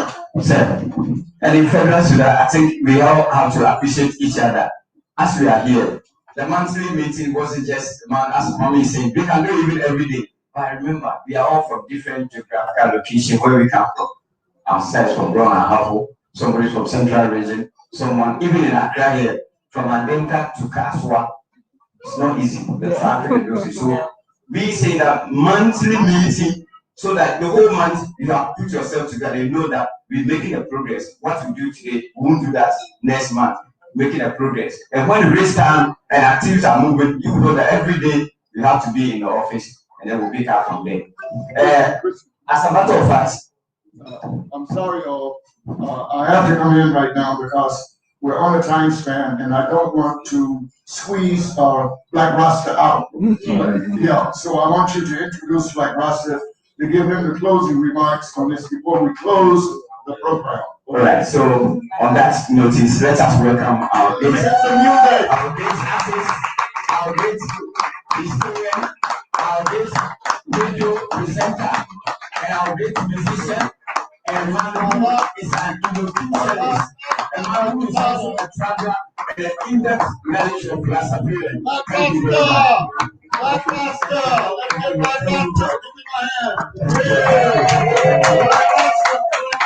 Appreciate it. It looks like we have about 10 minutes more to go. I will try not to speak beyond 5 minutes so that we'll be able to leave quickly. When people are tired, it's very difficult to cooperate. Okay, so I'll go straight to the point. The right to return is a very important thing. I'm going to leave 2 African proverbs with you as quickly as possible. The first one is, okay, the first one is this. Yes, that was 2007 November, and we were heralding the coming of Barack Obama. And that was when everybody thought that a black man was just good for boxing, for football, and those other things. I still think that boxing is a very barbaric sport. It should never be classified as a sport. How on earth will 2 people get into a boxing ring? They are circled, they cannot run out of it, they beat each other, and the main purpose of this beating is to hurt each other. And spill blood, and service sit back and clap and say, hey, go, go, go. It has its roots back in slavery. And people still see this as a sport. Why do you support the beating and killing? And black people dominate this so-called sport. And when you talk about it, people think that you are from the Stone Age. You are yet to come into modernity. Anyway, that was by the way. Right to return, very important, 2 very strong proverbs. The first one is, there's a Hausa proverb that says, when they are counting brothers, they still count those who are on the journey. What it simply means is that if you come into a house to count how many brothers are in this house, they will still count those who have gone on the journey. The fact that they have gone on a journey does not mean that they are not part of the family. That is number 1. The second proverb is this: where the stomach is concerned, wisdom evaporates. How many people have sold alcohol because of their stomachs? How many people refuse to think, all because of their stomachs? Remember the days of Kunta Kinte? He did everything possible to leave the shores of the slave kingdom, to the point that we had his foot cut off, to the point that he refused to take a foreign name because his father Omoro reached him up to the sky and said on the day of his birth, there is nobody who is greater than you apart from the one who is looking from the top there unto you, and on this soil you shall remain great. So anywhere he went, he was ready to return well. See the struggle. See those who threw themselves into the sea to be eaten up by all sorts of fishes. They did not want to go anywhere. But today, we are all forced in one way or the other. We want to be cajoled. We want to be begged. We want to be pampered. We want to be massaged. We want to be massaged every now and then before we return home. I'll give you 2 quick examples. You see how Kunta Kinte was rushing to come back home?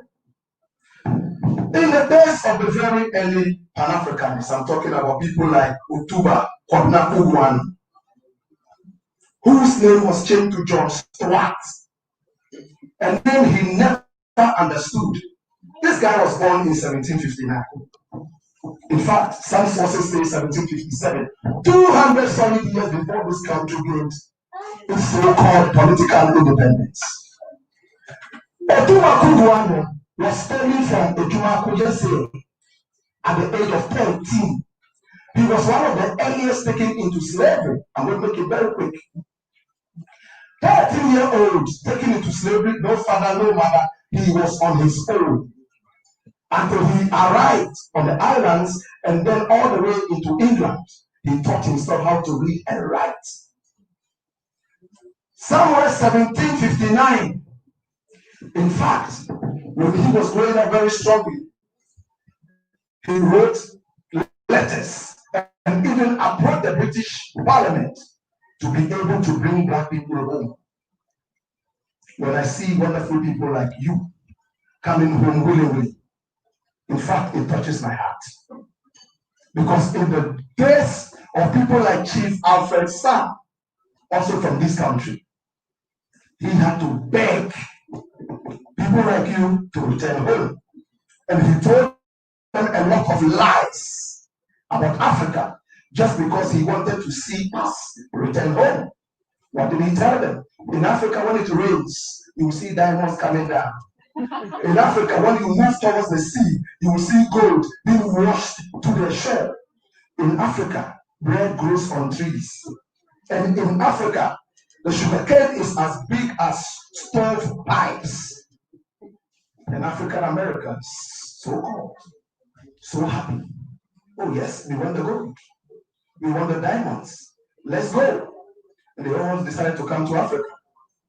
Unfortunately, the very first day they arrived in Africa, it rained. So they all came up looking into the sky for the diamonds. No diamonds. Oh, okay, by the sea, no gold. The trees were all empty, no bread. You lied to us? He said, wait, it will happen. The malaria set in, killed a lot of them, and even the indigenous on the land were not ready to accept us because they thought it was a competition for land, for food, and so many other things. My brother, my sister, I could go on and on and on and on. See what Marcus Garvey did. See what Laura Abrakofi did to bring home our people. By pushing and forcing and lying, year of return, we push this agenda from when Jesus was not even born. And when this government came into power, oh, beautiful, nice, but they commercialized it. Yes. Yes. They were looking for rich people, people who could pay, people who could do businesses, not me and you who are coming to connect with the ancestral spirits. No, they were not interested in us. They wanted to know how much dollars you were bringing into the country. And they wanted to find out how many factories you will help to build in the one district, one factory conundrum. Yeah. When I see diasporans, I feel so good and so happy because all the revolution that happened in the Back to Africa movement got initiated by you. When you watch movies like Wakanda, and there's something like vibranium, you want that vibranium. Without you, it's like a trigger. You are the trigger. If you don't trigger it, that thing remains a white elephant. That is strong. Why is that so? Look at Marcus Garvey. They have to go and see the wickedness of their slave master, so-called slave master, and report back to the people and bring the people home. So it's not a joke that you see somebody leave all the so-called beauty, the glitz and the glamour, and say that I'm returning home. Returning to which home? A home whose people's language you can't speak. A home where traffic lights go off every now and then. A home where the people see you as a foreigner and want to ask you for a certain kind of favor before they do you that favor that you so much deserve. Is that a home? A home where 600 men will propose love to you, and all of them are only interested in what they will get. A home where the moment you start to speak, prices shoot up. Is that a home? But what is within you is bigger than just the material things and the foolishness of those who stay behind. Remember when the so-called enslaver came, He took those with the brains, those who were strong, those who had the vibranium capacity, and left those of us here because he did not see so much relevance in taking us there. So when we get that choicest commodity that was taken away from us and returned to us, then we are complete. It's like a game of jigsaw. When the jigsaw puzzle has one missing, you will work all day, all night, you will never be able to complete it. So that jigsaw puzzle that has been taken out is you. When I see people talk against people like us, I feel so sad. If I was the president of this country, which I'll never be because I'm not interested, I will give every diaspora a certain capacity to return home, like Haile Selassie did in Ethiopia, Shashamane. Establish them.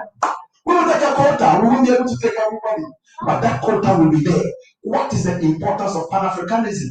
If you cannot allow the brother on the journey, the sister on the journey, the child on the journey to journey back of our home, as Rasta will say. If we sit back and look at some of these things, and we are not careful, Africa will gradually drift back into slavery. If we are our people returning, I meet diasporas and I talk to them, and I get improved in knowledge, the experience, because it's like a part of you that has been taken away. It retains and you feel good. I would just like to encourage you. There's a lot of foolishness going around, a lot of ignorance. Some people get so angry they want to walk back. It's not about walking back, it's about staying and fixing it. Because if you leave the door open, no matter how long you stay away or run away from that gate, you will return to see it still open at the mercy of thieves and invaders. We need all diasporas. If I had my own shop, if a diaspora walked in and the price was 10 cedis, I'll sell it at 5 cedis. I'm not joking. Because if you look at the atrocities that happened, I was in Guyana the other day. Oh, and they have a festival called the Ghana Day. They celebrate Ghana more than Ghanaians celebrate Ghana in Guyana, South America. Ghana Day. Everybody, including white people, Asians, Indians, wear Ghanaian attire. Everybody, including the Prime Minister. And they all come up into the big stadium all over Guyana, from Georgetown all the way through. And they celebrate Ghana. The interesting thing is that when they meet anybody, they greet you in one Ghanaian language. Most of them speak Accra. And he's saying, and everybody says, oh. And when you are from Ghana and you enter Guyana, you are like a king. At the time I arrived in Guyana, they were beginning to boycott Indian shops because they believed that the Indians have stolen the whole economy and it was time to support the black man. When you return home, you will complete the jigsaw puzzle and will be able to stand firm again and be able to tell everybody that we are tired of being told, oh, you are free to live anywhere. Yet we get all the racist attacks, the shooting and killing. Black Lives Matter would be a mere chorus every now and then, a tape on record being played back every year. If we as a people do not truly get to know that our only home is Africa. Thank you. All right.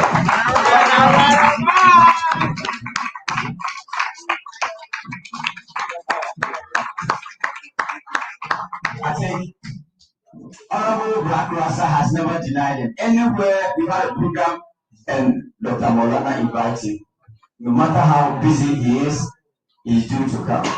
We need to be abroad for all that he's doing. In a modern manner, all the people, from the president to the grassroots, everyone knows how momentous he is. He said so many things. And anytime he made mention of that story, it makes me remember my ancestors. The man that they changed his name, Otuba Apobuano, to John Swat. This is where I come from Ejumapo. And whenever we heard that thing, we researched, we saw the wow. We started asking questions from our elderly hometown people whether they know of that. Today, I was so surprised. There's a man, I cannot get closer to him, but I've heard his name. He's from the town there. His name is Honorable Abe Kusebo. He's here because of that story we're talking about. Daniel, are you here? He's a great man. He's a great man. We're talking about that. So he said, you are welcome. He came all the way from Cape Coast to witness what we've been doing, and he said he wants to part and parcel of the African diaspora living here because he is from the house of Uchiba way back. So he's also here. Without wasting much time, I'm giving to our chairman over here for all the contribution, just 2 minutes to sum up, and then we just see how we get to the epics of the program. Thank you.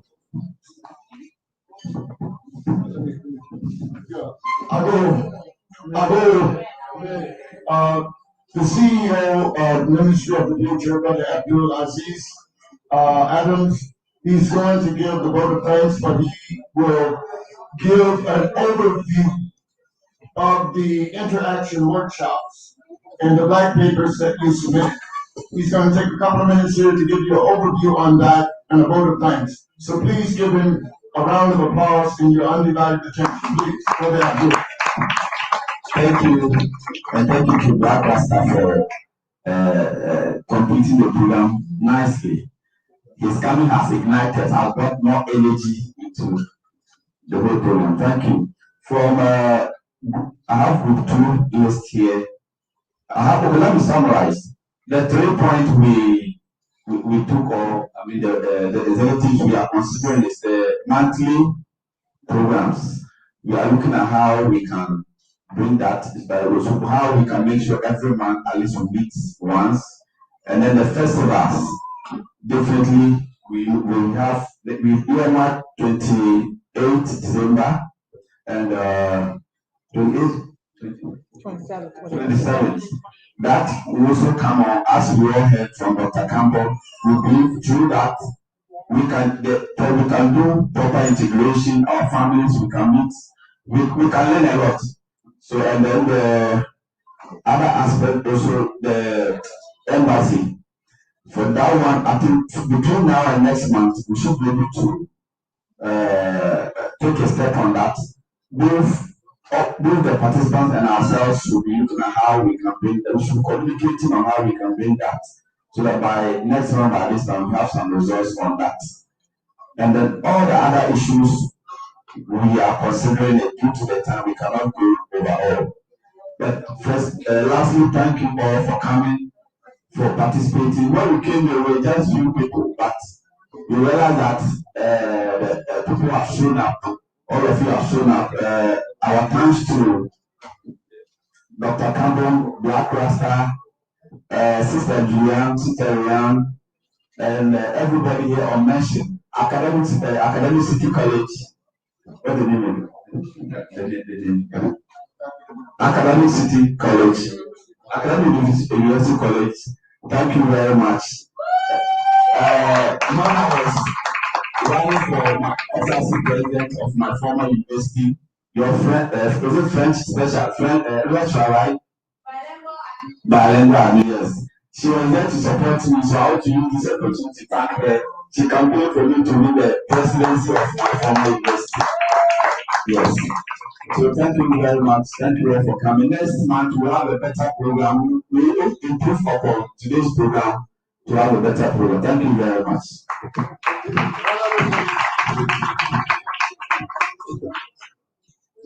Thank you very much. And as we are here, we cannot hide this. I know we are going home, but if you go home, someone asks you, so what was said about the citizenship? I hope you have nothing to say about that. So it means that we have enjoyed, brainstormed, brought all ideas. But I'm reminded of, we want to hear something about the citizenship and the way forward. And so, as a matter of fact, I want to prepare We got just 1 minute, and Doc is coming to talk about the citizenship. But for all you know, the t-shirts are unavailable.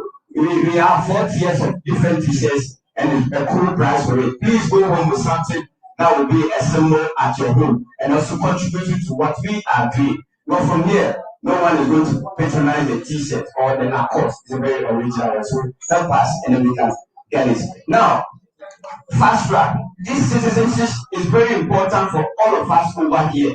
And as a matter of fact, we can't go home without hearing the way forward and how we can go by it. We are hearing so many things, but I want to make it straight. As Doc always used to say, that we are setting the record straight. Ministry of the future, if nobody will even say it, I can emphatically say that I am a witness to what started. Because everywhere Doc is, I am with him. So I became his personal secretary. And to all what happened for the first 34 Africans to get it. And when that history came, we were all happy. Undoubtedly, it was on 28th of December 2016, but then the government at that time has lost the election on 7th December 2016. So it means that he was in the process of handing over. But because we have also started that citizenship program, and quote you that he said, if I go home without granting this, then I'm nobody to sit on the throne. He said it to Doc. And so he granted it on that 28th. And then he handed over on the 7th January of 2017. Unfortunately also, someone saw that and move on, which is the current president. Then we have another 127 or 26 people to be granted at the state banquet hall. In all these two achievements, it was never done without the Ministry of the Future standing in as a pivot. You know, as a pivot, we have the load and the effort. So we were rather the pivot on behalf of the government, working for the office of the diaspora and the office of the president, and even in the office of the Interior Ministry. We know that in the diaspora community, we have our heads or officialdom. DAF is there for us at the Bosco Center, we all know. We know of the elders who were there. It is very paramount for me to chip this in here that we were still ascending, but there's always people, please, where we are is very important to us. There are always people who are bringing this us down. So doctor said that as African diasporas over here, nobody knows where you come from, but they see all of us as one tribe, one group, the Africans of the diaspora, whether from Jamaica or this. So all of us should always talk in one math, one direction. So if all of us say we are going to A, and then among us say that let's go to B, then the one who is watching us say, okay, you yourself, you are what? Divided. So we will not even listen to your reply. It has happened again. It has happened again. What am I talking about? Ministry of the Future has been a custodian. Dr. Kambon will testify. Dr. Hammett will testify that even the biggest people who are the diaspora, the elders, they gain the citizenship platform through us. Someone like great people like even Dr. Manet, who is a GAP president, had all of them and other people, Madam Joyce from the African American Caribbean, and all of them through our ministry, and then it's going. But here is the case. We have reached another trend. Some people don't want to acknowledge the work of the Ministry of the Future. You remember, the president at that time approved 252, and unfortunately we had 126. What has happened to the rest? I'll leave it here. Doctor, take over. Okay. Abu, brothers and sisters, we have come to the close of the program. Sorry that we've gone over and kept you a few minutes, but I think it was worth it. Did you really enjoy the program today?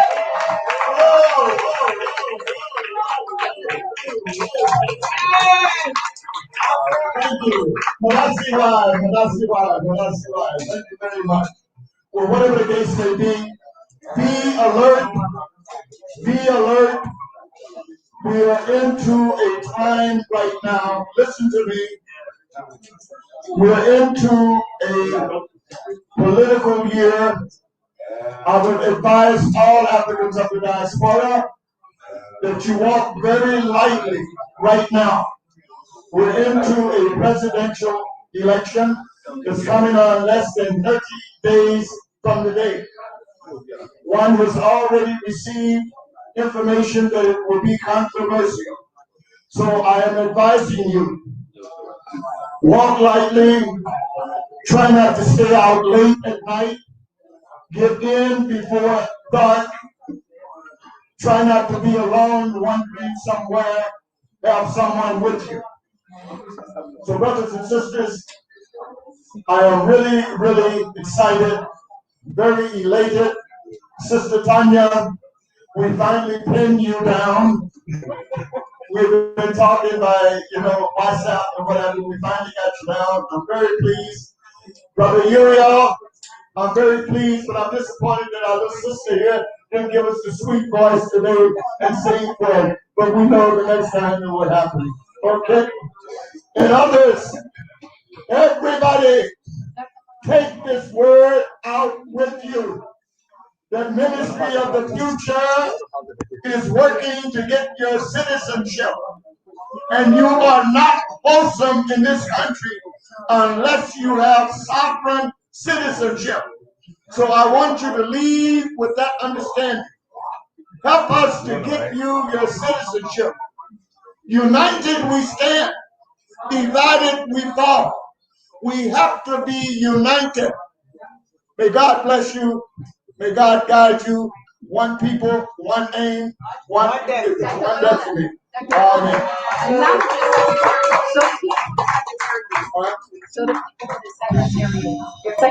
What about it? Go ahead. Before you leave, I wanted to acknowledge the secretary for MOF. Can you raise your hand in the back? So if you have any questions, if you haven't signed in, stand up, Jacob. Okay, Sista, raise your hand. So this is the person, if you have any questions, You're welcome. any information, My daughter, she did it from Ghana. It's on the internet. Let me check it.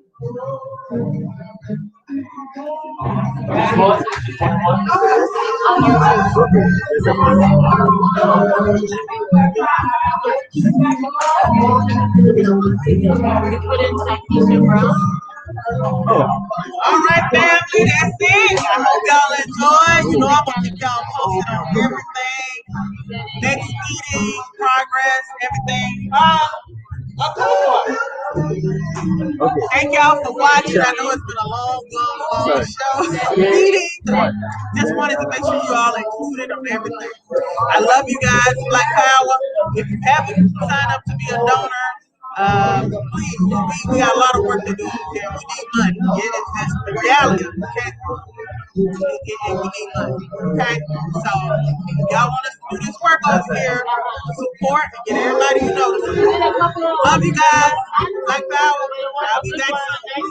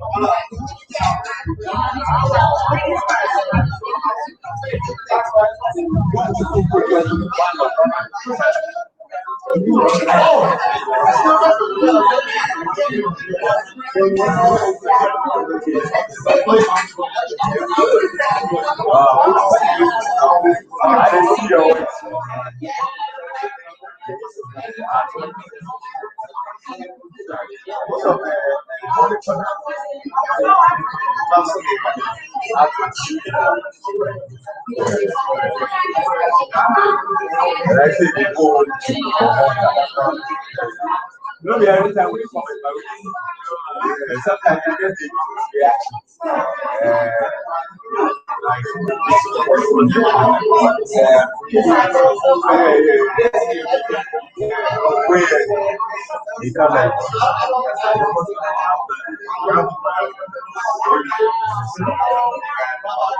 I don't come meet you.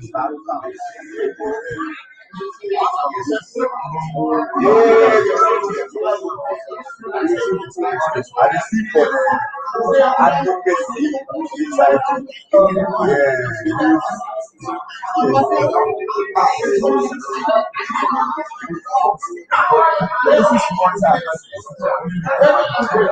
I like it.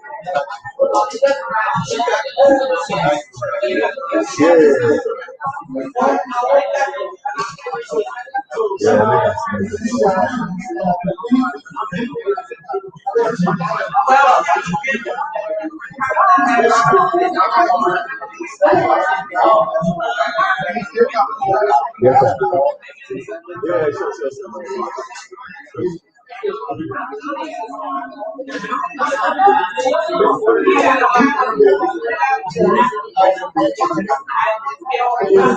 We follow you. Yeah, we follow you.